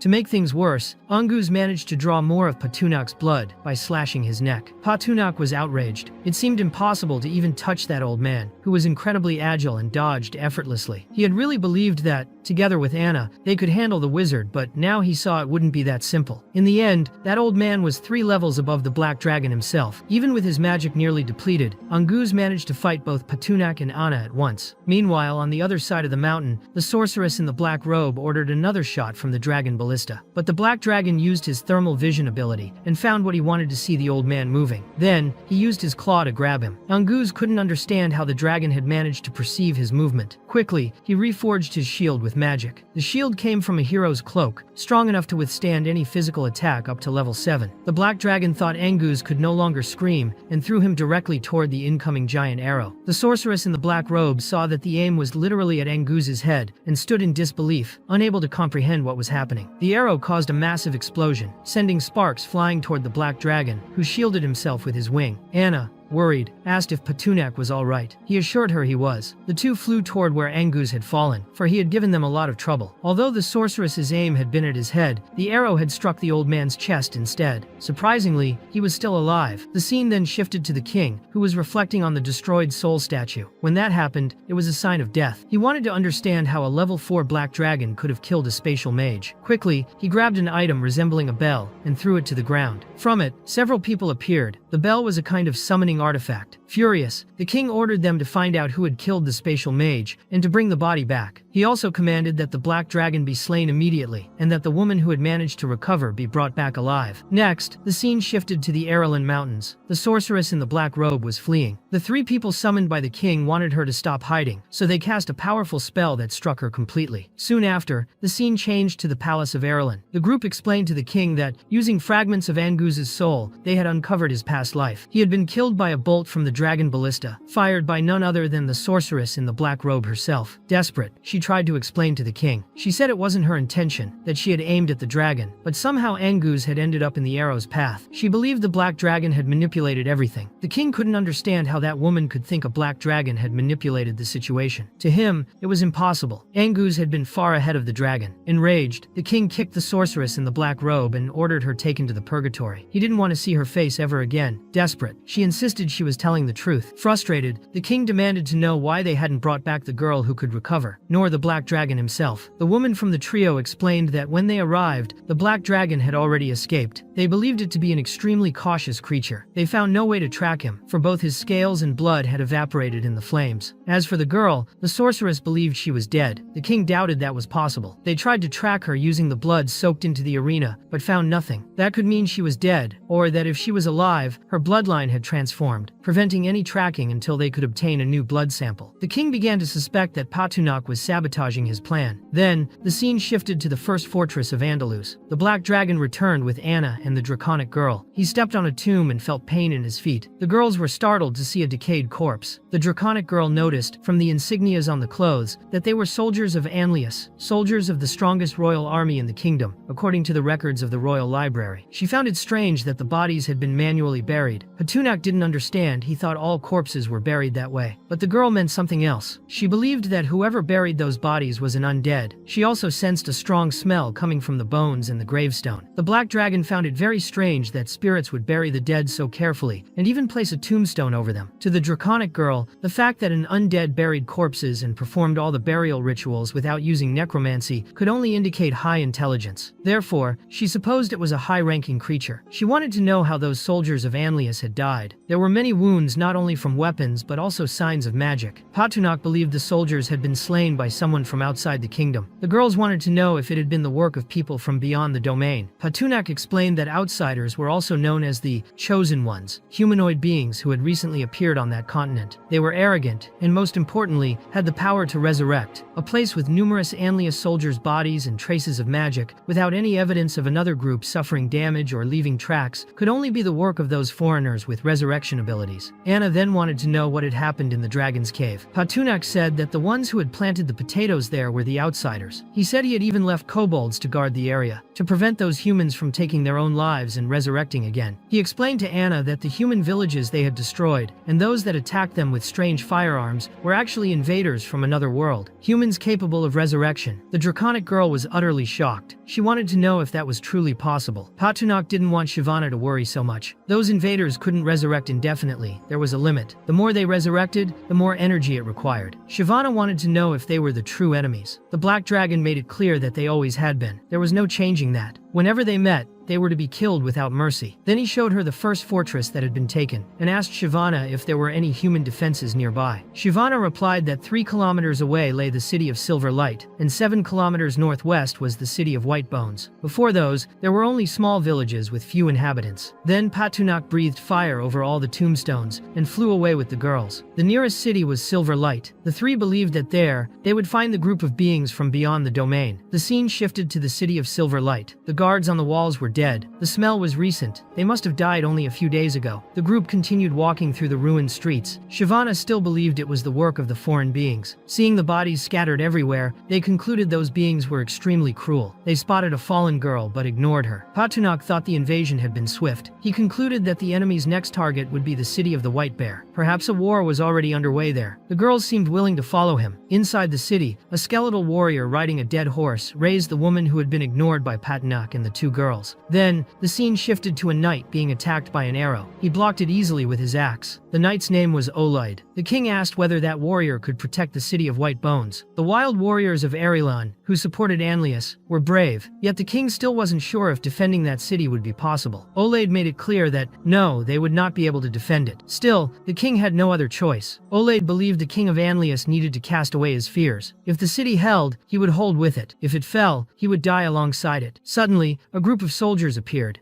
informing the king that the enemy was already attacking. They had reached the walls. The king grew furious. The subordinate's tone almost made it sound as though he were blind. The king grabbed him by the collar, ready to scold him. To make matters worse, the enemies were nearing the trenches. Mages were everywhere, trying to contain the situation. The king of Anlius saw several warriors being swept away by a current of water and demanded to know where it came from. Olaid believed the waters came from the broadleaf forest behind the city of the White Bear. He had secretly ordered Kalel's soldiers to dig a canal to redirect the water, but he had not authorized it to flow all the way to the trenches. Meanwhile, the scene returned to Patunak, who was watching with the girls. He hadn't yet realized that the soldiers of Whitebone were still defending the city quite decently. Shyvana wasn't sure whether they should attack, since rescuing the defenders of Whitebone City could make everything easier through that alliance. She believed in the Black Dragon's power and knew he could turn the entire situation in their favor, but Patunak wasn't in any rush. He also thought their appearance at that moment might be beneficial for the city's people, but preferred to wait a little longer. Then the scene shifted to the invaders, who made it clear to the cunning soldiers of Anlius that no strategy would be enough to counter their absolute strength. The invaders' leader ordered some mages to separate and use ice magic, sending freezing shocks through the water, taking advantage of the river's flow. The king of Anlius noticed enemy mages approaching, but couldn't comprehend how there were so many. Olaid saw an opening to attack, while other invaders declared that the king should be killed. Quickly, the king fell to the ground in terror, and several knights approached as he wet himself. In utter shock, one of the warriors tried to strike him with a sword, but before he could, Shyvana appeared and caught the blade. She asked the king if he needed help, and without hesitation, flung the enemy's sword away. Using her dragon claws, she tore off the man's head. The king, his voice trembling, quickly thanked her and even called her beautiful, promising to grant her whatever she wished for, saving his life. The lion had turned into a soaked kitten, the king of Betas. Olaid didn't like that one bit, and demanded to know who Shyvana was. She explained that she had come to save them and warned that they shared a common enemy. Olaid found that strange. He had no idea who she meant. Just as she was about to explain, a warrior tried to strike her from behind, but she easily knocked him down as if he were nothing. She pointed out that their enemies were the foreigners, beings from another world, and more. They were also facing another enemy, the king of Arilin. Olaid quickly grew wary. She knew too much, even things he himself didn't know. Moreover, she knew who he was and who his enemy was. Still, he concluded that the enemy of his enemy was his ally, and chose to acknowledge her. He told Shyvana that it was difficult to deal with so many enemies and, while blocking an attack, admitted that fighting on was useless. He'd rather die there, seeing no way out. Shyvana made it clear that when she said she could save them, she meant it. She slit her own arm and leapt high into the air. From above, she invoked the king who slumbers in darkness, for her blood cried out for the one who brings death and plague to all enemies. The humans below were astonished by her movement, and began plotting to capture her. As her blood touched the ground, the earth began to quake. The soil expanded rapidly, and suddenly, the black dragon emerged, making it clear he had answered her call. At last, the city's wall completely collapsed, shocking everyone. In Whitebone City, the attack was real, and many believed that the black dragon summoned by the enemy had helped to break through the defenses. Therefore, they thought he was their ally. However, not everyone shared that view, as they noticed Patunak's health bar glowing red, signaling hostility toward them. Patunak grew extremely frustrated, for he had just arrived and everything they had done had been carefully planned, yet it all spiraled out of control. He also explained that, in the end, the wall was already collapsing, and that he had only simulated the accident. Wasting no time, he used his fiery breath to roast them all. Despite bringing down several soldiers, those still standing quickly regrouped, forming a strategy to attack the Black Dragon. They couldn't allow Patunak to hinder the great Sakura Empire's advance. But Patunak approached and found it utterly pathetic that they would try to attack him in such a disgraceful way. So he simply decided to crush them all, earning a few system points. The surviving soldiers told the general, named Gusi, that their battle plan had failed, but the general wasn't blind. He recognized the dragon's intelligence and ordered everyone still standing to retreat. There was no longer any reason for useless sacrifices, and the lives of the remaining warriors were precious. Those still present saw the general leaving, and started running too, trying to stay alive. Patunak, of course, was furious that the humans were attempting to flee, and showed no mercy, roasting most of them. The scene suddenly shifted to the desert, where the giant infernal bird ridden by the Sakura army's general came to a halt. He wasn't sure whether the creature had run out of energy or something else, for the massive bird buried its head into the ground like an ostrich. He couldn't understand why the creature had suddenly frozen, until he saw a hurricane approaching, and felt chills down his spine, as the event looked like an imminent storm. Then he realized the bird was afraid. Treating the creature as a mere object, he began whipping and cursing it, demanding it move faster as the tempest drew near. The bird, however, glared at him menacingly. Frustrated, Frustrated, Goosey was thrown off its back as the bird bolted away at incredible speed. The general of the Sakura army was furious, thinking that stupid bird was trying to turn itself into roasted chicken. The problem was that the system items weren't that good, they were all temporary. Suddenly, the ground began to shake. He thought it was an earthquake, but in truth, it was countless undead creatures emerging behind him. They began chasing him as Goosey panicked and warned the others to retreat immediately, for a horde of undead was heading their way. The others didn't take him seriously, as they were in such a remote place that not even birds defecated there. It seemed impossible for undead to exist in that area. Goosey didn't care if they believed him or not. He kept running. By the time the others realized he was right, it was far too late. The horde had already struck. Few managed to escape, while others decided to fight, believing they would revive anyway. Their strategy was to think of the Black Dragon and lure the undead army toward his location. Goosey kept running without stopping. He had reached that level, become a general and a mayor, enjoying all kinds of privileges. Every life was precious, and he couldn't afford to die so easily. However, the system revealed that he had been affected by the wind of the undead, and was now under judgment. The judgment succeeded, granting him immunity to the wind but not to the wail of the undead, which left him paralyzed with fear and reduced his speed by 8%. This frustrated him even more, as escaping had now become much harder. He tried his best to keep running, but even a snail could have moved faster. His legs felt almost bound by the overwhelming sense of shame radiating from the undead. On top of that, he began suffering mental weakness, losing the will to fight. Goosey's body was completely out of control. Seeing that immense horde of undead before him, he realized they were his own relatives, killed earlier in the city of Silver Light. Goosey spotted the tailor's daughter and wondered if she had become an undead to seek revenge. Still, he felt somewhat at ease, believing he couldn't die, unlike those who were neither human nor spirit. But soon, he realized there was no point in speaking, since the undead had no minds, and any words were useless to beings who couldn't understand them. Suddenly, the tailor's daughter shoved her hand into her own chest, ripped out her heart, and placed it inside his body. The system immediately warned that he couldn't remain alive after such mediation. Goosey panicked as the system showed that he should have purchased items from the shop to escape the curse. This confused him, as everyone believed resurrection could fix any problem after death. He began taking constant damage. The curse afflicting him was known as the Curse of the Afflicted Souls, which locked his spirit and couldn't be removed by physical resurrection. The only way to rid himself of it was by buying the Divine Purification Potion from the system shop, but it had to be consumed 3 times to fully eliminate the curse. To make matters worse, he now had a necroplacenta, a new organ that, every 10 hours, would incubate a necro baby, absorbing 50% of his blood and destroying a random part of his body.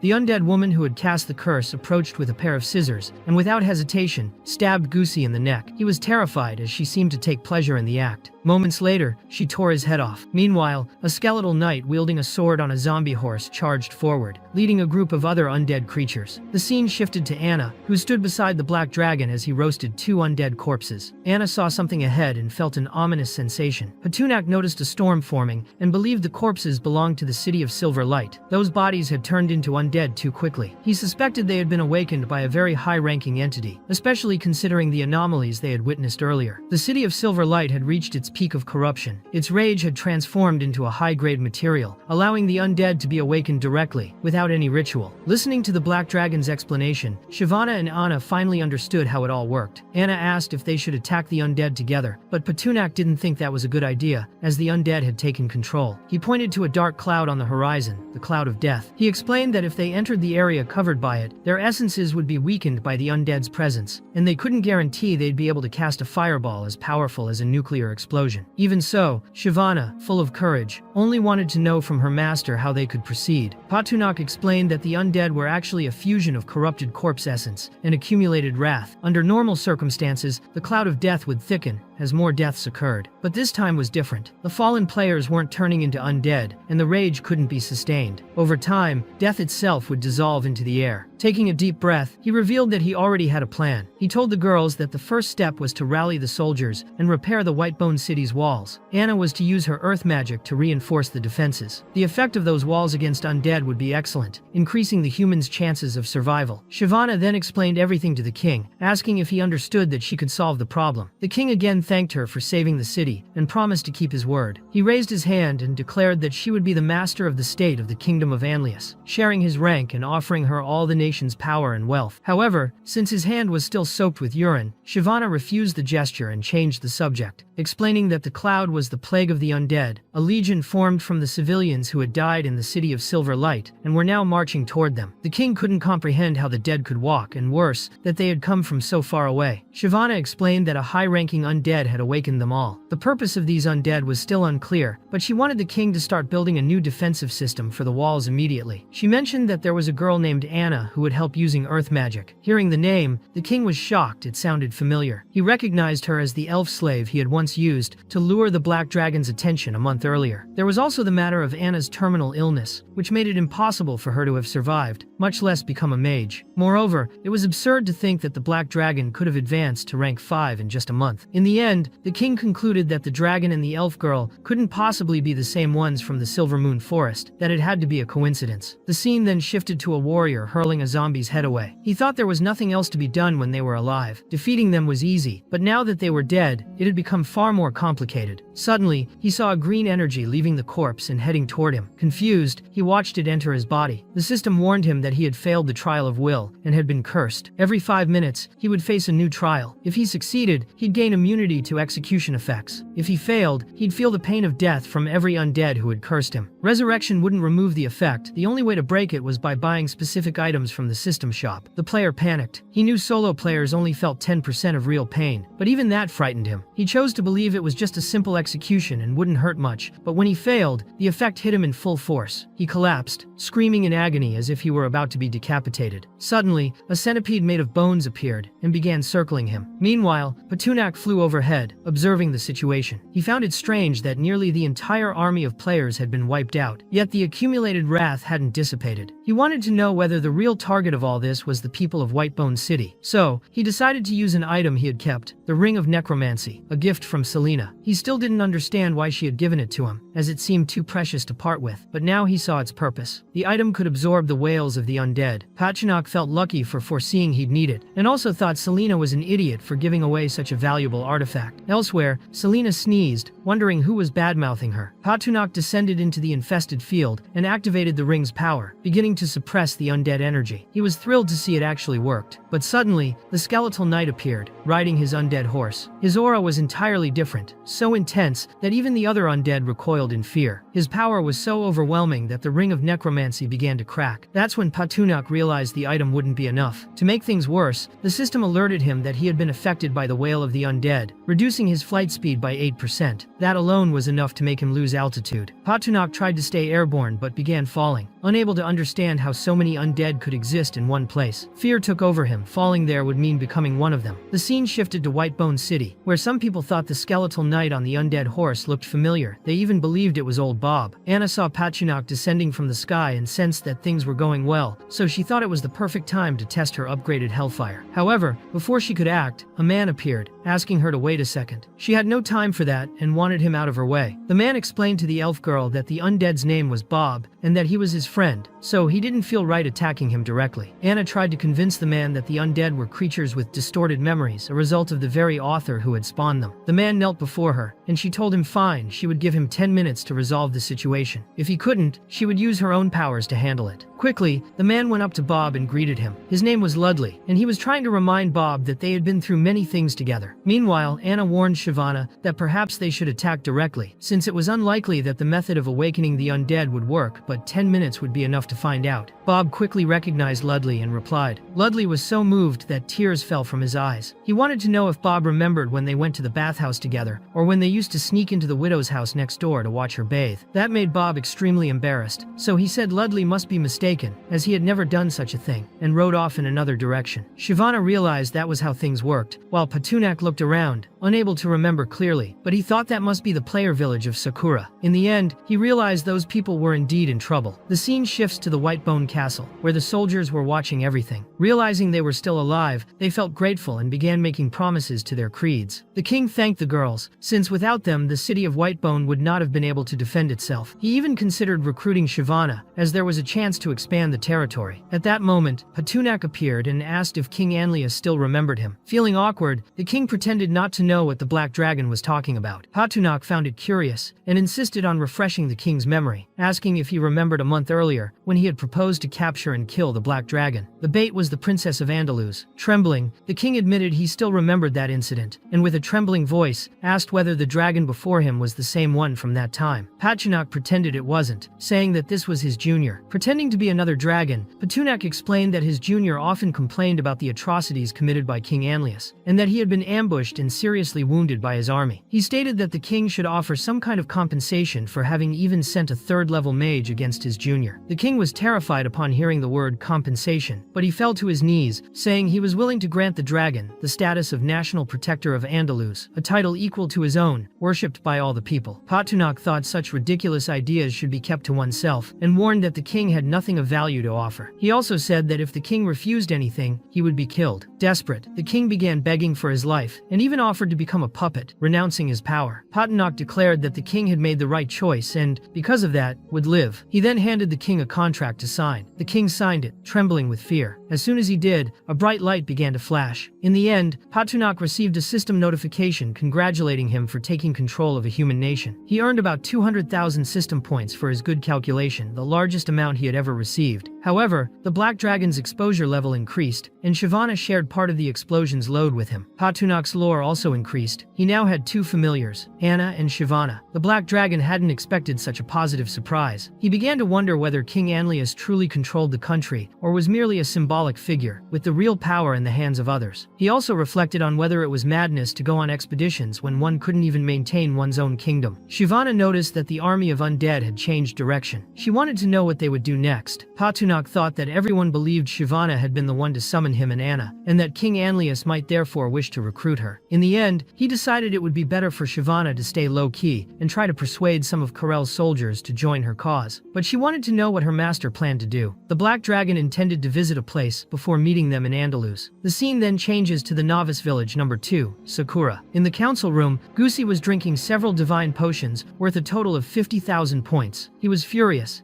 and even smashed one of the bottles as the curse persisted. He feared that brats would show up, even after spending so many points on the potions. Suddenly, a warrior rushed in, warning that there was a problem. The dead were coming to attack the city. Gusi became even angrier. He couldn't understand how that was possible. He hadn't expected the undead to arrive so soon. He wondered if they thought the people of Sakura were weak. The scene shifts to the city walls. Gusi sees a giant skeleton approaching. The warriors were already in position, as were the mages and priests. He warned that the undead had easily defeated the warlocks in the White Bear Castle, where they had been crushed by the Black Dragon. Now, Gusi was determined to protect the player village. He said the enemies were weak and would provide good experience. But then the system issued an alert. A demonic attack had been detected. The protection mode of the respawn point was activated, allowing magic and spiritual energy to recover 20% faster. The system also warned that if no one from Sakura village survived, everyone would lose their resurrection points. Gusi thought it was great to have a respawn point and believed there was nothing to worry about. But then Bob appeared, mounted on his undead horse, leading a legion of the dead. He used the Fear Shock skill. A mage then warned Gusi that they wouldn't be able to resist, as the negative effects were stacking too quickly. Desperate, he ordered the priests to use purification on all the mages. He commanded the mages to cast explosive fire on the corpse mountain, believing the creatures wouldn't withstand fire magic due to their low level. The Black Dragon suddenly appeared. Patunak asked the system whether, by hurling the priests into the air and tearing down the walls of the novice village, the undead would enter and wipe out the players. The system confirmed that any action taken by Patunak would increase his exposure but wouldn't affect his ability to capture core pieces of the player's city, something that surprised him. More confident, he didn't hesitate. With a low-flying dive, he startled the players, who began screaming and running. One of them shouted for everyone to hide. Patunak wasted no time and breathed fire toward the priests, causing a massive explosion. Gusi was shocked, trying to understand when the dragon had arrived. No one knew anything. The map showed no approach. Even so, he tried to remain calm and said the dragon wouldn't attack only them but also the undead. He ordered everyone into their houses, as they were protected and sturdy. Patunak saw the players hiding and interpreted it as a wish for death. He continued breathing fire but was surprised to see the buildings remain intact despite the explosion. He wondered if the Sakura players were using special materials to reinforce their homes. He landed and began inspecting the craftsmanship. With his tail, he smashed the roof and entrance, finding a few people inside outside and thought it amusing. The undead began to invade the place. Patunok used the dragon tongue to enhance his vision and found a structure where two men were digging a tunnel. He didn't know whether it was for attack or escape. Soon he found the tunnel's exit and realized those two had no way out. He unleashed his draconic breath, and the pressure caused the entire tunnel to crack. The system congratulated him for eliminating all Sakura players with the help of the undead. He received 280,000 system points and obtained a city core fragment. Meanwhile, Bob rode his undead horse forward. The protagonist approached, demanding that he hand over the crystal. But Bob thrust the crystal into his own eye. Patunok panicked and chased after him. The skeleton began releasing immense energy, generating an explosion so powerful it hurled the dragon away. The magical energy spread across several tombstones. Patunok realized he was in a cemetery. A barrier formed around the place, angering him, as he wanted that core. The system warned that the enemy had begun the territorial domination process. Suddenly, a giant hand emerged and shattered the barrier. The cemetery began to rise. Patunok screamed in despair. To make matters worse, the system reported that a world boss had appeared. The location was marked on the map with the name Lord of Death, Bob Carlberg, 5th Order, level 48. All players received the alert. A description of Bob appeared, a skeletal knight who once served as King Anlius's guard. The system also stated that he commanded an army of undead that would fight alongside him. A world-level teleportation portal had been established. The scene shifts to the fortress of player number 1 Celestial. The red-haired swordsman reflected that this time, the world boss wasn't just higher level but had wiped out the Sakura players in the Andalus region. Meanwhile, at the fortress of the second player in Sakura, the warrior was furious. Last time, they had taken the world boss reward, and now he would do anything to seize the treasure vault, stepping over anyone who got in his way. At the fortress of the beautiful nation, the players were heavily armed and already organizing to fulfill the objective of eliminating the world boss, Bob Carlberg. At the Annalise camp, the king slept peacefully. Outside, Olaid stood guard. He heard a noise and immediately asked who was there. Shyvana appeared, admitting that he was the strongest warrior of Kale, and more than that, a vigilant one. She believed Olaid had already seen what she was capable of, summoning the great black dragon and the spirit of the dragon. Therefore, she wanted to know whether he would join her in her quest for vengeance against the Aurelian Empire. Olaid found the proposal tempting but said he would never join her. Shyvana asked whether his refusal had to do with his son. At that moment, Olaid was shocked and demanded to know how she knew that,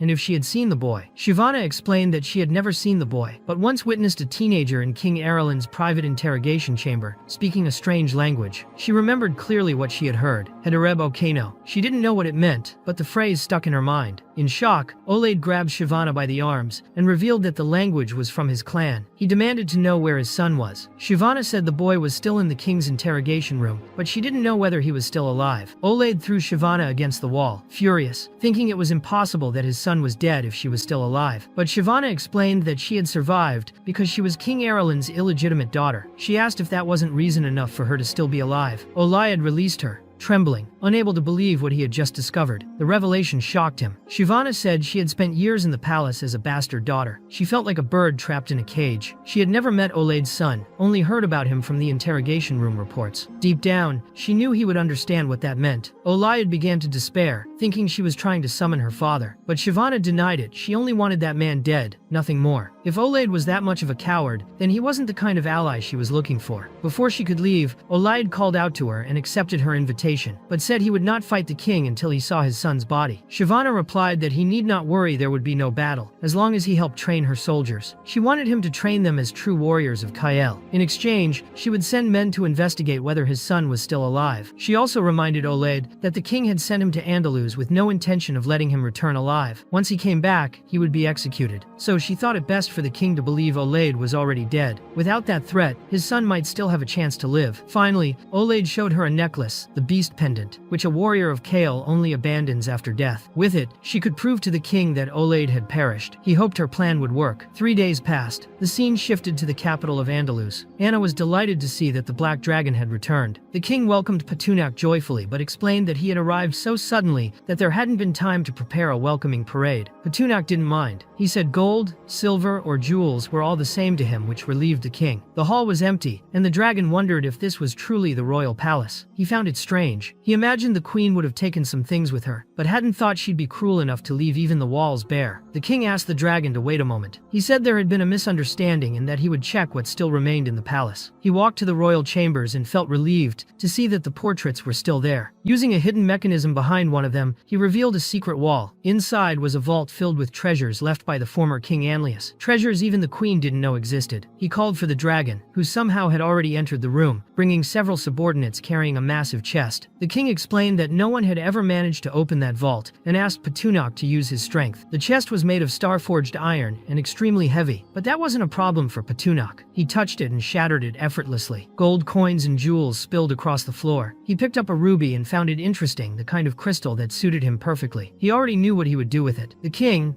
nervous, said he would go inform the palace kitchen to prepare something delicious for the dragon to eat. Petunak didn't object. When the king left, he summoned Shyvana and asked her to follow him discreetly, to learn what his true intentions were. The scene then shifted to the mountains of Anlu. The king rode with his men. He remembered that the queen had established a retreat there, just a few kilometers from the capital, behind the Andaluz palace. Since she had taken many of her belongings, he thought that if he found her, he could ask the dragon to bring everything back. Shyvana, hooded, followed him from a distance. She saw him arrive at the Anlu camp and heard a woman's voice coming from inside a cabin. It was the queen, though Shyvana didn't know it yet. She wanted to understand who that woman was. Shortly afterward, the king arrived at the camp. One of the soldiers approached, asking for the reason for his visit. The king said the war was over and that he had returned. The soldier, uneasy, explained that the queen was busy and would send a knight to see when she could receive him. The king grew furious. He said the queen was his wife and that it made no sense to wait for permission. He swore that anyone who had failed to protect her would pay with their lives. Mounting his horse in rage, he rode ahead. Some knights whispered that perhaps the king was no longer the same man as before. He galloped to the cabin. When he arrived, his horse stopped abruptly, and he slipped and fell to the ground. As he got up, he saw a scene he could hardly believe. His queen was with another man. Betrayed mercilessly, he froze, trembling. He could barely believe his eyes. With cold disdain, the queen looked at him and ordered her lover to kill him. The man immediately drew his sword to obey her command. But before he could strike, Shyvana, who had been following the king, cautiously slashed the soldier, restraining the queen, before he could even react. She declared that the queen's heart was cruel enough to disappoint even her, for Shyvana was still alive. The queen, panicking, began to scream for guards, calling Shyvana a monster and demanding they kill her. But outside, the king saw that all the guards were already dead, slain by their own swords. The queen, in shock, began to tremble and asked if Shyvana had done all that. Shyvana explained that there was no point keeping soldiers who didn't obey orders. She believed the king wouldn't mind if she rid him of traitors, and he fully agreed, saying they all deserved to die. In the end, the queen believed that, even if Shyvana was a monster, her neck was still her weakness. The queen rushed toward Shyvana, aiming for her throat. The king quickly warned the dragon girl to be careful. The queen managed to strike Shyvana's neck, but nothing happened. Her skin had become incredibly tough after receiving Petunak's blood. Shyvana seized the queen by the throat and coldly told her that, in her next life, she should find a sharper weapon. The scene then shifted back to the royal palace of Andaluz, where Anna asked Petunak what they were really doing, since half the day had already passed. Petunak didn't see anything wrong with it after all. They didn't live there anymore, and King Anlius was now one of his familiars. What belonged to him also belonged to Anna. He explained that everything was going perfectly, but didn't want to reveal the secret behind his ultimate trump card. Anna understood completely what the Black Dragon was up to. The next scene took place at the gates of Andaluz's capital. The king wanted to know from Shyvana if they were heading the right way. The dragon girl hadn't taken a wrong turn, but she couldn't understand what was missing from the city. The king then realized that his entire kingdom had vanished. The palace was gone. Even the gates had disappeared. Meanwhile, Petunak was eating chunks of building material that Anna was tossing into his mouth. The king arrived on horseback, desperate and weeping, unable to comprehend what had happened to his palace. When he saw the dragon casually eating, he was completely stunned, trembling until he fell off his horse. Since Petunak had consumed 3 tons of stone, his defensive strength had increased by 150%, though his speed had dropped by 5%. He had basically turned into a living shield. His skin had been tough before, but now it was even more so. He wanted to know what level his defense was now, since a dragon crossbow had nearly killed him once. But with a 150% boost, he thought it was impossible for anyone to kill him. The system began combining perception techniques to answer his doubts, but his perception level was too low and required 50,000 system points to upgrade. Petunak thought the system asked too many questions and should just be more direct. So, he spent the money he had for the upgrade, but instead of 50,000, the system consumed 150,000 points, leaving him completely dumbfounded. In the end, the system simply raised his perception to the maximum level. The Black Dragon swore he would lock all his system points, so it could never spend a single one again. The system tried to calm him down, saying that at the highest level, problems would be solved much faster. Petunak asked if the system could actually handle full power perception. It could, but it was extremely exhausting. Suddenly, Petunak punched the ground, startling Anna, who wondered if he hadn't eaten enough. But the black dragon was upset about losing so many system points. He knew he could recover them eventually, but still felt bad, especially after realizing there were even higher perception levels beyond that. Angry, he ordered the system to keep analyzing, just to see how long it could endure the strain. Since the system was skinning him alive, Patunak decided he'd do the same in return. The system completed its analysis and revealed that the main component of his armor was adamantine, while the secondary materials from starstone were gold, silver, and granite. The armor could withstand a full power strike from a 7th rank fighter and multiple direct attacks from a 6th rank practitioner. It could even resist an anti-dragon hunting arrow. But the black dragon realized that, in the end, it still wasn't enough. The only way to survive King Erlin's hands, an 8th rank professional, was to at least eliminate Anna's negative effects. The problem was that the new heart being implanted would take months to grow, and Anna didn't have that much time. Taking advantage of his improved perception, Patunak asked the system if there was a way to accelerate the growth of the golden fruit. The answer, yes, but it would cost 250,000 system points. And, as always, the system did it automatically, without asking permission. Patunak was outraged, shouting at the system for acting on its own. Suddenly, a powerful light began radiating from the black dragon's body. Anna didn't understand what was happening, nor did Shyvana feel safe, but she could tell Patunak was evolving, becoming even stronger. At that moment, the black dragon wanted to know how many system points he had left, intending to check what else he could improve. However, the system advised against making more modifications for now. It would be better to go to the Dark King's dungeon beneath the royal palace of Anlu, but teleporting there would cost 100,000 points. Naturally, the system was once again trying to bleed the black dragon dry. The system quickly notifies the black dragon that the dual heart was overloaded and that he should remove it as soon as possible before things got out of control. This frustrates Patunak, as the system should have warned him before the upgrade, but it suddenly stops responding, increasing the dragon's anxiety as he has no idea what to do. Anna, worried, asks if Patunak is alright. He tries to pretend everything is fine to reassure Anna. After all, he was a fool who cared more about her than himself. Suddenly, an earthquake shakes the place, and Shyvana suggests they leave first, but Patunak tells them they'll be heading to the underground palace. The girls think it's far away, but he explains that's no longer the case. The scene shifts to the underground palace, where Anna is amazed to see that it lies beneath the capital of Anlu. Soon, they hear the sound of a bell. It's the two cats bringing Kaguya back once again. She wants to speak with Anna, who in turn wants to know why the witch is there. Kaguya explains that she was summoned by the holy maiden Celestine, who asked her to bring a gift for Anna. The witch then reveals a golden chest. Patunak wonders if it contains diamonds or jewels, but suddenly a bright light floods the room, and Anna is thrown toward the black dragon, calling him the great divine dragon as she embraces him. Patunak is bewildered, and Kaguya believes this must have been a vision from the Holy Virgin, who revered the black dragon. Only then does she understand why Celestine insisted the gift be delivered in private. Patunak asks if Kaguya received his letter, since he had summoned her himself. Kaguya confirms and, glancing at the message, asks if he's truly sure he wants to go through with it. The dragon nods without hesitation. Anna, still confused about what's happening, suddenly clutches her head in pain and collapses. A magic circle forms around her, and Kaguya lights incense in a small pot. Patunak, puzzled, asks what that is. The witch explains it's a calming incense used to ease tension. He asks if it works on dragons, and Kaguya sheepishly admits it's for personal use, leaving the dragon momentarily frozen. Worried, he asks how many times she's performed a heart transplant. Kaguya replies that she's only done one large-scale procedure before. This sends the black dragon into shock to him. She wasn't even a beginner, but Kaguya asks him not to worry, saying she memorized every step. Even so, he can't understand why she's trembling and sweating so much, and asks if the process requires opening the chest and tearing through the abdomen. The witch assures him that nothing so brutal is needed. Everything will be done through a ceremony. She goes on to explain that before the ritual, the subject must fulfill the conditions for transplantation, a subtle and advanced process. Kaguya says she'll perform it because her master, a very experienced man, had passed away. Patunak, however, assures her she needn't worry, as he himself would ensure the ritual subject meets the necessary conditions. All she has to do is conduct the ceremony properly. Patunak then consults the system and uses his points to reshape the second heart, adjusting it to the size of a human heart. The problem is that it causes excruciating pain, and he collapses, telling Kaguya he's ready. The witch watches, amazed, as the heart transforms into a perfect human form. She's in disbelief when she realizes there are two hearts, and recognizes that he truly is the great divine dragon. possessing such a unique anatomy. Channeling her magic, Kaguya begins the process. A powerful light descends upon Patunak, who screams in agony, while Anna lies peacefully asleep on the floor. The light then floods the girl's body, but Kaguya feels her throat tighten and warns the dragon that Anna's demonic energy is resisting the procedure with overwhelming force. Trembling, she continues anyway. Suddenly, a demonic entity tries to interfere, grabbing and violently tearing her arm away. It becomes a true battle of energies, but Kaguya refuses to give up. She pushes herself to the limit to separate the demonic power that refuses to yield. Then, the system informs the Black Dragon that the heart has been fully restored and the debuff removed. His attributes increase dramatically, and his physical strength now matches that of a fully grown adult dragon. Patunak is thrilled to realize he's reached level 50 and is about to enter adulthood, which would grant him another huge boost. Kaguya confirms that the ritual is complete and that Anna could awaken at any moment. She bids farewell and leaves. The scene shifts to the Black Dragon's dungeon, where a group of players has gathered before the entrance. Their leader, Jindari, tries to motivate the others, assuring them they can defeat the dragon. Soon, the group defeats one of Patunak's army beasts, a boss known as Jackal. Jindari, excited to see a chest drop, believes he'll finally get his reward, but a brilliant light bursts from inside it. Confused, he assumes it's a self-destruct mechanism and, panicking, tries to store the chest in his inventory and run. Shaking, he grabs the chest and runs back the way he came, but everything looks different. Patunak waits for him silently, watching. The player, not recognizing the dragon, mistakes him for a large boulder blocking the way. Blinded by ignorance, Jindari thinks he can use the rock as building material, and without thinking, strikes it with his sword, since he doesn't even own a pickaxe. He's clearly never played Minecraft. When he realizes the stone is impossibly hard, he steps back, confused, until the system notifies him that he's facing a 5th-class mutant black dragon. Only then does he grasp the magnitude of his mistake and falls into despair. He quickly kneels before the dragon and begs for his life, promising to serve faithfully if spared. Patunak, who actually needs humans to help plant potatoes, finds him useful and offers him a chance. A prompt appears in the player's system, a legendary hidden quest. Jindari accepts immediately, vowing to serve the black dragon until death. The system then shows Patunak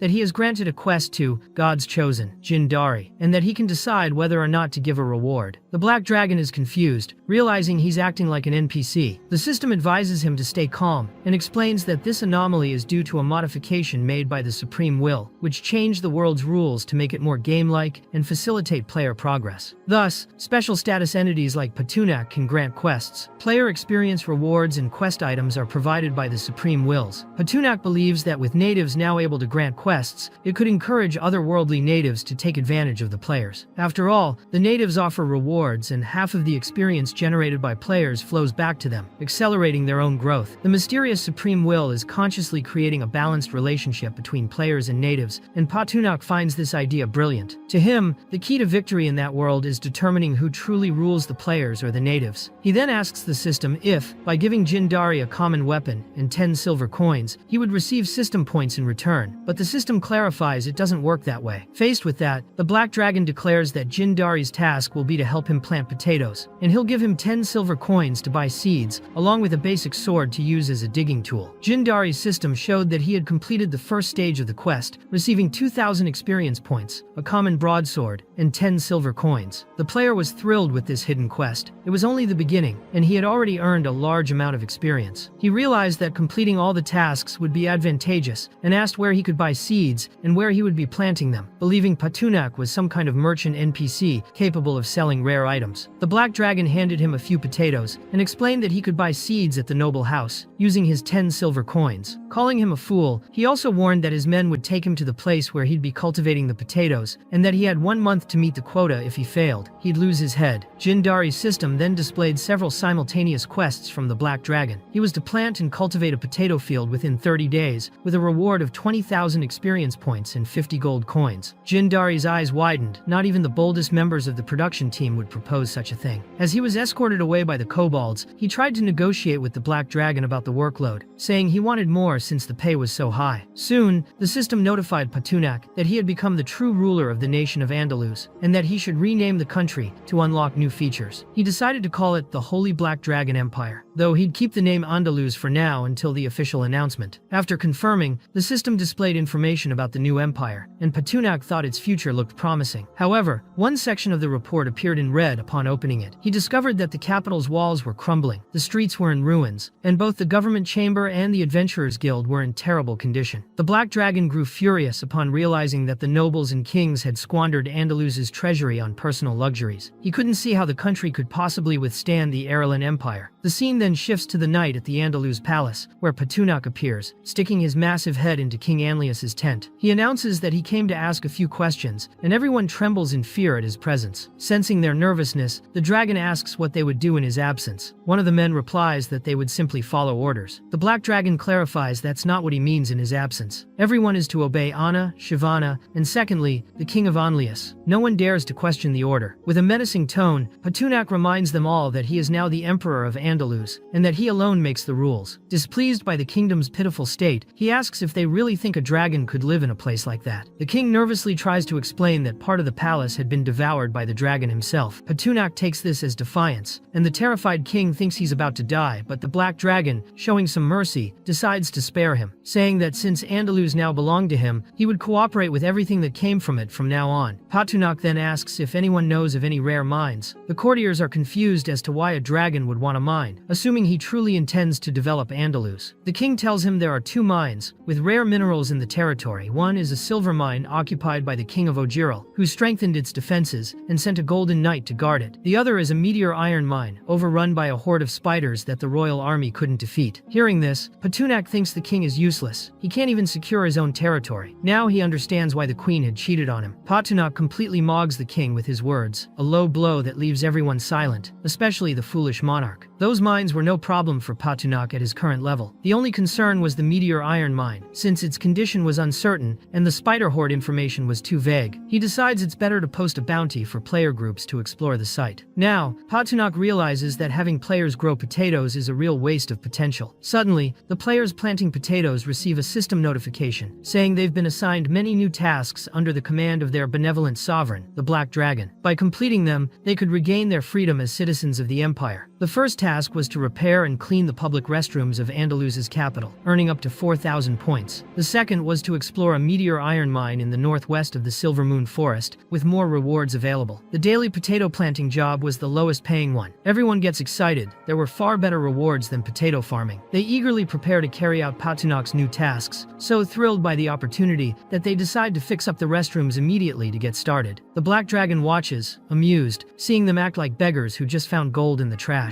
Suddenly, one of the players calls the Great Black Dragon Your Majesty, and proudly shows him the newly built restrooms, boasting about their advanced design for optimal comfort. Patunak sees that they're actually not bad, and grants the player the status of citizen. The man is overjoyed. He also reminds Patunak that the new building still needs a name. Since the restrooms were built by players from the Sakura group, Patunak decides they should have a name that gives them prominence. He informs the player that the name will be Divine Yasukini Restroom, catching the man completely off guard. Patunak explains that the restrooms are near the capital and should be associated with it, then asks what's wrong after noticing the player's surprised reaction. The player, not daring to oppose the dragon, simply accepts the name, but the Black Dragon slams his claw on the ground. He saw the player's reaction for a split second, and believes he holds an opinion contrary to His Majesty's, thinking it's an act of provocation. The player immediately drops to his knees, crying, and explains that he only remembered his hometown, which had a restroom of the same name. Pretending to be deeply moved, he swears that he spoke from the heart. Patunak doubts him, and the man swears that lightning should strike him down if he's lying. Suddenly, lightning does strike, splitting the man in half, leaving Patunak stunned. The system informs the Black Dragon that hygiene is an essential part of civilization, and as a result, he has unlocked the Dark Horde, which now requires him to choose where it will be placed. Patunak decides to position it at the city gates, and asks Anna to accompany him so she can see what he has built. She's excited to follow him, but when they arrive, the system reveals a surprise. He still needs 10 units of rare metal, 20 of common metal, and 50 of wood. Anna doesn't quite understand. She even thinks the structure might be hidden, while Patunak nearly has a breakdown. He explains to the elf girl that the construction isn't actually complete. He then consults the system to ask whether he should build it himself before placing it. But the system clarifies that everything is created by the Supreme Will, and it's not up to him. The system emphasizes that the Dark Horde is the only structure created directly through the Black Dragon's actions and certain conditions. He can use it to recruit Dark Orcs of his own lineage. Patunak realizes once again that the Supreme Will is directly intervening, and the structure seems more like a military barracks. The Black Dragon decides to issue a quest for the Sakura players, who immediately start gathering the construction materials he needs. Meanwhile, he catches the scent of something pleasant and wonders who's cooking. He discovers that Anna is roasting a boar with Shivana. Anna is using dragon breath, and Patunak wants to know how she gained that ability. Anna explains that since her last awakening, she has grown stronger, learned a new way to breathe, and can now breathe fire. She asks if he thinks it's cool. Patunak ponders, believing that thanks to the heart transplant in his blood, Anna has inherited some of his abilities. Shivana brings the Black Dragon a piece of meat, asking if he wants to taste it. He refuses, saying it's just roast meat, and he's not interested right now. A few hours later, both girls are lying on the ground, stuffed from eating so much, and Patunak, who initially refused, ends up eating too, gnawing on bones. He's roasted nearly all the boars outside the city. The scene quickly shifts again. Several players arrive carrying the construction materials and inform their emperor that they've brought everything he needs. They struggle under the weight of it all, while the Black Dragon enjoys his roast boar in style. He picks up the materials as if they were Lego bricks, demonstrating the vast difference between him and humans. Once the requirements are met, the Dark Horde construction finally begins. Patunak expects to wait a while, but is surprised when the building completes in the blink of an eye. The players can't believe it. They wonder how Patunak managed to construct the building so quickly, as it simply appeared out of nowhere. The people swear it's a miracle, certain that the Black Dragon himself must have built it. However, the joy of the poor is short-lived, and the curse system once again demands more materials from Patunak, who continues placing everything in the furnace. Anna notices a similarity between that furnace and the teleportation matrix, which makes her a bit suspicious. Suddenly, a massive monster emerges from within. The players begin to believe that another miracle is happening, as it is now also bringing new creatures into the army. The monster approaches Patunak, kneels, and declares with honor that it is blood and glory, presenting itself as a dark orc, and making it clear that it will fight for its master. The Black Dragon is extremely pleased with what he sees, and the system displays extensive information about the dark orc. Although the orc's strength is inferior to that of the army's wolves, they possess unique abilities and unparalleled mass production capability. The most important priority now is to acquire rare metals before mass production becomes possible. He then instructs Shivana to bring Balakli and the Grey Wolves, as they will fight for the secret silver mine occupied by Ojiral's army. The scene shifts to the secret silver mines along the Andalus coast. The knight grows frustrated as dark clouds move across the sky, fearing a storm is coming which stresses him, until he is suddenly surprised by the presence of the Black Dragon, and is quickly struck. Patunak had set fire to his boat, and the man screams for help, but it was all just a dream. The man wakes up frightened in his bed, trying to understand how he had such a strange dream, until his subordinate arrives to report that they are under attack. The man asks if it's a black dragon, but the subordinate is confused. There is no dragon. What is happening is that some well-dressed bandits, mostly mages, are causing problems, and the attacks are costing a lot of money. However, the subordinate also brings good news. They've captured a prisoner. The mustached man wants him brought over for interrogation. The scene shifts to the dungeon, where the prisoner is none other than Jin Dari, who quickly promises the knight that he is willing to be a prisoner, and that he fears death. He is a cowardly failure, who surrenders easily, and pleads not to be left alone in the desert, wanting to join them. The Golden Knight understands that Jin Dari is just a bandit, trying to ally with Ojiral, and the army leader informs him that they do not kill without reason. All Jin Dari needs to do is behave, and everything will be fine. He must simply cooperate. He immediately orders his subordinates to lift Jin Dari and tie him fully to a chair, leaving the prisoner bewildered about what the hell is happening. The leader of Ojiral summons a mage named Kurian, wanting him to brainwash Jin Dari to discover why he is there. But Kurian explains that brainwashing is a painful process and will leave the prisoner stupid afterward, so he asks if the mustache man is sure about what he wants. The leader doesn't care about Jin Dari. He only wants the information, leaving the prisoner completely shocked by his insensitivity. The mage then begins the process, and Jin Dari panics, knowing that Patunak's plan could be revealed. Quickly, Jin Dari begs the mage to wait, claiming he knows a secret no one else does, and if he is turned into an idiot, it will never be discovered. The mustached old man, resembling a gossipy granny, demands to know what secret that is. Jin Dari says there are too many people nearby, and he doesn't want them to hear, but the old man begins threatening him, saying that if he tries anything, he will die anyway. Then Jin Dari, mocking the old man, reveals that the secret is that he is his long-lost father and begins laughing loudly, literally laughing in the face of danger. The old man immediately grabs his sword, making it clear he intends to kill him for daring to humiliate him. The scene then shifts to Andaluz's square, where Jindari steps out and realizes how cruel the native humans are, killing with a single strike and often preferring decapitation. He comes across the Black Dragon, who is lecturing several players, calling them losers for failing to obtain any information or even enter the mines, which Patunak finds ridiculous. The players kneel, crying, trying to explain themselves to the Black Dragon. They just want another chance to prove they can accomplish what he needs. Jindari approaches Emperor Patunak and informs him that he has completed his mission, discovered what is happening in the mines, and asks that His Majesty not punish his companions. Thanks to their sacrifices, he was able to gather the information. He reminds Patunak that they are a team, and the Black Dragon is pleased to hear this. Jindari explains that the most powerful man in the mines is a silver knight named Crobat, accompanied by the Archmage Kurian. He hands the Emperor 80 gold coins found along the way, and notes that since the land belongs to the Black Dragon, he would never hide anything. All of it must be returned. Patunak sees that Jindari has completed the mission with excellence and recognizes potential in him. He decides to grant him a higher role. Jindari will now command others in place of the Black Dragon himself. Patunak warns him not to fail, and Jindari promises he will never disappoint His Majesty. He thus receives the title Administrator of the Foreign Kingdom, gaining a special status and realizing he is already benefiting from substantial bonuses. He vows to do anything for the Emperor.